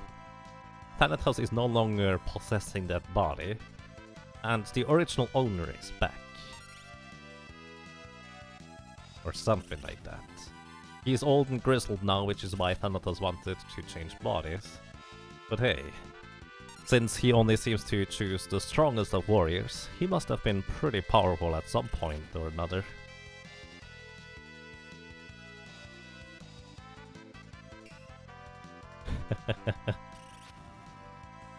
You've brilliantly mixed up fun and responsibility into one stream. Yeah, I mean, there's not a whole lot else I can do, so might as well do the stuff that I have to anyways. I'm not going to pay my bills because I need to online banking, and I'm kind of... what's the word? I'm a bit paranoid about having OBS even open when I'm doing stuff that is not to be seen by others. So, might as well just do the dishes, so dishwashing it is. Yeah, good catch there, transporter. Nice. Okay, be right back. Washing more dishes.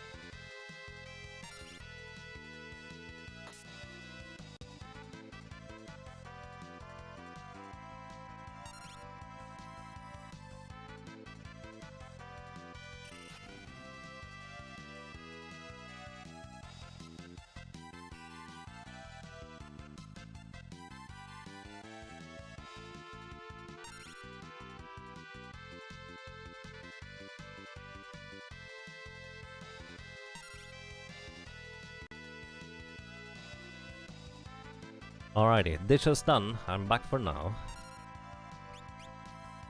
And hey, Agent Malice, welcome. Nah, I'm not muted. Oh, Joe Mac, thank you. Greetings to you. Welcome back for 4 ups in rows.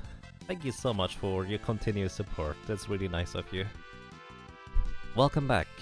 Well, I'm glad you enjoy your stay. Thank you so much. Yeah, I'm currently just kind of running around doing some chores while waiting until we defeat this thing here, and there is one more of those guys left. And there's that. Thank you so much, Joe Mac. Hope you're doing well. Yeah, I'm just washing dishes. The original plan was that I probably should get some food sometime soon, because I'm starting to get really hungry. But using a mithril knife looks like it's going to be a lot faster than the previous attempts. Right, we're gonna die to those. You can flirt with flame guns. Okay, apparently you cannot flirt with flame guns. I mean, it looked like it worked.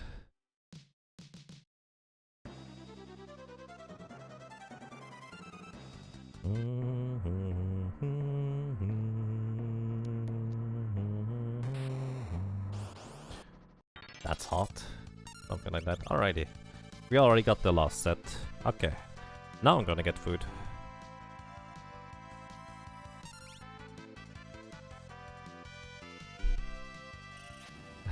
You did flirt with it, but the result wasn't great. I guess so.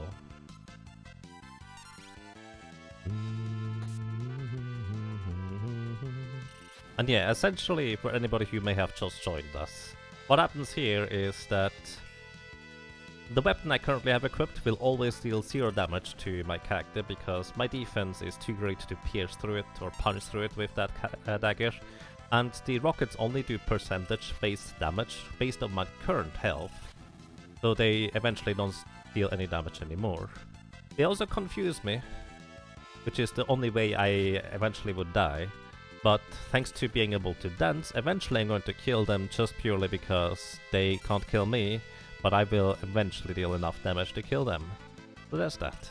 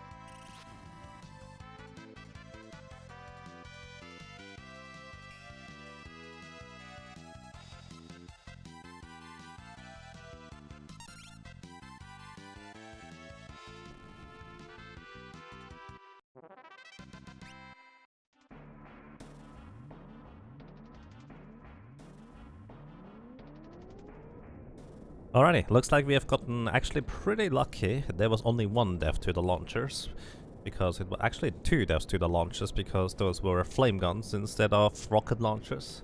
So overall, that went actually pretty well.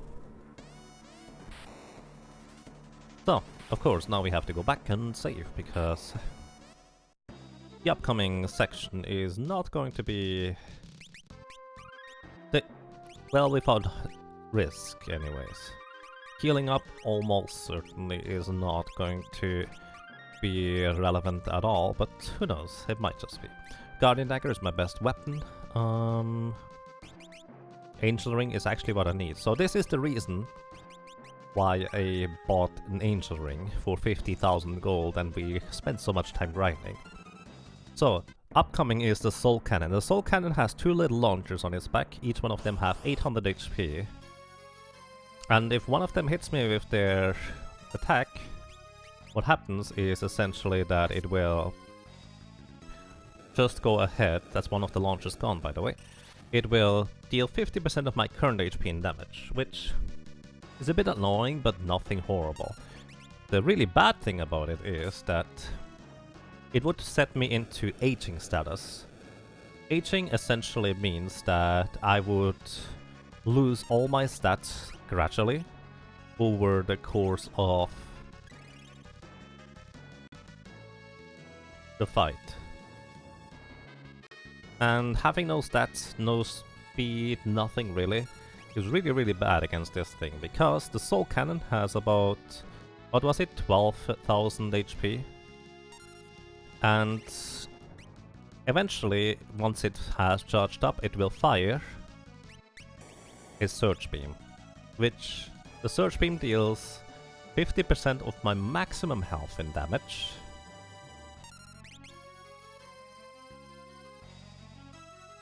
And that's a lot of damage. Plus it inflicts the HP leak status, so I continuously keep also losing some more HP on top of that. Have I saved? Yes, I always went back to save. And it always does that whenever it reaches energy level 128%. So, what I'm doing here now is essentially, I hope, to get enough Jitterbug Duets in order to heal up past half of my HP, like right there, so I don't have to use elixirs to heal. And that's really all I'm doing right now. I just hope for Jitterbug Duets and also Sword Dances to eventually get through this fight. I do have plenty of elixirs to help me, but Tempting Tangos and Mystery Waltzes really don't help in this process. I think he's going to fire. I will have 5 HP left. Oh no, I have a bit more than that left.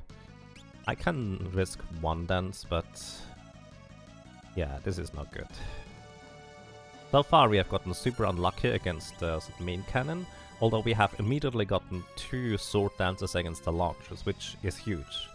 Since the little launcher hitting you and then the soul cannon itself hitting you, it's just an instant kill, so you really don't want to have that happen. But yeah, we just hope for Jitterbug Duets and sword dances to finish this within due time. By the way, I don't have cheese for my spaghetti sauce, which is a bit unfortunate. Explosive pressure increased. I don't think... I'm not sure I should have attacked there. Yeah, I'm going to get killed here because I attacked. That was not clever.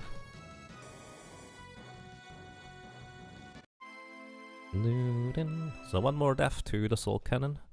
But that was mostly because I didn't play proper. I recognized too late, I guess, just as I inputted a command that I needed to heal instead. On the other hand, I could have also gotten some more Jitterbug to it sometime, which would have been nice too. Oh well. So, I meant to do this while waiting for the launchers to get killed, but I think I should eat something a little bit real quick. So give me a 5-minute break and then we continue.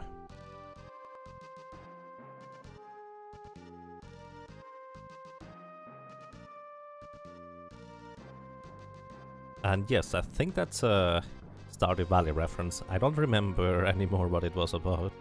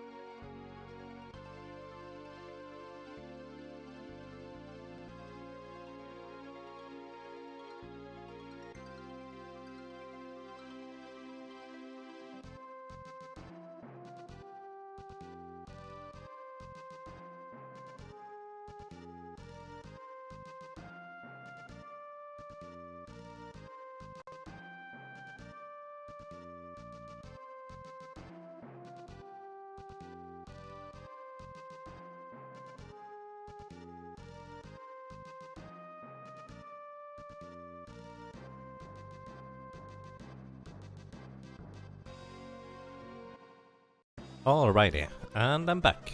So, let's attempt to take out this soul cannon. Big 2.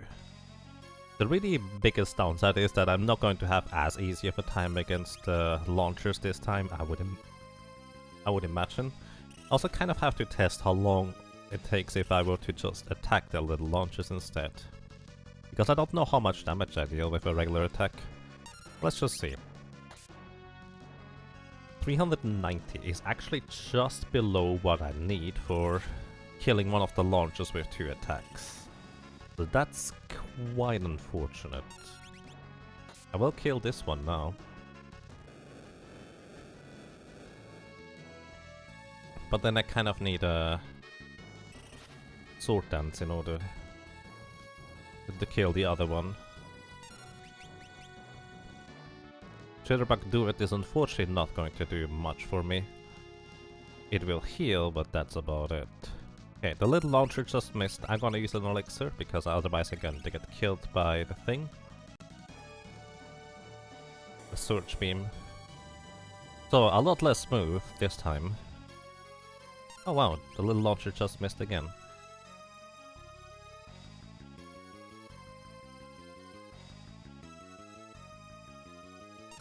Come on.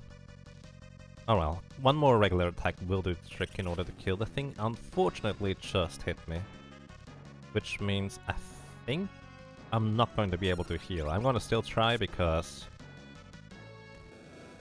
I would like to not use up my elixirs unless I have to. Alright, it was just not good enough. Using the elixir took too long, so that is +1 death. Did I add up the previous death already, actually? The death count? Or did I forget about that? Actually, I can double check this. 22... 2 to the launchers. So I did. Death count is 25 total now.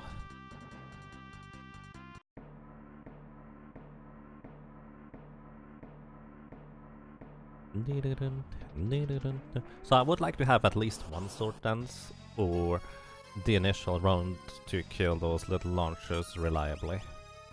Nice. There's one sword dance.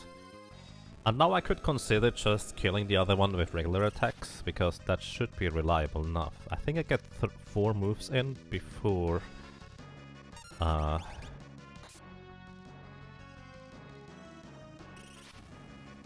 need to heal. That is move number 3 right here. Gonna still dance. Right. With a bit of luck... Oh, I did get hit. Alright, move number 4. Would have made no real difference if I just attacked instead. It gives me the illusion of being almost close enough to heal through the thing, but not quite.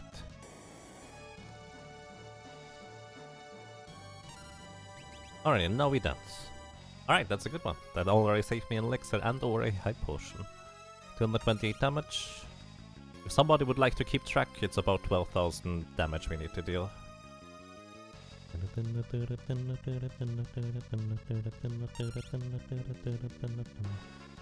So it's about 456.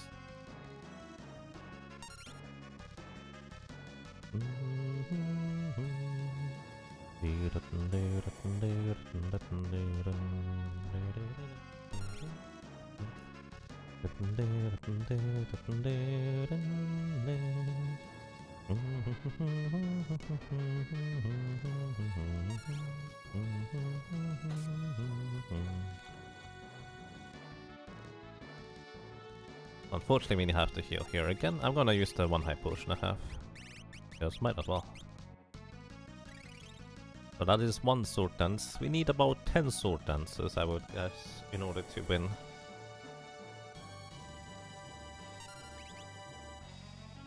And a lot less mystery waltzes, please.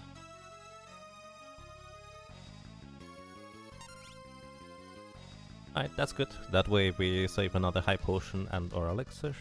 You get 2 moves so far in between. 3 actually, it looks like. It will probably be between 2 and 3 moves each time it fires, because at some point it's going to be a bit too fast for me. That's move number 1. Okay, get to heal. Explosive pressure increase. If I attack before explosive pressure increases... Poten's number 2, that's nice. I don't quite get to... would not get to heal at least. So, basically, based on how quick or early I go before the explosive pressure increases, I will be able to tell whether I should heal with the next move or whether I can go for one more. Alright, I think I would need to heal right now.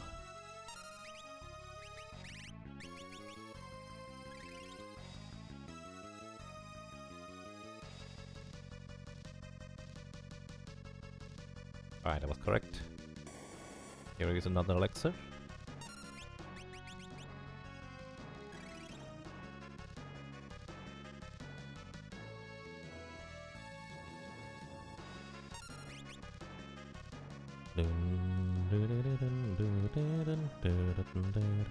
So I would need to heal with this move, but it's fine for now.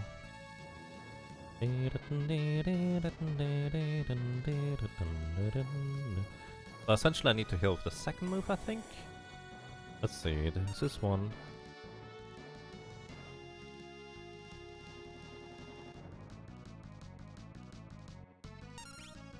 Two. I don't need to heal now. Actually, I might be able to squeak one in there, but I think it's safer to heal.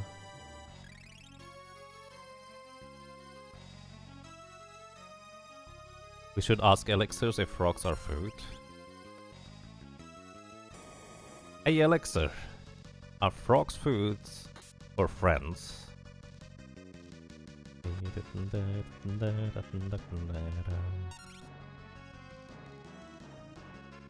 Nice, just about do it.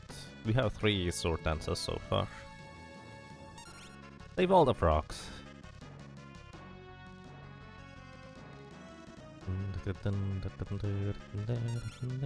So this time I managed to go just before it went. Do I actually catch up to it? I think I'm catching up to it actually.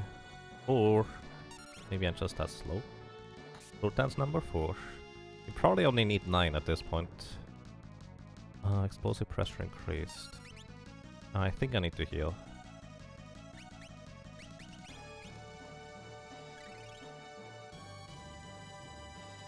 No, I think I actually managed to go before it. I did not need to heal. Alright, I can now make it that I go after the 128% because I seem to be slightly faster than it.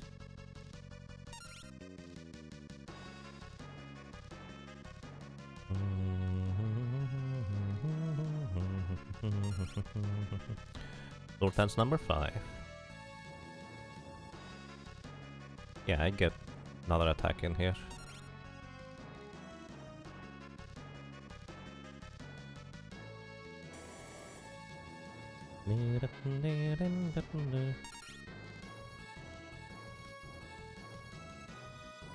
So, I'm going to get 2 more moves in.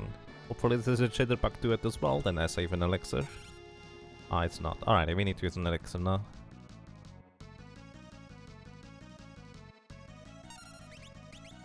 Four elixirs left.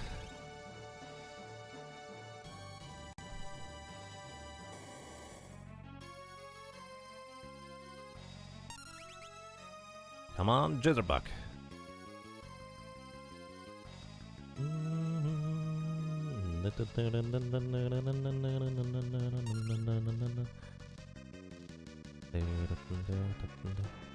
I need to heal again. This is really unfortunate.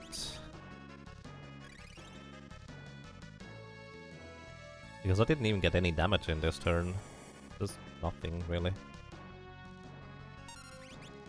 Alright, we are fine for the next one. So we can just dance 2 more times. You would think you have 3 dances in order to get 1 jitterbug, which is actually not true. It's more like you have 2 dances, and then if you don't get it on the second one, you have to heal anyways.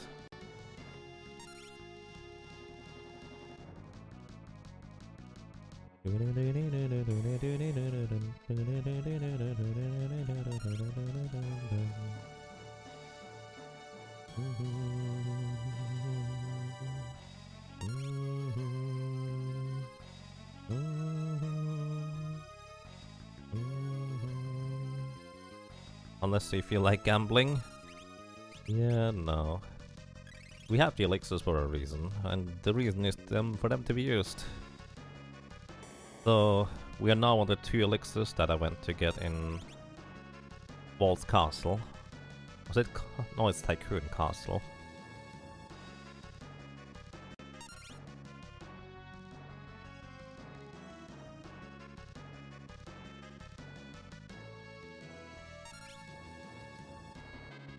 I mean, eventually it's going to be out of MP, and that doesn't do anything because its moves don't cost any MP.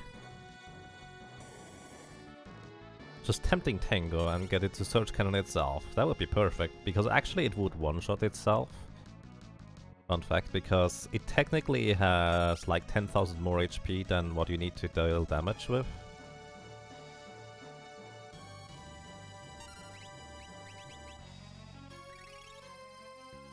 So it's a bit of a strange one there. Oh, I'm going to not go be...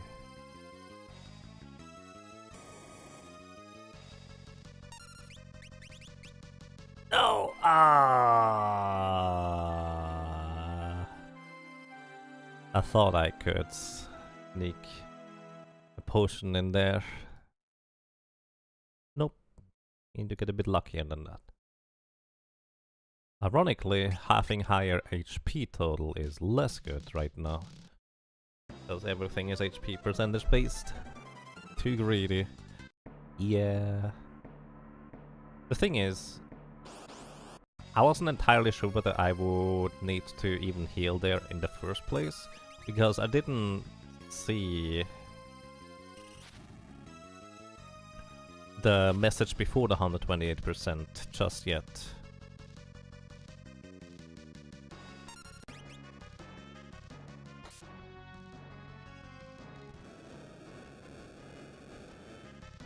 But that's because I basically got ahead of him that much. Nice, alrighty. Main thing done. Explosive pressure increased. Anti-shock flash shield on. I think I have one more turn before I need to heal. Yeah, now I need to heal. We can use a potion for this one, because we don't have the HP leak status effect yet, which is really the killer in this encounter. If it wasn't for that, we would have it a lot easier overall.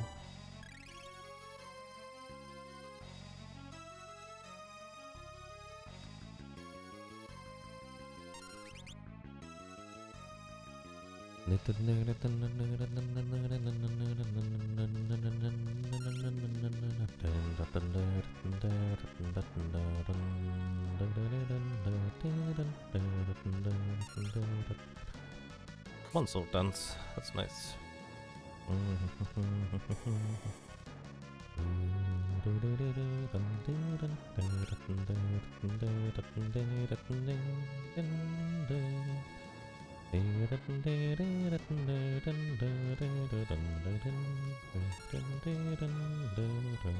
Now we need to heal already. Oops.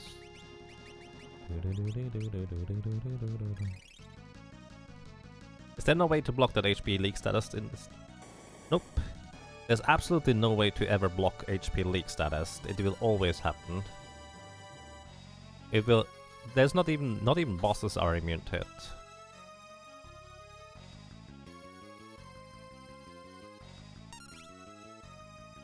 So we need to heal again.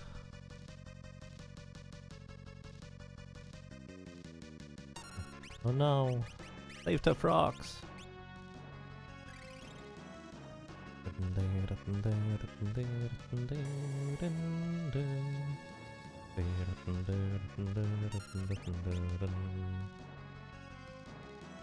I don't think that's how it works, Lonely Cloud.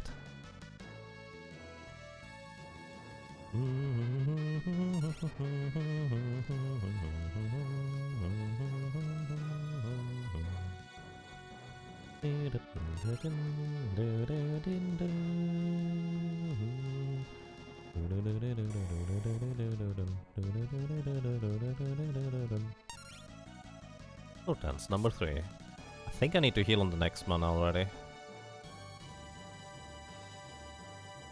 Yeah, I need to heal here already. That's unfortunate.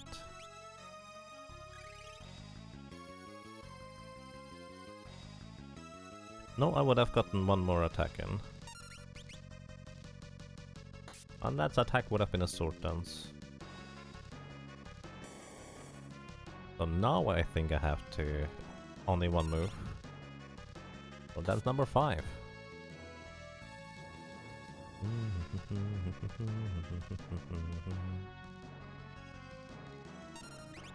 I really don't know whether I would have another move or not right now. I'm so confused about it. On the 28%. Alright, I would get another move in.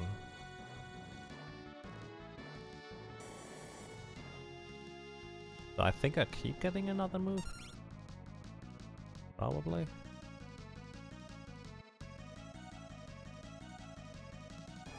Two.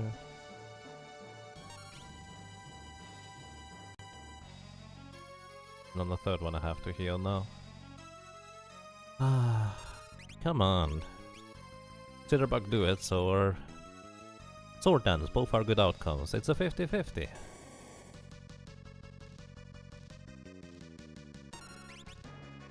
Alright, there we go, that's a good one.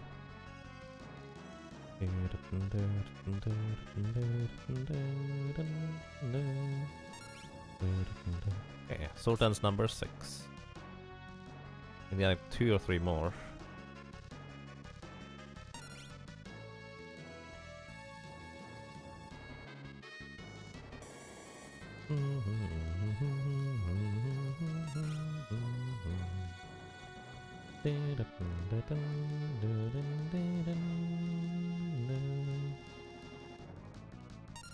I get a turn right after explosive pressure increases.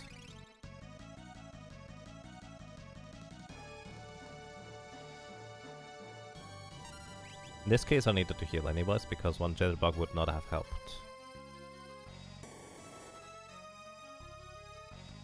Okay, 1. Come on, give me sword dances, please. 2. Alright, that's a good one too.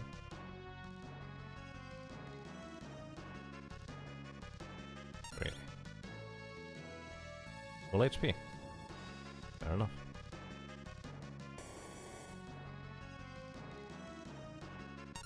1.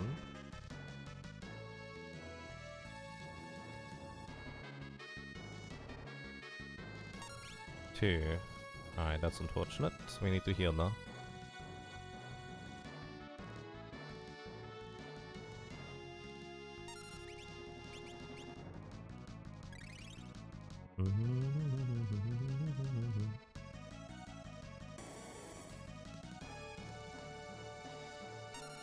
One. I'm actually going to try something here. Because I feel like I'm running really low on elixirs. We have still a bunch of damage to go. I'm going to use 2 regular potions here.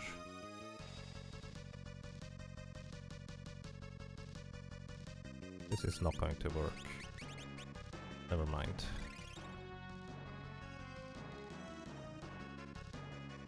$50 is just enough. If it was 60 or 70, it would be enough, but 50 is just not enough.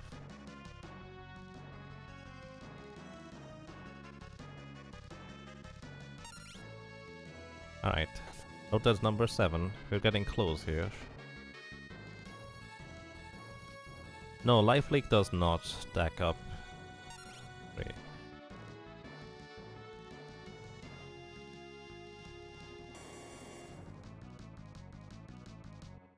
1.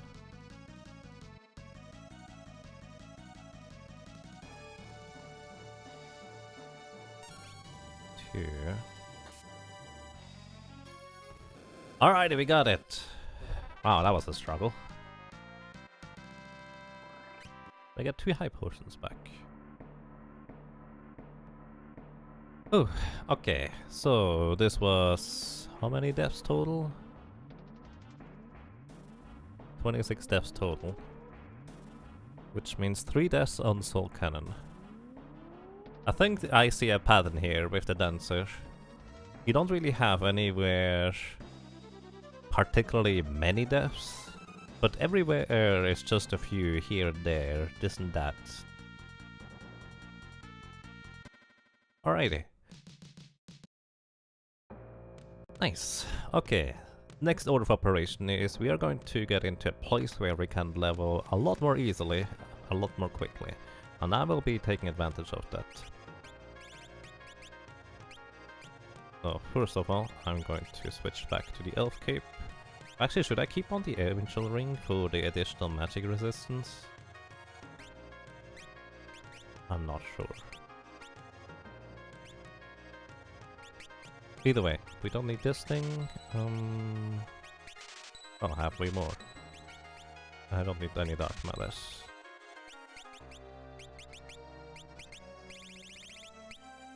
What I'm gonna do is I'm gonna buy many Phoenix Downs as I can, and then I will be using those to grind inside the Ronka ruins, because that is a thing we can do. What level am I? 25. Means I can get 3 levels without any trouble before I have to start worrying about health issues. Alrighty, and now for one of the more interesting and also sad parts simultaneously, because we don't have a thief.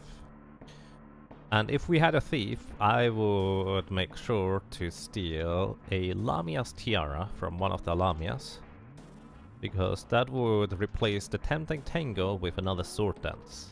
Tempting Tango being more useful than Mystery Waltz is unfortunate that this one gets replaced, but simultaneously it's not a bad thing.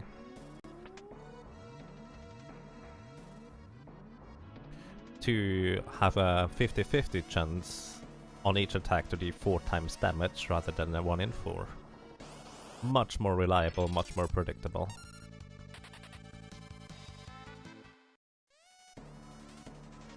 So here we can pick up some equipment, mainly for selling really. And also some elixirs that we will definitely want to have.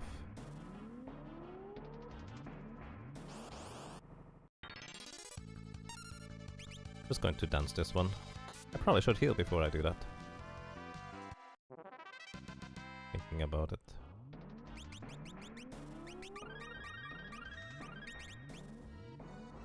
Hooray! Save the frogs! Good job, Gar! You did it! You're the frog's hero!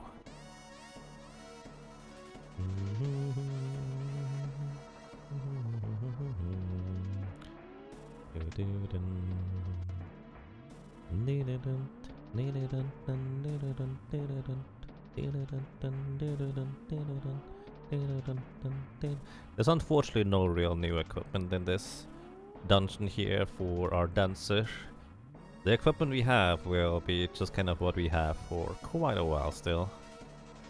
There will be a minor change once we get into World 2, but that's not going to be until way later. On the bright side, there's 1 high potion we can get here. Kragwa.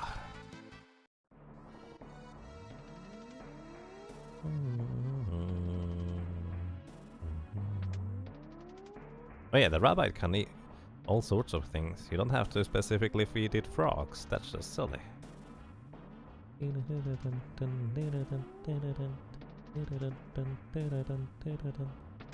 Hurricanes are only worth 1 gold, so not the greatest pickup. But the power ring might actually work on the dancer, now that I think about it. It does. Power ring is +3 strength. So if I have the urge to deal a bunch more damage, that would be great. In fact, the power ring would have been the perfect accessory for dealing with Soul Cannon, since physical damage is not exactly an issue. So that's mildly awkward.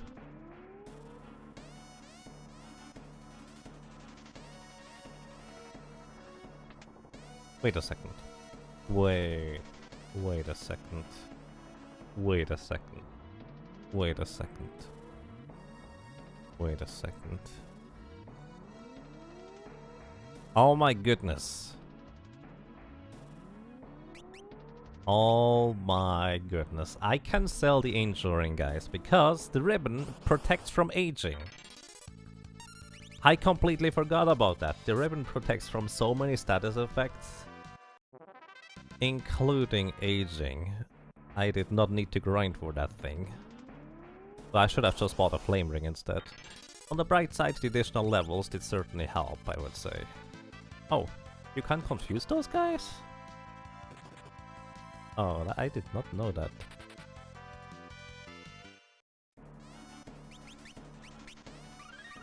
You should invest into a ribbon then. Seems like a solid investment as long as you can wear it, but remember, you can only wear it if you're a dancer. So I hope you're a dancer, Rumbo. Or a freelancer. That works too, apparently.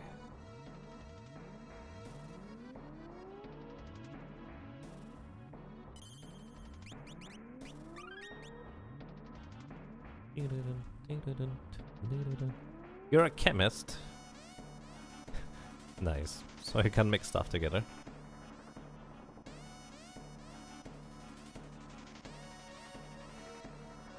But yeah, that entire grind, all we really got out of it was levels, apparently. I mean, technically speaking,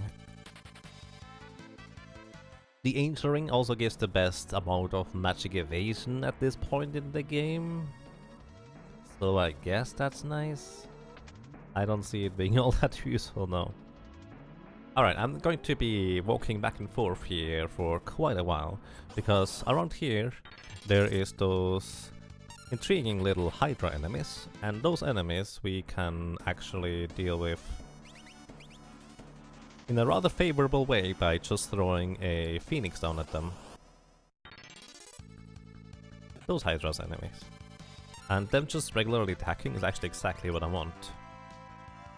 They are undead, and as their death counter they use level 4 quarter, which reduces my HP by 7/8.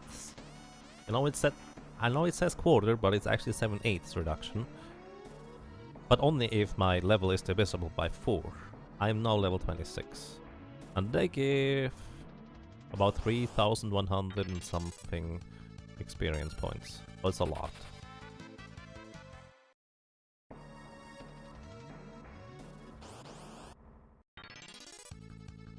Oh no. Ow.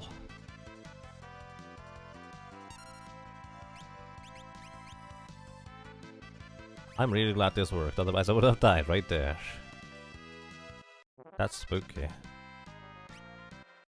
When we kill those guys, they also always give us a Phoenix Down back, so that's nice. But a Phoenix Down is not a guaranteed kill against them.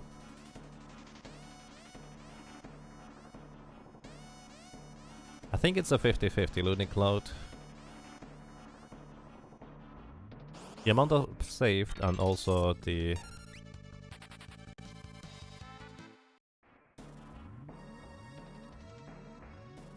amount put into the food box when you fail is random.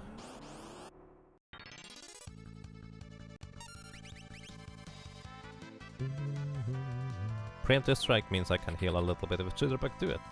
Or, if I'm lucky, I can confuse the Hydra, or the weird Hydra, it's a different one actually, and that can use Earthquake against the other enemies in the group there.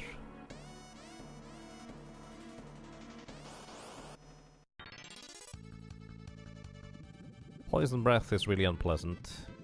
Fortunately, we are at least immune against poison, so that's a plus. But Poison Breath has an incredibly wide range of how much damage it can deal. So you just always hope that it deals on the lower end. Otherwise you have to heal up a lot. And this is kind of the biggest issue around here. I don't have particularly much healing. I will likely walk back outside to stock up on potions, just so I can grind for a little bit longer here.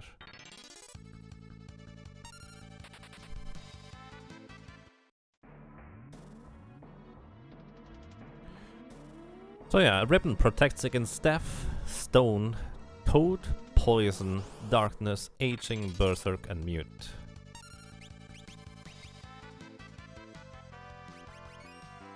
So almost everything. The notable exception is probably confusion. It does not protect against confusion.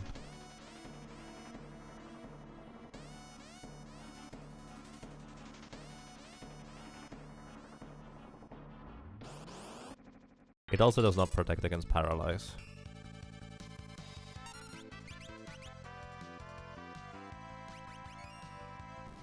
So far I've gotten really lucky with not missing the Phoenix Stones. But you can see, getting 3102 experience per encounter is a load. To be fair, it's not the most common encounter.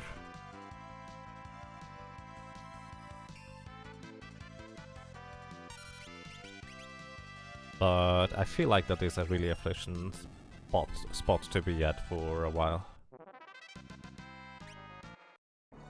So, we leveled up to level 28. Now, I need to consider changing places, because if I just lose 7/8 of my HP every time I kill a Hydra, that's not the greatest. Although it's only... if I kill just a little bit of something here, it's only 2 Hydras we need to kill until I'm up out of level 28. I can in theory kill this thing, especially if I manage to confuse it. Stay confused please, and use your other thing instead. I would appreciate that. It can use Earthquake when it's confused. That's kind of what I'm looking for here.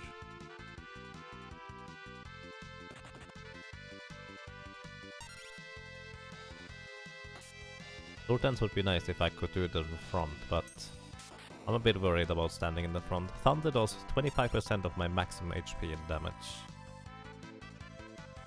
Good luck on the thing, thank you! PJ! Once again, thank you so much for the massive host. I really appreciate that. Welcome everybody, I hope you're doing well. Good morning, good evening, good afternoon. And thank you very much for the good luck. I will definitely be able to use that really well. So, currently, we are running through Final Fantasy V using only a single character, only a single job class, and this time around it's the Dancer. We are going to be dancing our way to victory.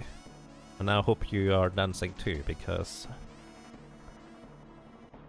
somebody said otherwise you can't be a friend of mine, and that would be unfortunate. Ouch. Rude enemies. So yeah, welcome to you guys. Welcome to you, PJ. Thank you very much for the host and the raid again. Welcome to you, Royal Space Squid, Groth, The Patient Zero, Aluminium Batman, Androlphus, Raiko 404, Rinkutir, Zoomer, Neon Alpha, Blackbird, and anybody else who may have joined us just lurking. Welcome. How are you guys doing? Unfortunate, but safety first. I see. And welcome to you as well, Breakdown. I hope you're doing well. PJ was streaming VC. Is VC Virtual Console or...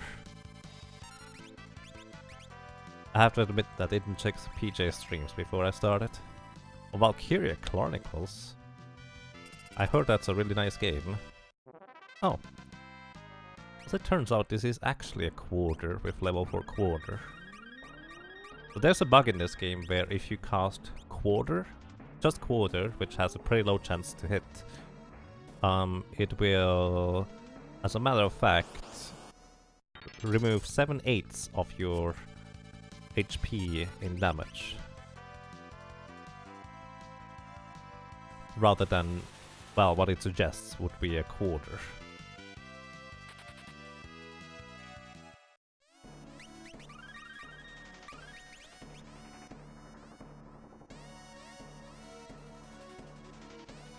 So apparently the level 4 version of quarter does actually do a 3/4 damage instead.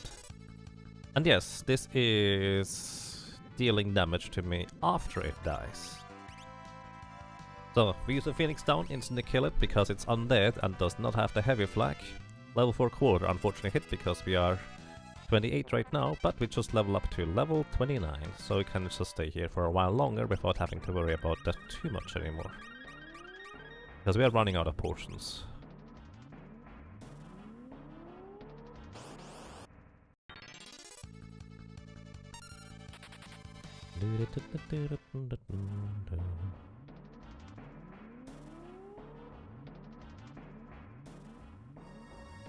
So the only thing the entering actually does for us is it gives us the zombie status effect.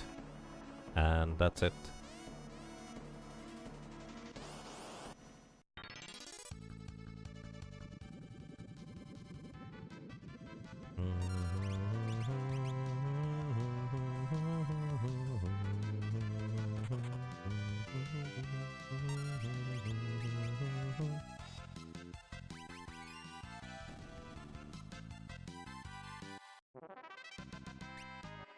So, running around here is kind of one of the best places to grind for any character that doesn't have a particularly good other place to grind. And I feel like I will need a bunch more levels in order to really just get past the first section of the game. Because the dancer has such low vitality. We are level 29, we don't even have 1000 HP yet. It's kind of crazy. I need a bunch more HP in order to survive here.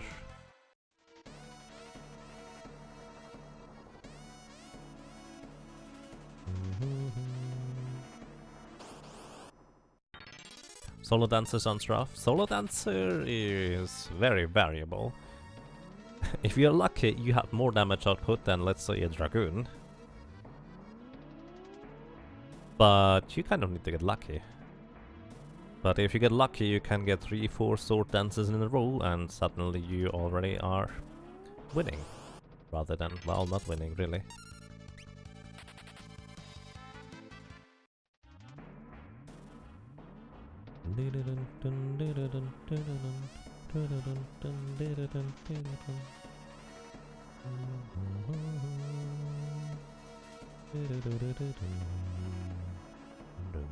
Oh yeah, by the way, if you guys would like to vote for the next class I'm going to be running through this game with, feel free to vote on the straw poll that was posted just a little bit earlier in chat. Watch. Rude enemies. Very rude.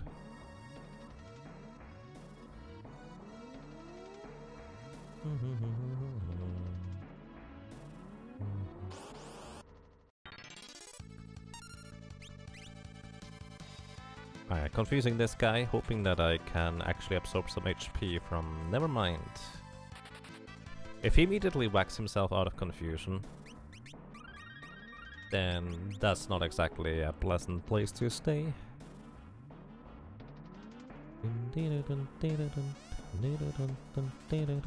We have 10 potions left, which is 500 HP. Good dance. Those things have about 1000 HP. I'm sitting in the back row, so I deal 50% less physical damage, but I also take 50% less physical damage. I was just looking whether I could get a Jitterbug do it. So for anybody who does not know the Dancer job class, the Dance command does one of 4 things. One is attempting Tango, which confuses the enemy if he is susceptible to confusion. The nice thing about it is that you don't worry about magic defense or magic evasion. If he is susceptible to getting confused, the enemy will get confused.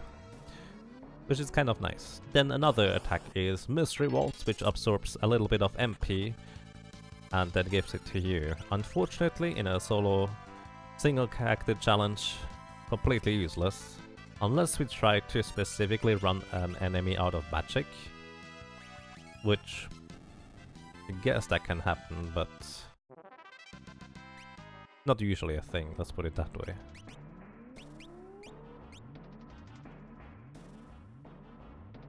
And then we have Jitterbug Do It, which absorbs HP from enemies and gives it over to us.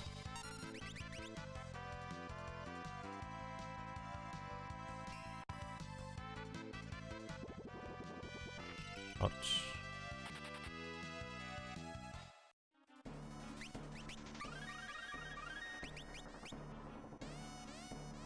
And Jitterbug Do It actually was really strong initially at the beginning of the game, because normally you don't get Dancer job class until you defeat the guy on the right there, the next boss essentially.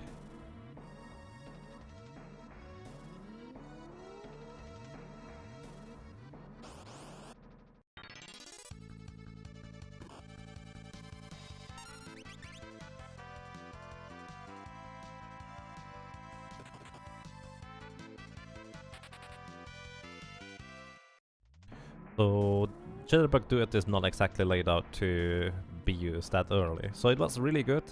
Eventually it just kind of is mediocre. It's a nice little heal, but anything but reliable. Since, well, Dance just chooses one of those 4 attacks randomly.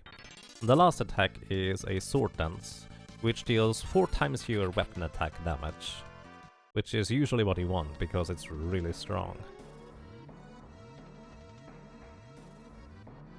But really, the biggest detriment to a Dancer class is that you have such crazy low vitality. Good luck surviving much at all.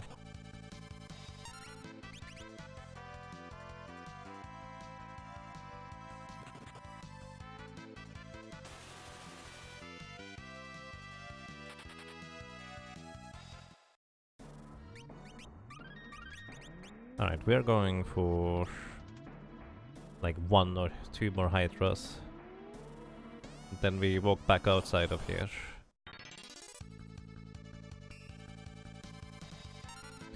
Unfortunately, those Hyudoras are actually different enemies than the Hydras that we are looking for.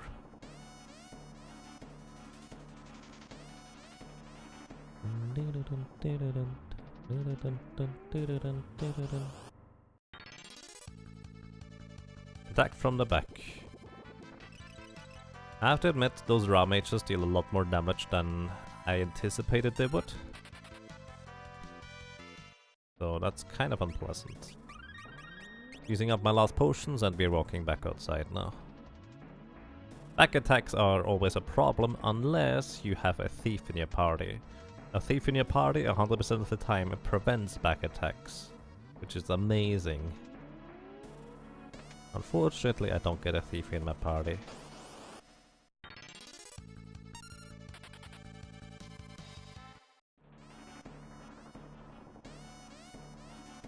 Now I'm starting to wonder whether I should just try to kill the green Hydras instead, 1 floor above where I was grinding, because that actually went pretty well. But it could also have been just coincidence that it went that well. It's always a possibility.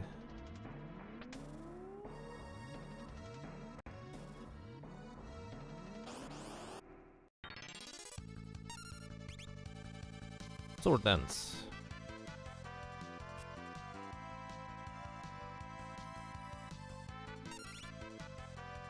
Tempting Tango! Oh. I can't confuse her, but she can confuse me.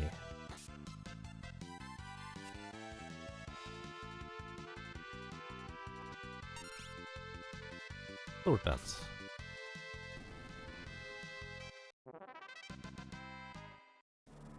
Might as well sit in the front row right now if I want to fight some enemies. And also I take a lot less damage if they back attack me, because back attack switches front and back rows. Meaning if I get back attacked, At least the attacks will hit me when I'm in the back row. I only take half the physical damage. Nice sword dances.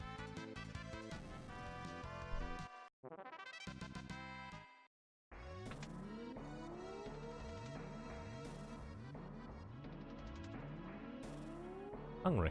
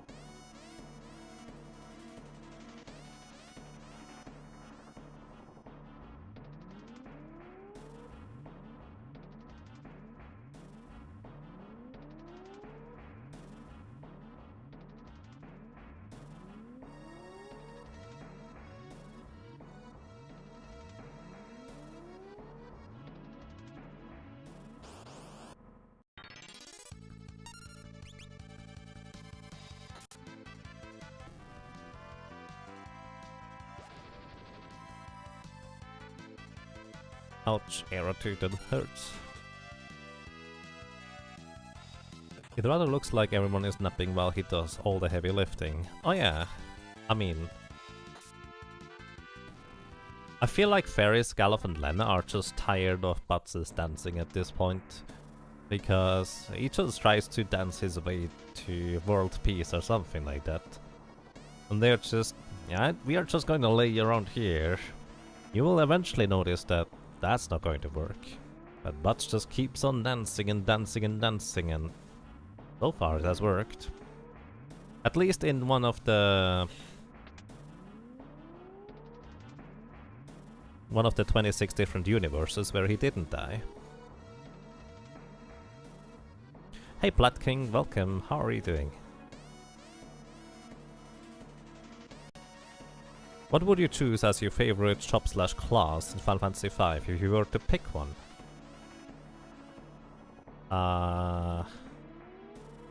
Probably Blue Mage. I just love the insane amount of versatility and unique abilities that you can get with it. It makes it really intriguing to me.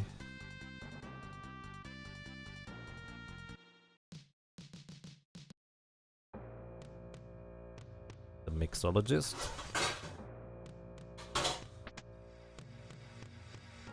You mean chemist?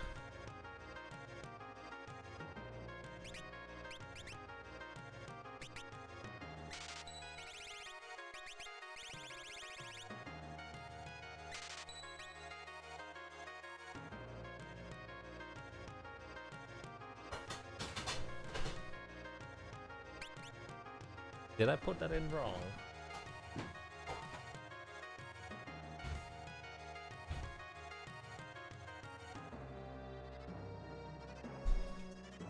You know what you said? Fair enough, Trumberdist.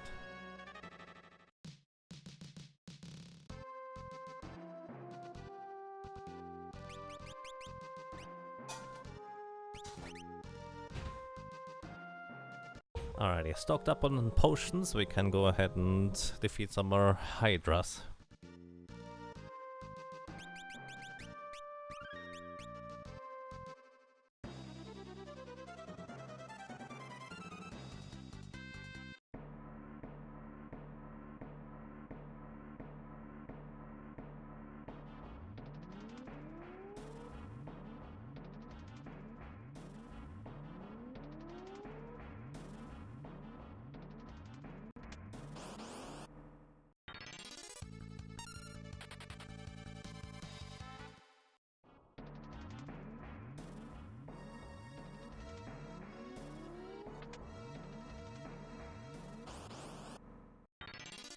Soak, scrub, rinse, dry. Come on, Yaga, it's not that hard. No, the hard part is putting dishes back into the cupboards, or whatever the name of those things is, where they belong, because apparently I'm doing that wrong.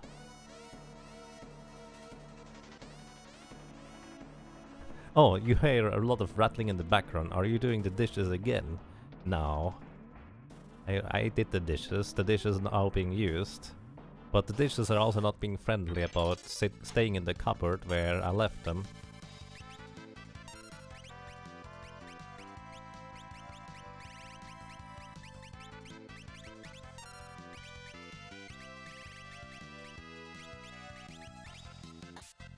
Yeah, that sounds about right.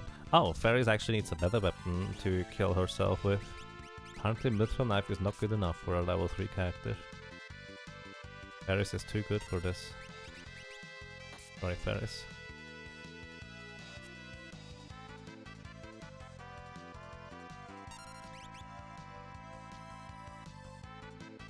I'm gonna run away. Confused, but running away. It's so curious that you can run away from encounters with having only one character under control. But that character might just be confused, paralyzed, or in the air as a dragoon. You can still run away from encounters.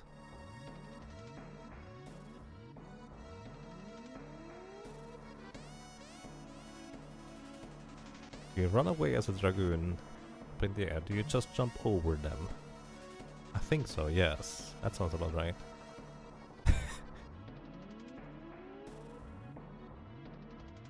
You could say that, Rumbo.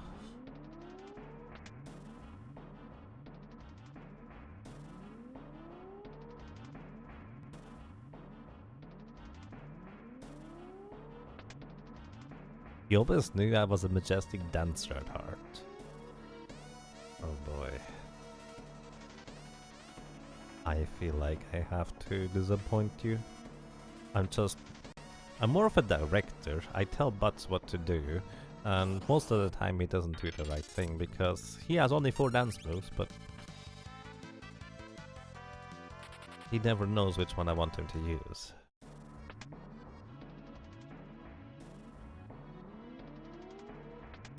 That makes me a bad director? No, he cannot follow the directions. I tell him, use the sword dance, and he just goes, jitterbug do it, tenting tango, mystery balls.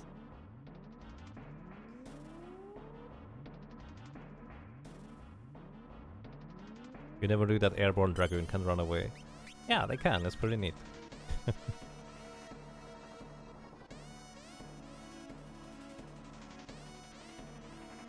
It's actually just one dance move that he gives 4 different names. Oh, so he just kind of does random stuff at times. That's how that works. For that man, that doesn't work, because he just keeps getting clobbered. Well, sometimes anyways.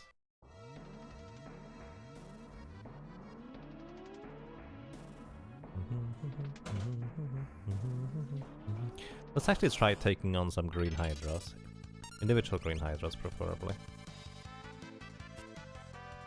Actually, a World Demon Confused is kinda good, because it can even use Heal with White Wind, and also use Arrow to kill the other enemies.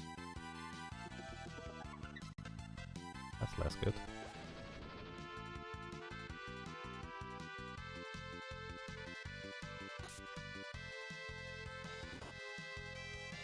Wow. Thank you for the heal, buddy. The Lamia just slapped me and that paralyzes, apparently. Don't get slapped by a Lamia, guys. Otherwise your World Demon body needs to heal you with White Wind. White Wind, by the way, is an interesting move because it heals you as much as you currently have HP. So if you have 1 HP, it heals for 1. If you have 2000 HP, it heals for 2000. It's also pretty expensive. Either way, I think I just learned that this is not a good encounter for me to be in, so I'm gonna run away.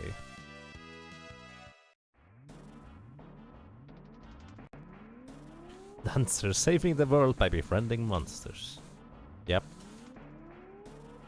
That sounds about right. I don't know what the probabilities of the individual High Eudora encounter. So, yeah. Ouch. I guess it would be nice to have a flame ring against those raw mages, because that would prevent ice damage and absorb fire damage.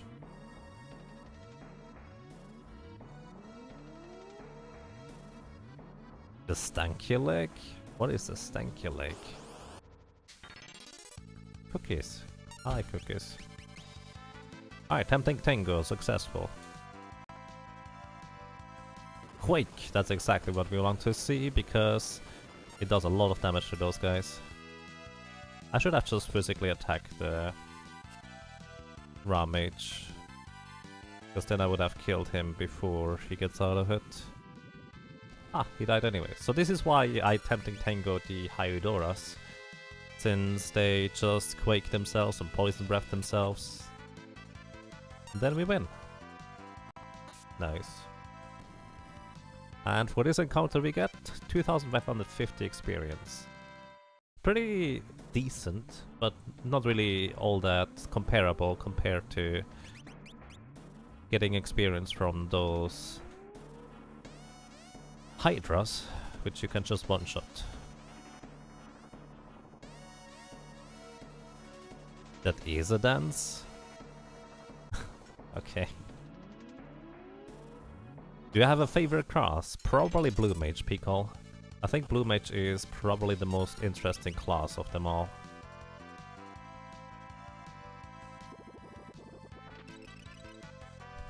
I should actually look up what kind of AI script Hyudoras have, just in case they might actually be really scary on subsequent turns. Hyudora, which by the way is kind of how Japanese people tend to pronounce, or would pronounce Hydra, I guess.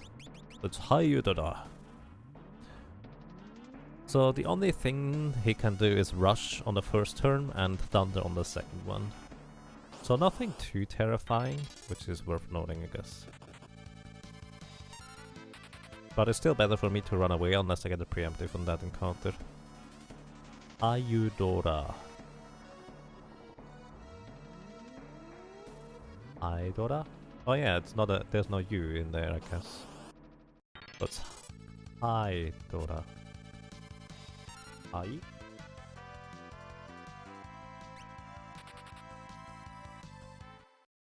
Or hide.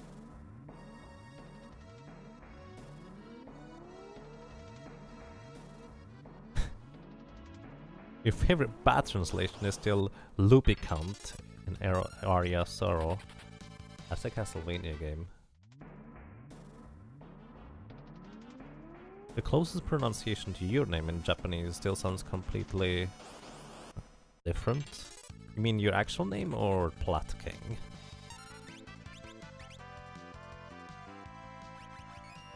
I think I'm level 30 now.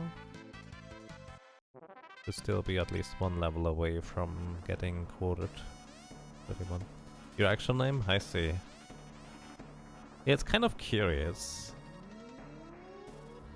In English you can't really make all the sounds that you need in order to have the phonetic spelling of all the names either, but I feel like, I don't know whether that's true or not, that's just kind of my impression. I feel like in Japanese it's even more difficult to get the spelling so somebody would know how to phonetically pronounce it the way you pronounce it.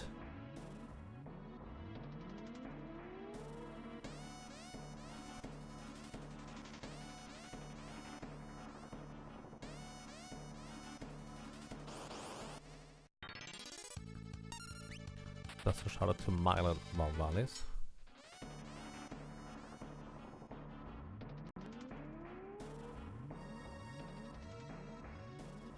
Milan and Valvalis were Scarmignon and Barbaricia. At least Scarmignon sounds somewhat like Milan, but Barbaricia? I guess Barbaris. Okay, never mind, I get that one too. I actually kind of like the name Valvalis. Sounds pretty neat to me.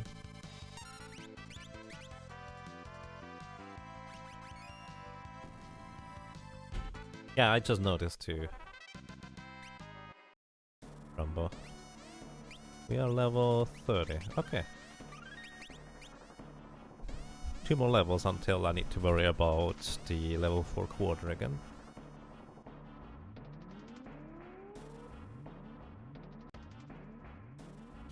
The names were taken from Dante's Inferno, some of the demons that tortured people in the 7th hell.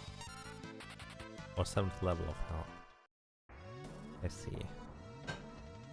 Barbarisha becomes Barbarisha.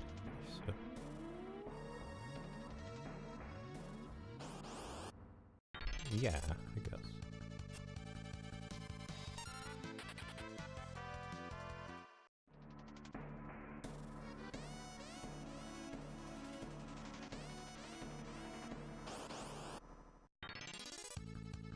Just call it Milan. I mean, I appreciate that. Yeah, Milan probably makes it simpler.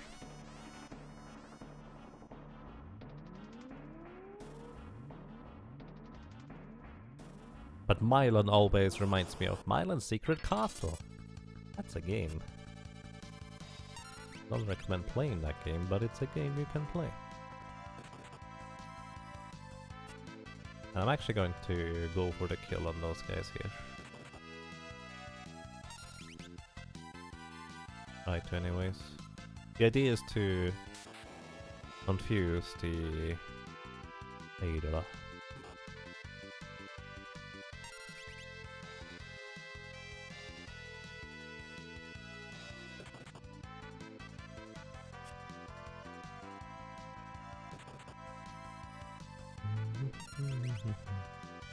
There we go.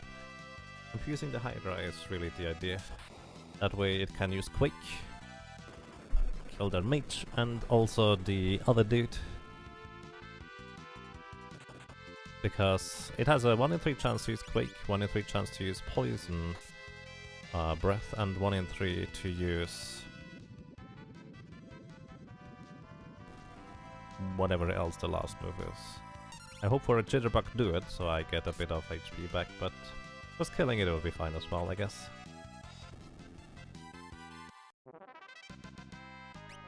And we get a Dragon Fang.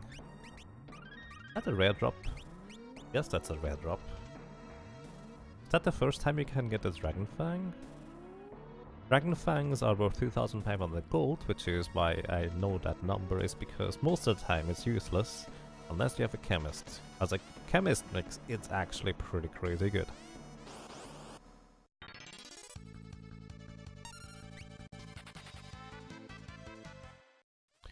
Rubicante wasn't the baddest, he was considered mad and even the other demons didn't want to associate with him. So the toughest elemental was actually the craziest, and the one that controlled them was the baddest demon on the block. I feel like it. I see. Fair enough.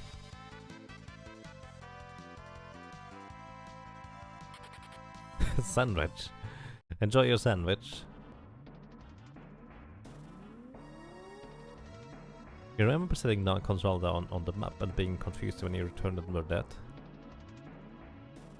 Oh, which game? Last King?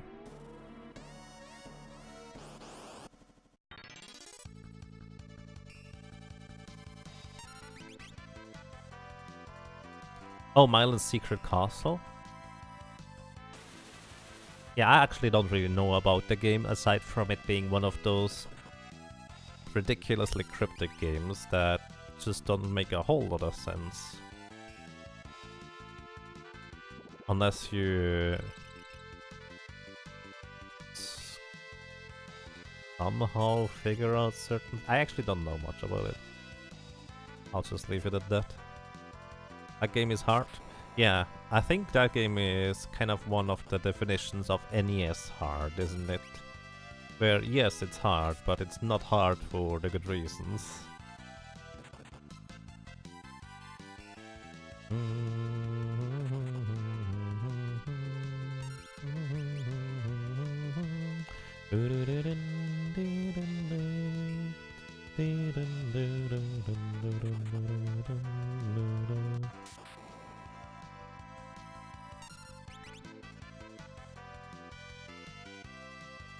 If you idle too long on the outside of the castle, it would start shooting lightning at you. Now that's just rude. Aw, why not Quick?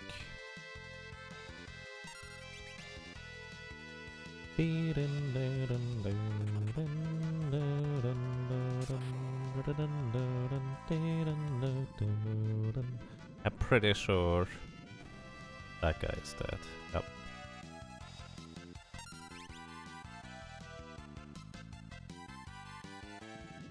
Poison Breath has also a really high variability on how much damage it can deal. The Ronka Knight actually survived the longest. I'm impressed. And good night.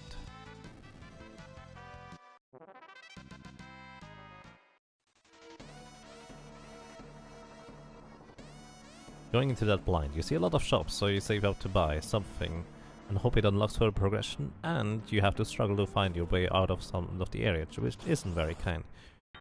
He did not know about the castle killing you. Oh, I see.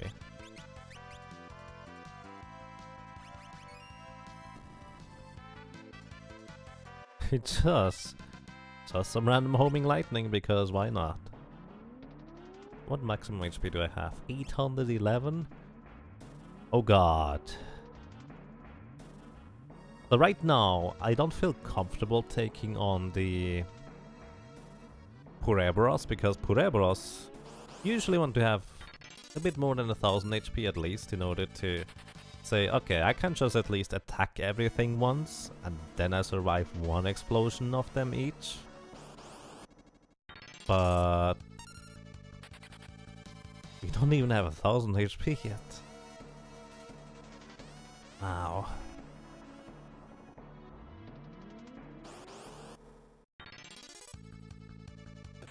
Wrong enemies. I think it's more efficient if I just run away from those guys too. Like, I can kill them and defeat them, but I don't feel like I need to. Just stick to the Hydras. Hydras.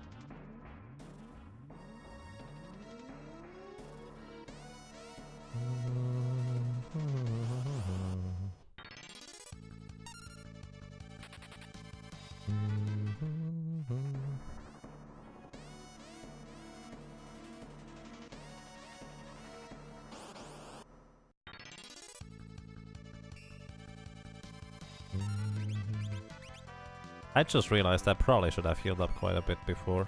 Whoopsie! That could have ended really poorly. I was just starting to think about Purebros, where I feel like I want to deal like... Do they have any defense actually? Where I will like to deal about enough damage with one swing that I would survive an explosion. Purebo. There we go. Purebros, 0 defense. Okay. So all I need to do is I need to deal enough damage to the Purebros in one swing to have them below how much HP I have. Hey Wicked Gamer dude, welcome. How are you doing? And welcome to you as well, Anonicus. Dancer on his own stuff. It is kinda tricky to say the least. But really, it's also simultaneously, because you know it is incredibly RNG reliant, like, you're just hoping for things to work out in a lot of cases. And you know that before you essentially go into this kind of challenge. Might as well just kind of say, hey, let's just see how that works out, and maybe it doesn't, maybe it does, who knows. You're well? That sounds nice. Glad to hear that. I'm doing fine too, thank you.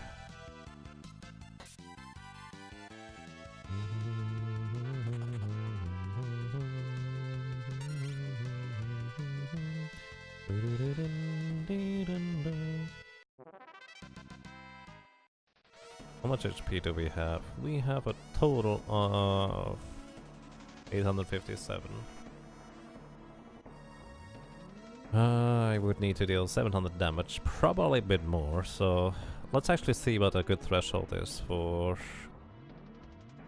damage output.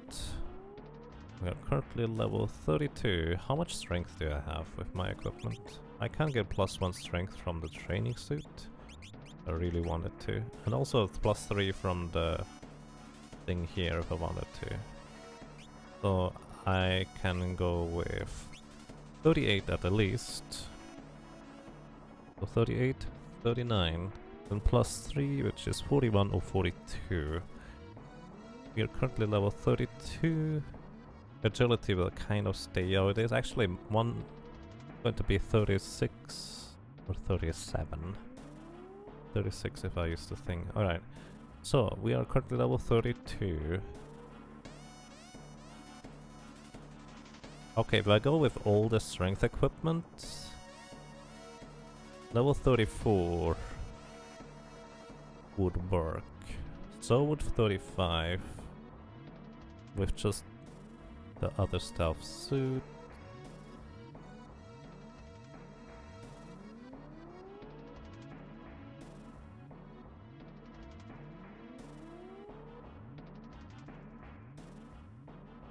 Okay, 35 seems like a... Actually, I kind of want to keep the elf cape, honestly. Because the physical attacks are going to mount up rather quickly, so let's go with 38 strength instead. Even though that will kind of hurt in the long run. So level 34 or 35 is what I'm looking for. So let's go for level 35. This is the Super Famicom version with a fan translation. Anonicus. Nice, that's exactly what I want. Getting a tempting tango on the Hyudra right off the bat is perfect.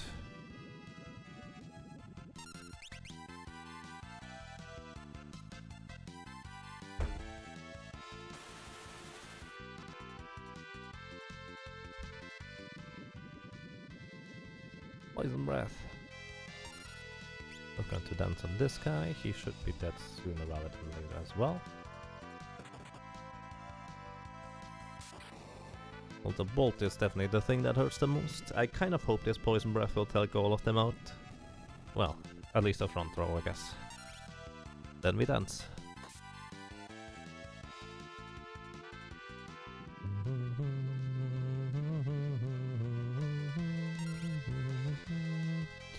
One, two, three, 4, 5, 6. 6 head on this Hydra. Am I missing one? Traditionally it's usually depicted with 7, but 6 seems to be the number of heads on this thing. Since I'm not going for 36, I might as well just stay down here and use the potions to heal up from the other thing. How many is it for one more level? Alright. I would only be 3 Hydras, or 2 Hydras plus some change.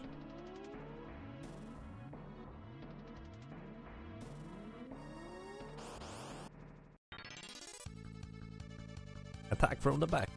Oh no. That's actually a nice dodge, because this thing does a lot of damage physically.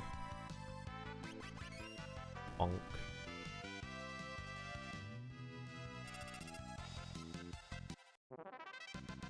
Which I guess the damage would be also quartered in a sense, for the purposes of having to heal up for that matter.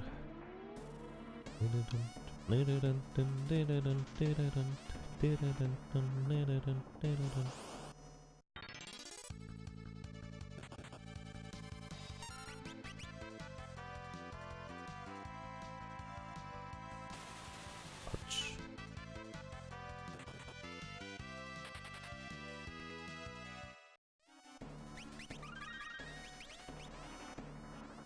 I think 600 is a comfortable amount of HP to get into any battle.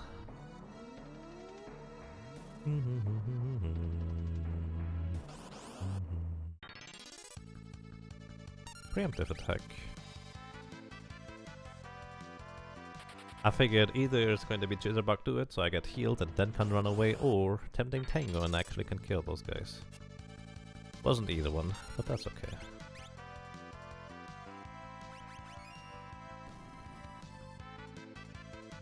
Right. 1 times quarter still. Then I will level up.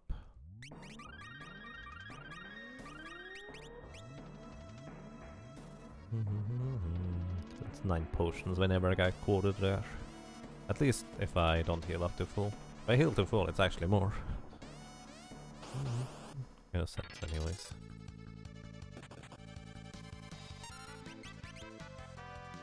Wrong one!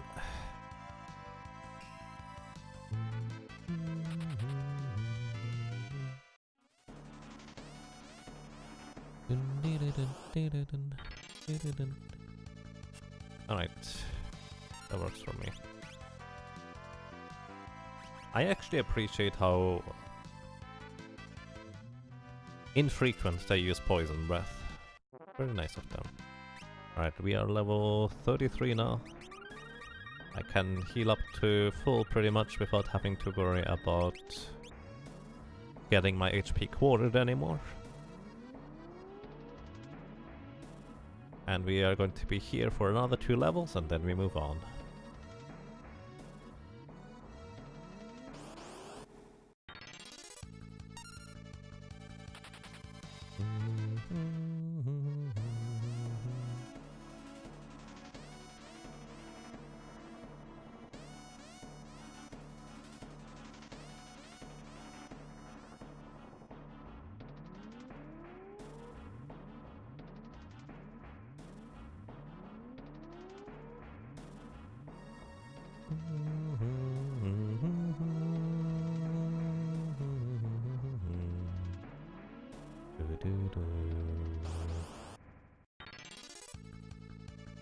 Hello. Hello, poison breath, my friend.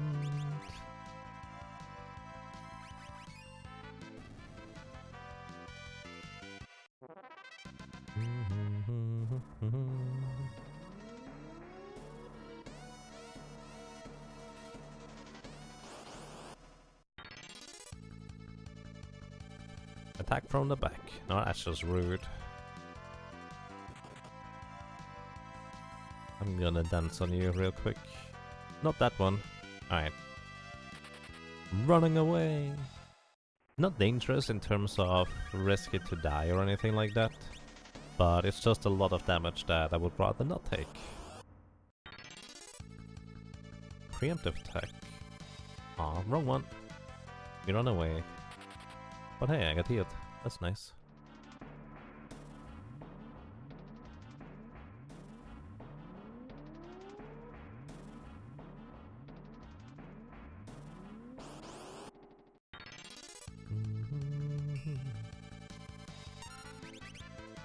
Nice, alright, yeah. I stay here in this case. Unless I first turn confuse the Hydra, we don't stay. Pretty much how it goes. Nice Quake.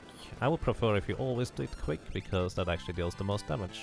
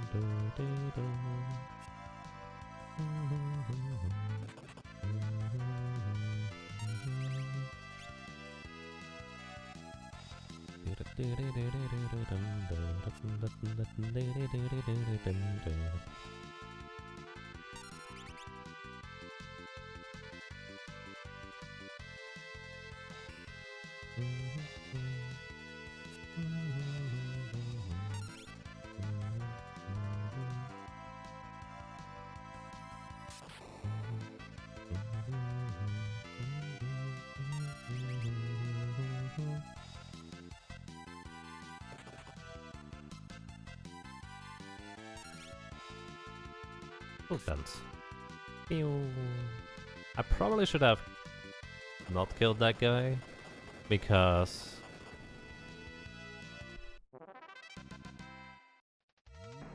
the Hydra is more likely to kill both of them if it has another target for the physical attacks to potentially not hit itself out of confusion again.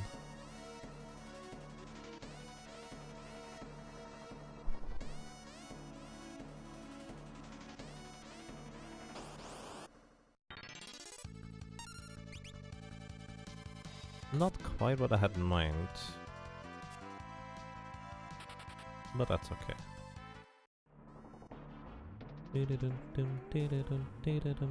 Let's see where the straw poll is at. Once again, if you would like to vote for the next top class we run through the game with, feel free to do so. Currently, Blue Mage is in the lead, with Geomancer right on its heels alongside Summoner. Chem is not far behind.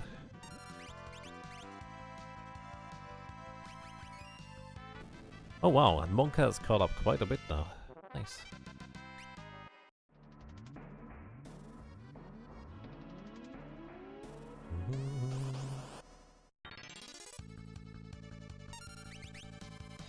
Oh, that's unfortunately not what I want to see, so we are out of here for now.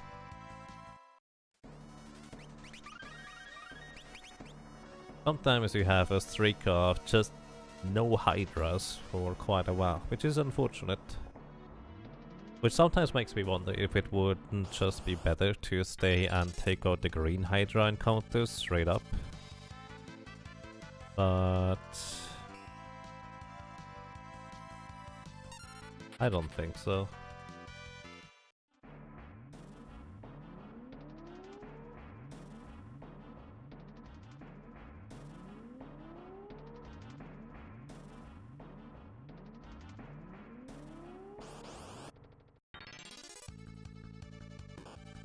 Maybe it is.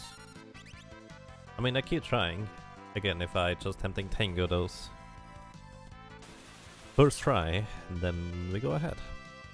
Hoopa Puff Puff, thank you. Thank you so much for subscribing, and welcome to you. And well, I'm glad you enjoyed your stay. Thank you so much.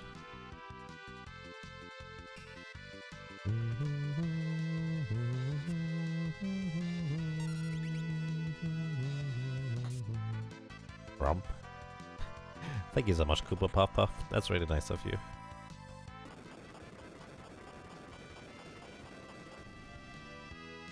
Jitterbug, please? Aw, wrong one.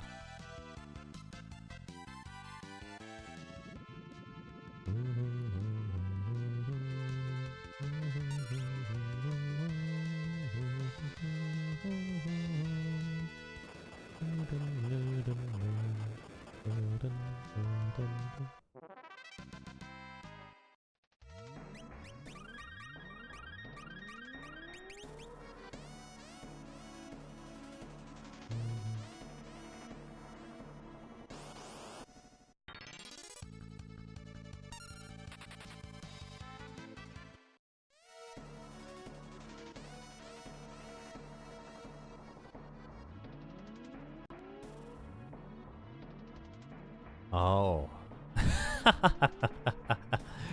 I just realized something. So, I do have certain trigger words now in my bot where sometimes I think it's just cute if the rabbit would react to the word, let's say, cookie. And it just kind of looks for, hey, is there a cookie? Somebody said cookie. I heard cookies. Cookies are tasty. Where's my cookie? And something like that. So I just figured maybe they would be nice. And if somebody wrote Yaga H for the grimer, I figured let's just join in with 2 grimers. And I kind of didn't realize it until just now, but Yaga Happy also basically starts with Yaga H.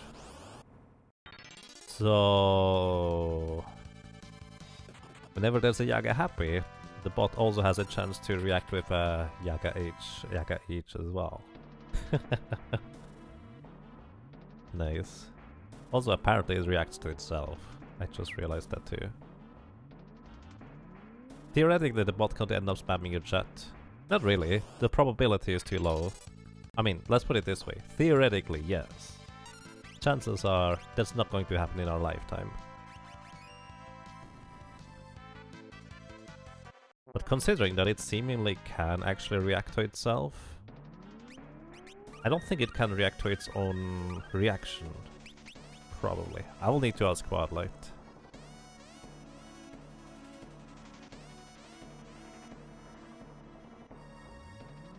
Actually, I wonder what happens when we get the secret going. Because there's going to be a lot of Yaga Rump, which is also Yaga H. Actually, it might have reacted to Koopa Puff Puff's Yaga Rump instead, because that's also Yaga H, I just realized. So that's a possibility too.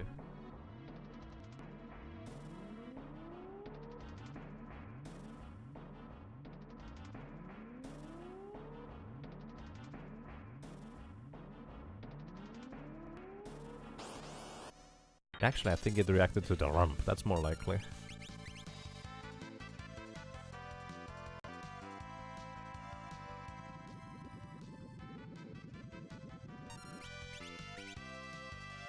I guess it can't spam the thing, probably.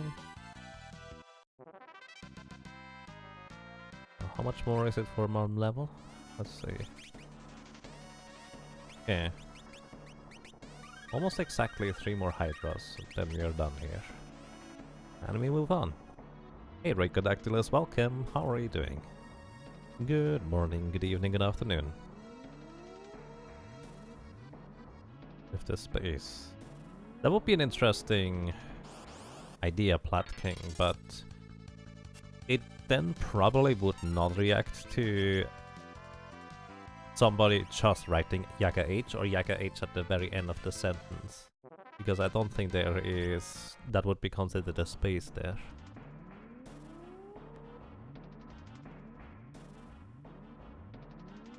And there's 4 emotes that start with Yaga H, that's true. That's true, I didn't think about that. Wow. Alright. I'll need to stew on that a bit, on how I want to handle this.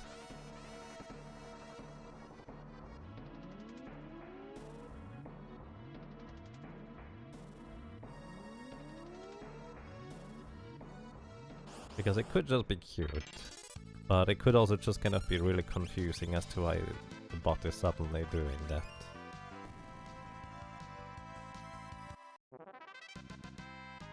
You select the emote from the menu, it automatically inserts a space after. Right, but there's also plenty of people who just type it in instead. Alright, we have almost 1000 HP. Which... well, let's see how this is going to work out. I almost never select emotes from the menu.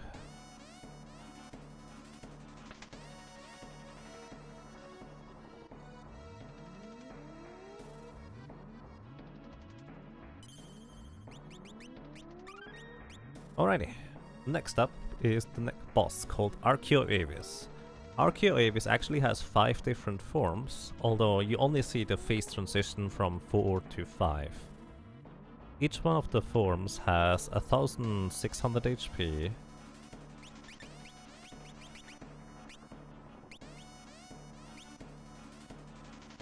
And you cannot carry over damage from one form damage to another one. So if you deal 20,000 damage, it will just kind of be the next form. Well, actually 9,999 is the max damage in one swing anyways, but you get the idea. Probably. Rude. Either way, each form has a special attack and a quarter attack. Quarter attack is based on its element. Essentially, one of the unique things about it is Initially it has really high physical defense, so Jitterbug Duet might actually do pretty well versus versus the other stuff that doesn't do well. Either way, each form has unique special attacks. Slip would just inflict slip status, which is bad. It can paralyze, it can poison, it can confuse. Both against paralyzation and confusion I don't really have any defense against. So I just hope to push it past those dangerous phases as quick as possible. Unfortunately, Breathwing is 25% of my maximum health and damage, so that's just a ton of damage that I don't really have much that I can do about. So one more Breathwing would kill me pretty much, so I will start using here one of the high potions that I've gained.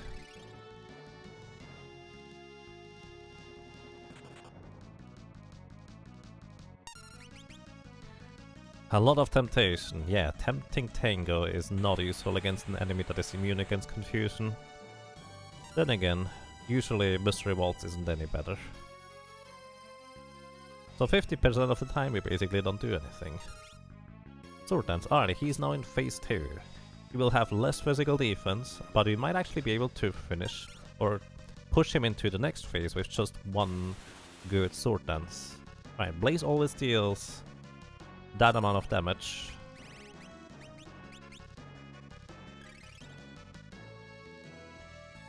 In an attack, 240-ish, and then also inflicts HP slip status.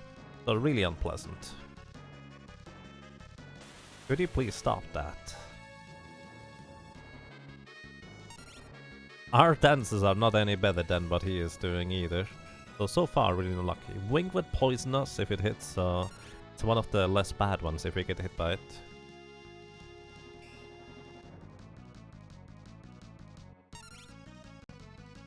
Come on. Does the sap effect stack? No, it does not, thankfully. But it's really strong, especially while you are in the menu. It goes faster. I don't know the mechanics of it, but it goes faster. So actually I should have just done a physical attack in order to push him into the next phase right there. Because one more physical will do that. Now he is in the third phase. More magic defense, less physical defense again. And his... I think he can now use Confusion attack, which is really bad. Confusion or Paralyze, so neither of those which we would like to see. I'm going to use another high potion here. I should not have used the elixir, by the way. I feel like that was a bad idea.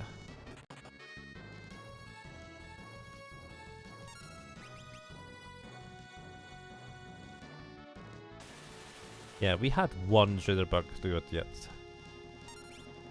I'm just going to dance at this point. If it kills me, whatever. But that was a really unlucky fight. And that's just kind of how it can swing the other way with a dancer too.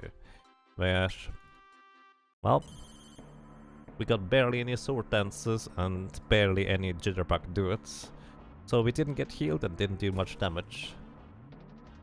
So let's see how this is going to go now.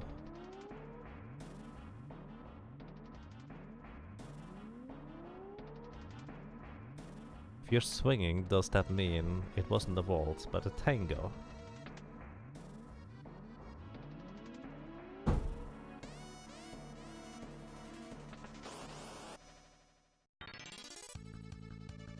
Wow. I did not realize there were hydras over here.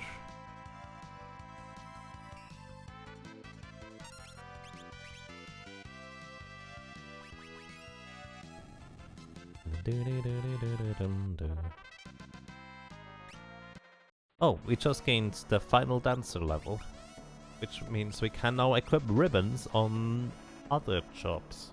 Which, by the way, equip ribbons is not just ribbons, but it's also any dancer exclusive equipment, such as the rainbow suit or the man-eater knife. I am in the back row and that's not good. I needed to go in the front row. 300 damage so far. Ouch. Well, not the worst. Better than Blaze in the next phase anyways. Alrighty. He has 250 HP left in this phase, so one Jitterbug would do the trick. Nice. Okay. We get healed and he pushes to the next phase. Alright, 238 in this phase right now. Seems to be one of the less bad phases overall. And he has about 180 HP left. I don't remember how much a physical attack did, but I think it was enough. No. No, it wasn't. Now it is going to be enough to push him into the next phase. Not pleasant, but we'll work it out.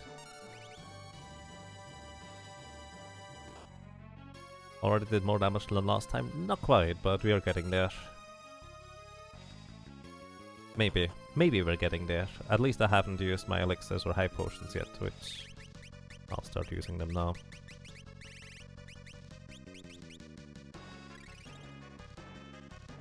But yeah, it's gone a lot better already, which is a big plus.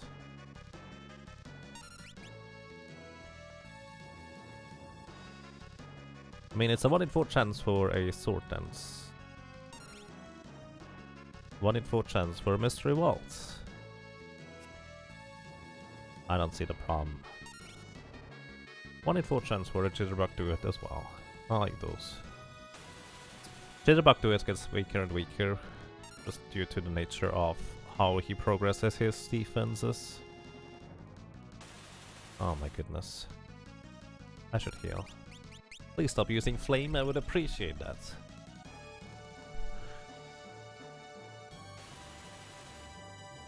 He does not listen to my pleas.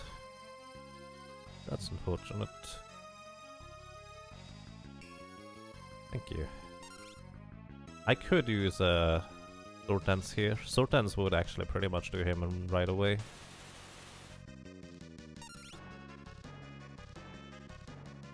At this point I would have killed him, or pushed him into the next phase with just regular attacks too. But that's kind of the nature of the dancer. Your dances can go really well, or, well, not so well. Okay.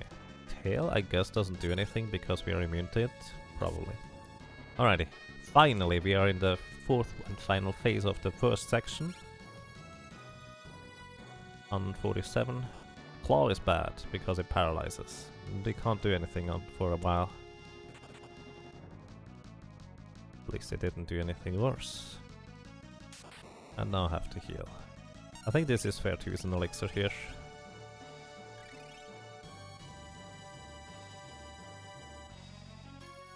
In the last phase he can use all of his elemental attacks, as well as... This is the last phase now. As well as using all of his status moves. So most of the status moves are not really that big of a deal to us. And just 2 sword dances should do the trick, because he has 0 physical defense at this point. Ooh, Fang would be bad, I think. I think that's a confusion.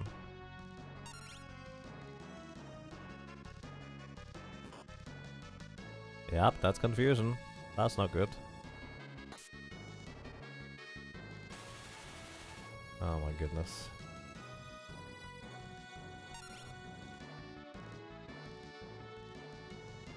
Entangle also would be really bad, because that's a straight up paralyzation.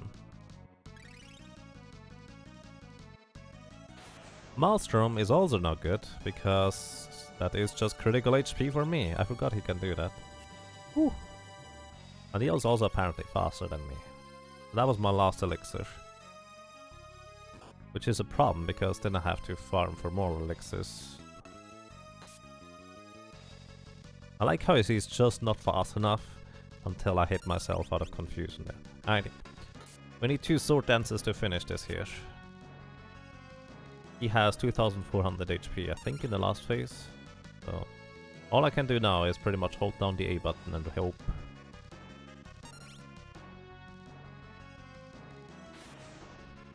I'm just gonna attack.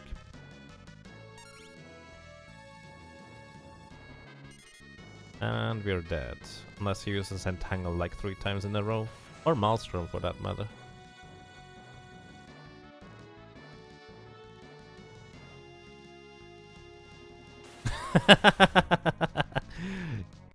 Giving us hope. Then smashing it.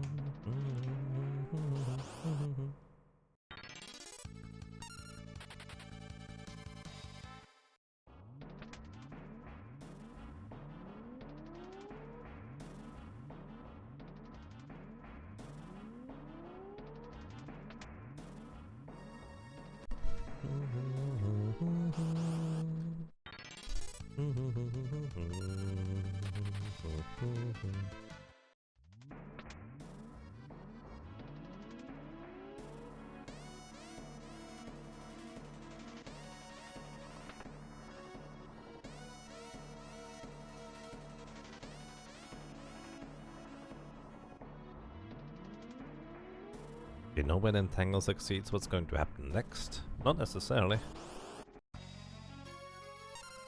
I'm in the back row again. Is Chicken Knife viable in a single character playthrough?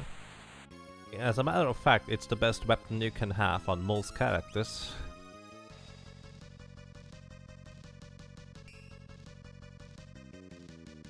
There's very few weapons that do comparable damage to a Chicken Knife.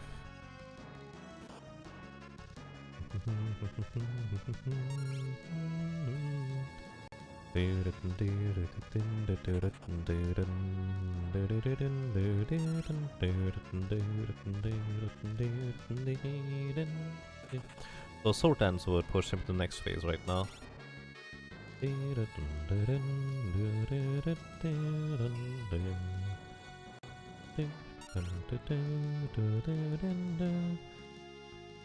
Oh, Chicken Knife is only available in World 3. You don't get that until way late into the game. We are currently in World 1. Then we have to traverse the entirety of World 2, and then eventually we get to World 3.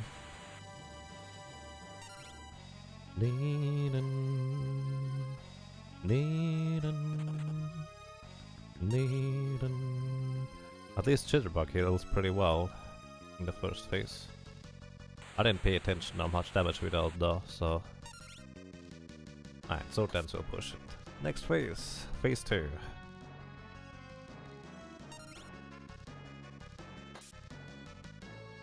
I'm strongly considering just attacking twice. Nah, let's just go for the Sword Dance. Nice, alrighty. Phase 3. That's nice, good start.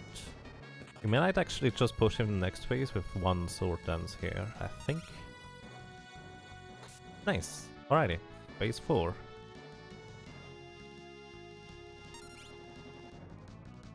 Under 68 damage.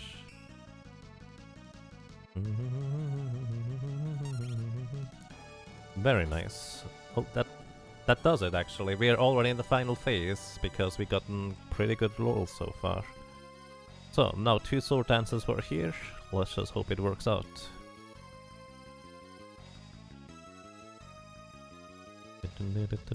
Don't worry, Kia. If you have questions and things seem strange to you, feel free to ask. That's bad.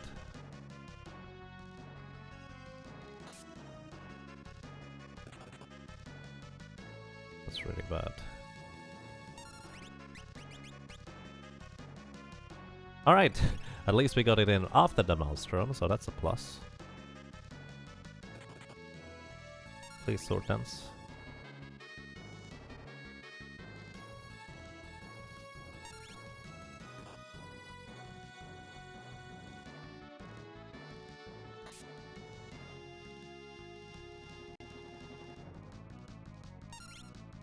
Alright, 1 sword dance. We need 1 more for this. You Blaze and then Maelstrom follow-up would kind of be the literal death of us, so I would prefer if you didn't do that. Please?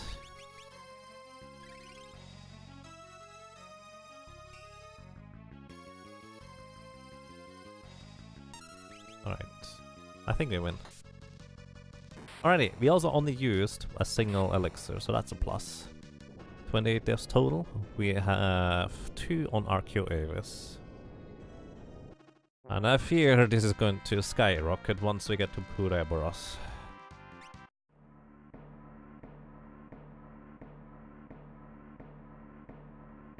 Frames? Am I dropping frames? Oh, wow. I was dropping a ton of frames right there. I hope you still got to see the kill though. I have 2553 frames dropped. Hey, me Speedy. Thank you for the good luck and welcome to you. How are you doing? Sadly, World 2 is a lot tougher than World 1 for the dancer. Yeah, well, that's true. At least there's a pretty good place to grind for a while. Is it true? I guess it kind of is.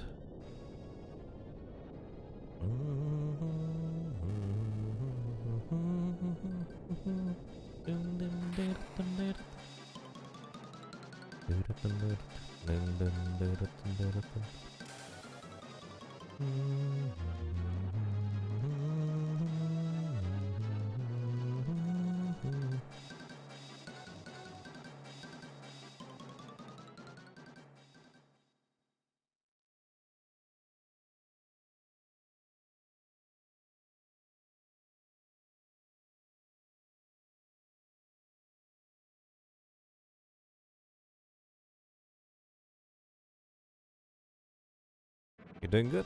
That sounds nice. I see. Have a pleasant day at work. Thank you for dropping by, Miss Speedy. I'm doing quite fine, thank you.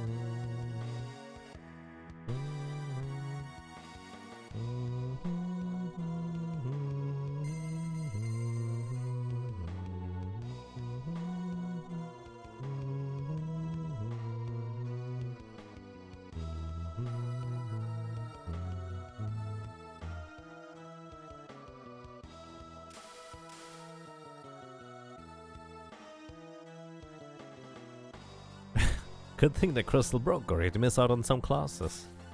Right.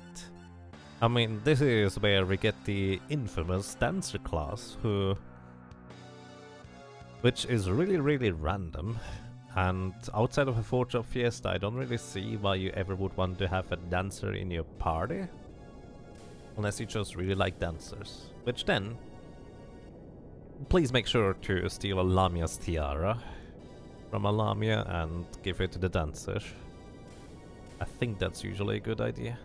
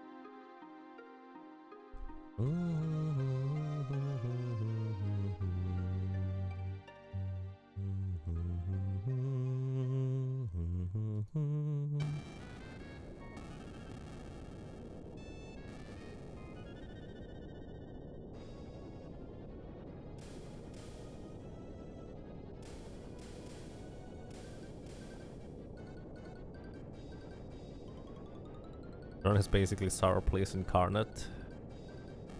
Something like that.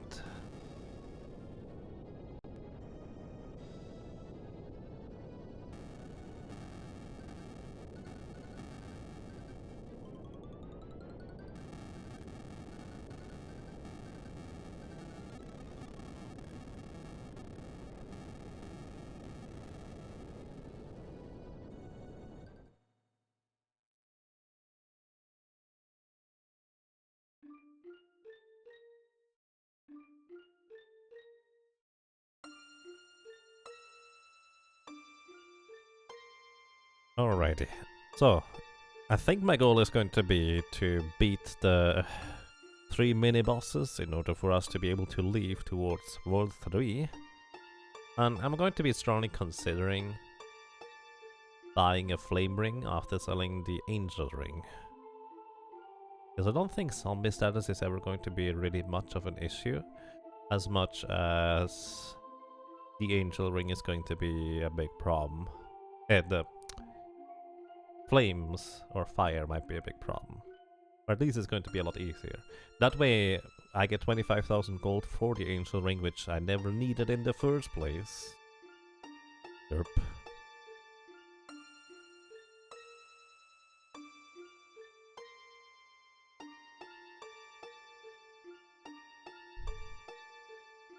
Well, I guess then we'll see.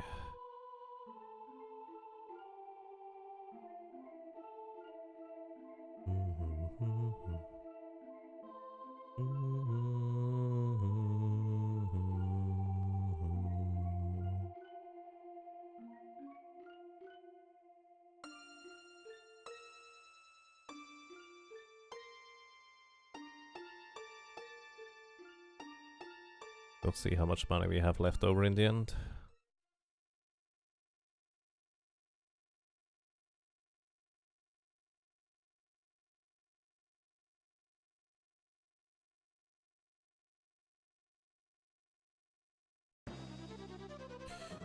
So, first of all,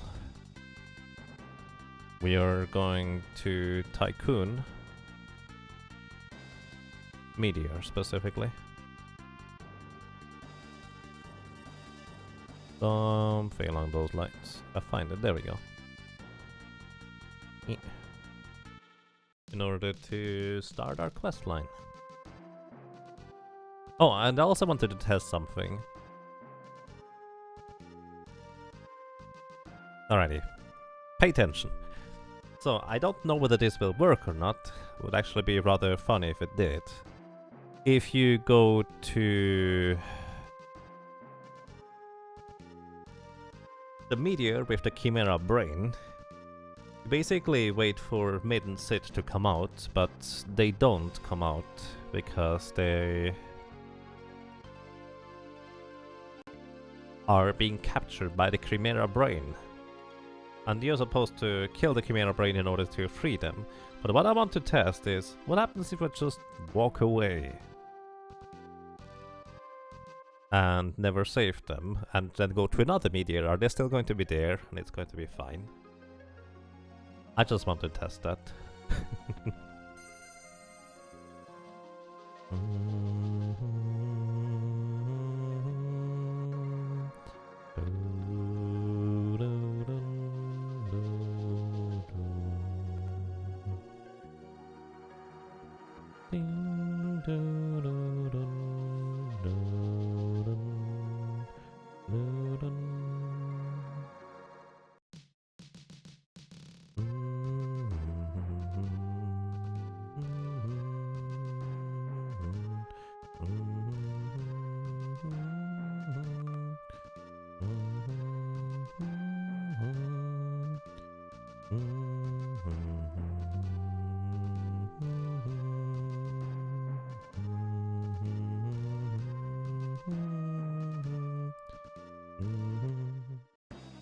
Alright, so here we are.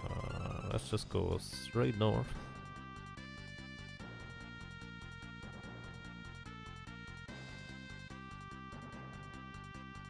And we visit this meteor here first. Of course, I kind of need to Make sure my allies don't accidentally help me. Guess that would be unfortunate. Attacked from the back. I mean, as long as they target the correct enemies or characters, I'm okay with this. We have 12,000 gold. So yeah, we actually would be almost there for a flame ring. I do think I'm going to go ahead and grind for a flame ring. Let's see real quick. I don't want to go higher level than 35, however. So I will kill the bosses first and then get the flame ring. Or I'm going to sell stuff first, I guess. So, I'm just gonna walk away. You can walk away here. And it's fine. They're just being munched by Chimera Brain. They'll somehow get out of it. It's fine. Let's investigate this meteor first, however.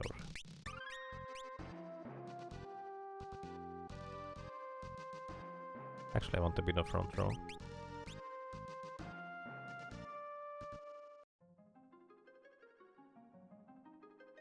They are not here.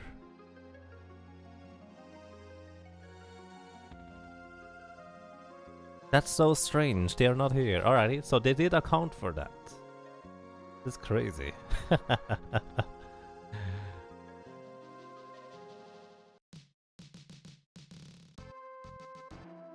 Alright, I respect that. I respect that.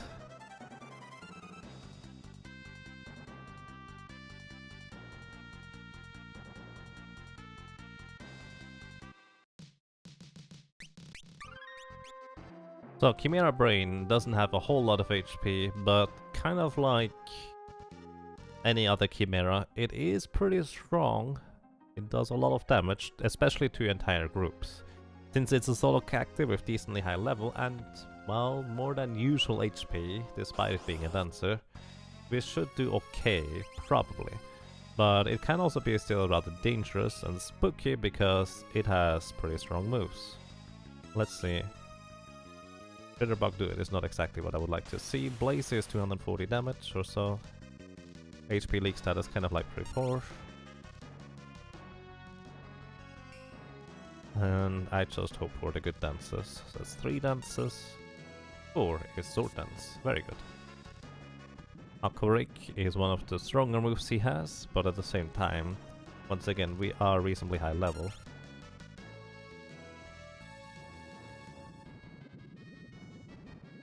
And right now I'm also considering if I need elixirs, where do I get them from? Because I feel like I will need more elixirs. Alrighty. 2 sword dances were enough to do that guy in. I may have used too many elixirs on my way here, and there's not really a good alternative either. I guess the ship graveyard would kind of be my best option for farming elixirs, if I need some.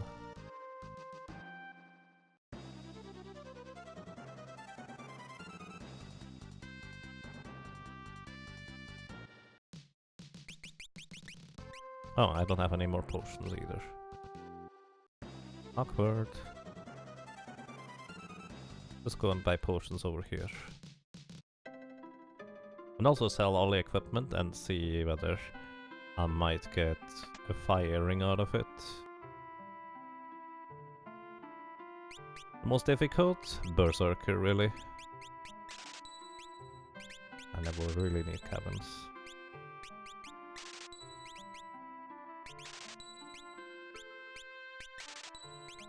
Berserker, almost certainly without a doubt, is going to be the most difficult class of them all to complete.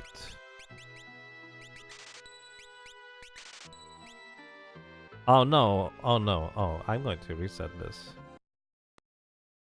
I hope I saved after defeating the Chimera Brain, otherwise it's going to be awkward. I didn't, did I? I do not want to sell my power ring, I kind of want that. Berserker would be boring to watch. Yeah, man, kind of as boring as any other character that I grind a lot for. I was actually considering a bit of an odd approach to Berserker because it is going to be a tremendous amount of just grinding. I could do something out of the ordinary that would take a long time as well, but that would still allow me to do some inputs in this game here. And all that's mainly thinking about would be mainly learning Japanese while doing that.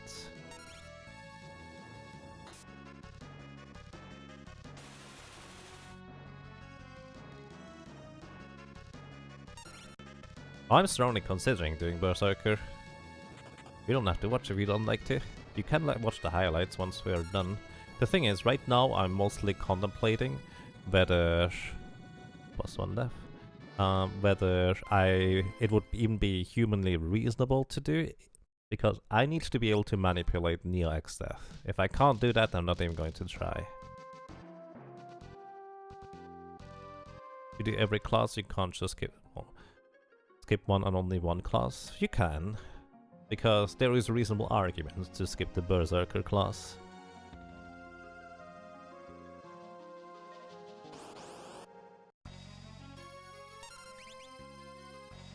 Sword dance, good.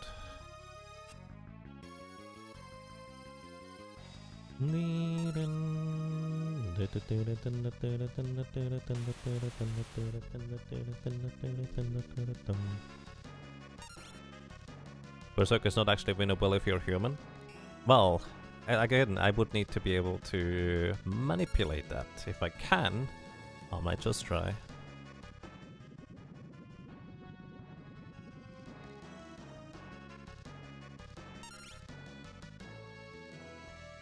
And yes, I already beat Chimera Brain, but I just now accidentally sold the power ring.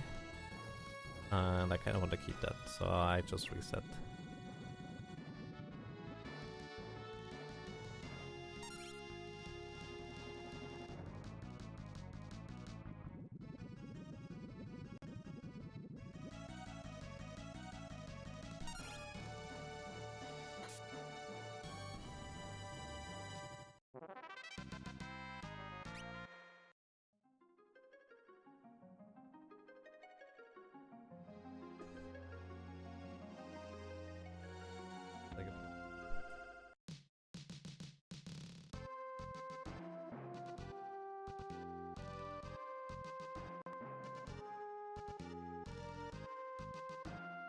Either way, there will be other classes where there will be a lot more grinding involved than what I've already done.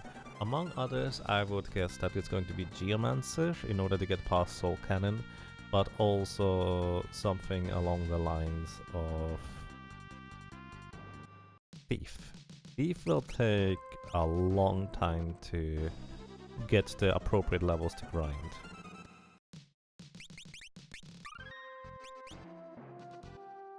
And also the appropriate amount of elixirs.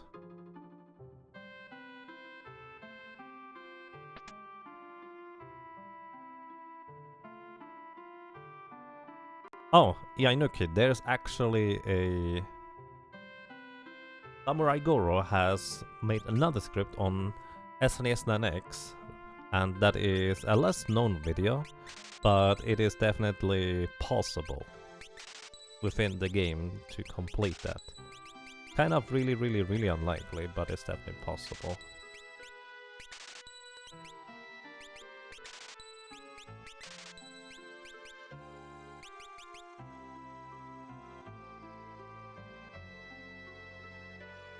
Play Zerk up until net and stop there.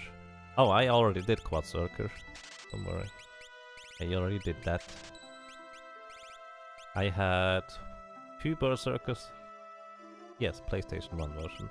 I had 2 Berserkers on like level 82 and 2 Berserkers on 42. Which that worked out pretty well. I will not like the 3rd try once I had everything set up. Don't need the cabins anymore. Anything else I could sell? I guess I could sell some Phoenix Stones. But then again, I need a bit more money for the potions.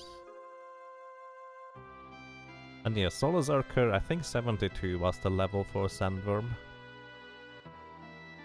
But you need like 94 anyways for Soul Cannon. So you might as well grind up to 94. And yes, Solar Berserker is not a friendly grind. Unless you just really enjoy grinding, I guess.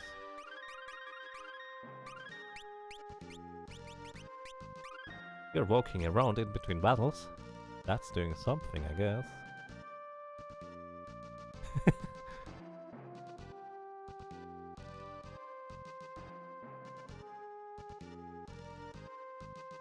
Zerg is a lot easier on Steam/mobile because Zergs always attack the first target instead of spreading the love.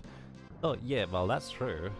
I wish you good luck on defeating Neo XF on those versions, because I don't see a way to defeat Neo XF with a Solar Berserker without using the Thornlet Magic Underflow, which only works on the Super Nintendo version.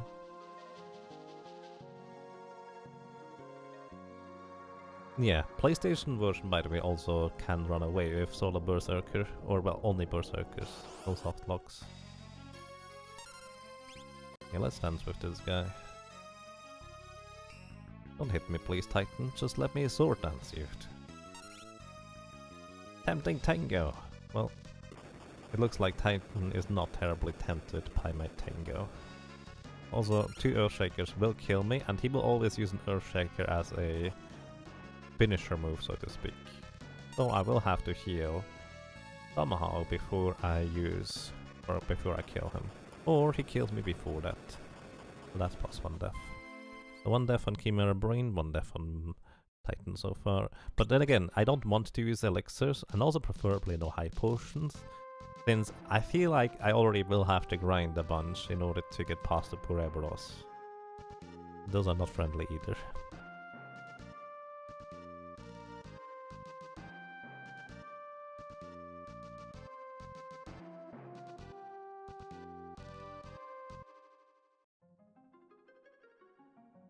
I have a kitty sneaking around here.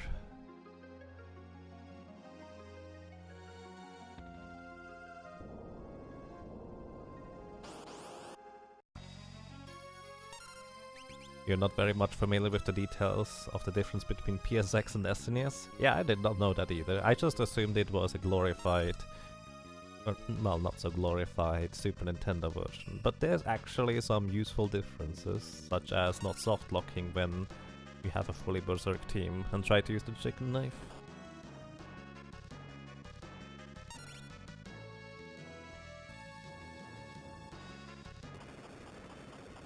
Berserker. I hope we're a jitterbug duet here.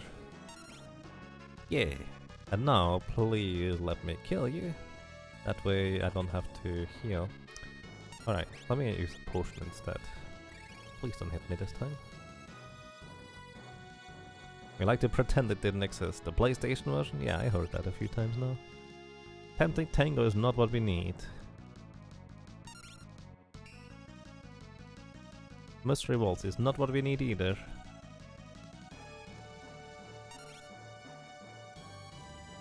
My favorite name in the PlayStation version is still the Big Butterfly. That is so good. The Big Butterfly is... You know how a zoo looks? There's a version of that enemy, or that enemy model, that is on the water in World 3. And that's the Big Butterfly. It's amazing. Yes, Wyvern and Carl Boss and Cool Dust apparently. I don't remember Cool Dust. Well, let's see whether we die to the Earthshaker here. Ah, we survived it. I used 1 high potion, so that wasn't the greatest. I get 1 back, but I could have had 1 more. Cool Dust is Crew Dust, right. Figured as much. Why does Mystery Waltz exist? You can't change Charles Midfight, so stealing MP seems rather pointless. Well, Kyo, that's kind of how Final Fantasy 5 works. What I could do is I could play a black mage and give the black mage the dance ability. And then it would be somewhat useful. Vice versa, I could give the dancer the black magic. So mystery waltz would also be somewhat useful there. There is reasons why it does exist. Or you couldn't give a dancer a rune X, that's actually pretty good. Yes, that works. Hey Zoltana, welcome, how are you doing?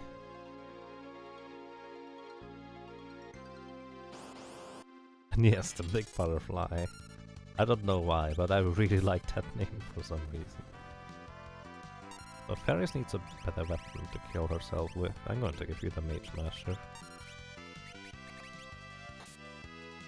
Nice. Yeah, I like butterflies because I'm a moth, apparently. I can get behind that reasoning. I'm in front of it too.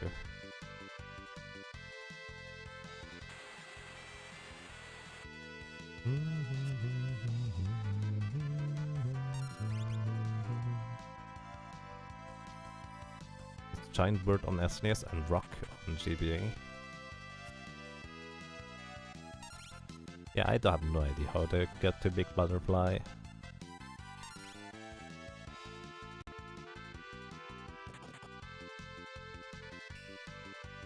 The main reason why I'm finishing this fight rather than just running away after killing off my allies is because the zoo could give me an elixir.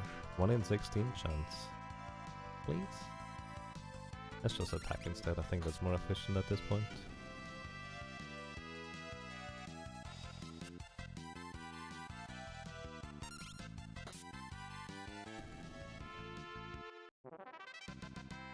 Ah, turtle shell.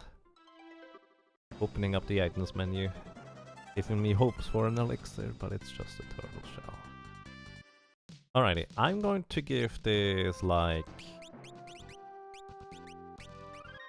4 tries, and if it looks like I just need more healing, then I will go ahead and probably end the stream for today and completely go back to the ship graveyard to grind for a few elixirs before we do anything else.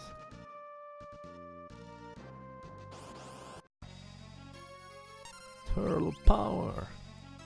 Unfortunately you cannot confuse Ouroboros, which I thought you could originally, but nope.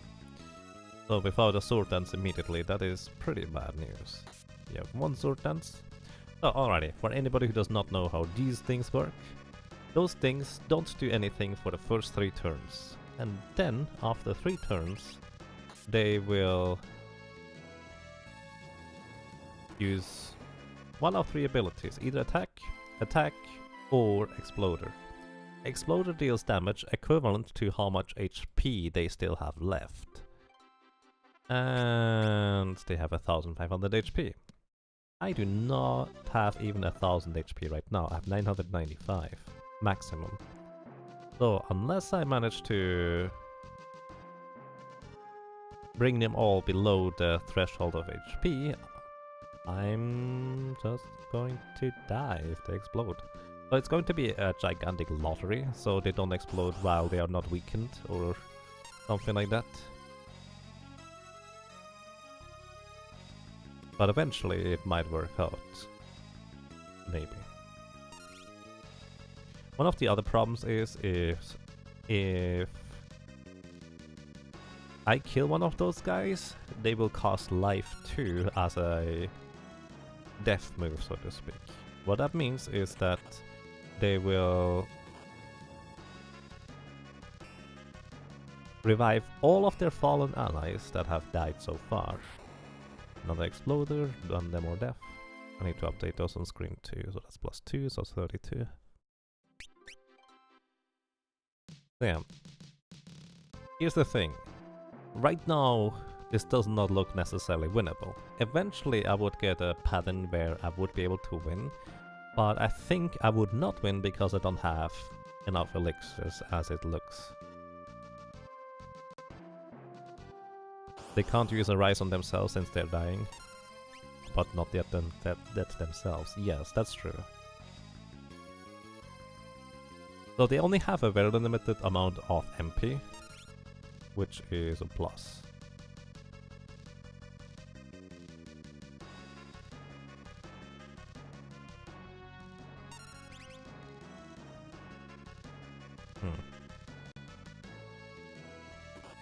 Pretty cool.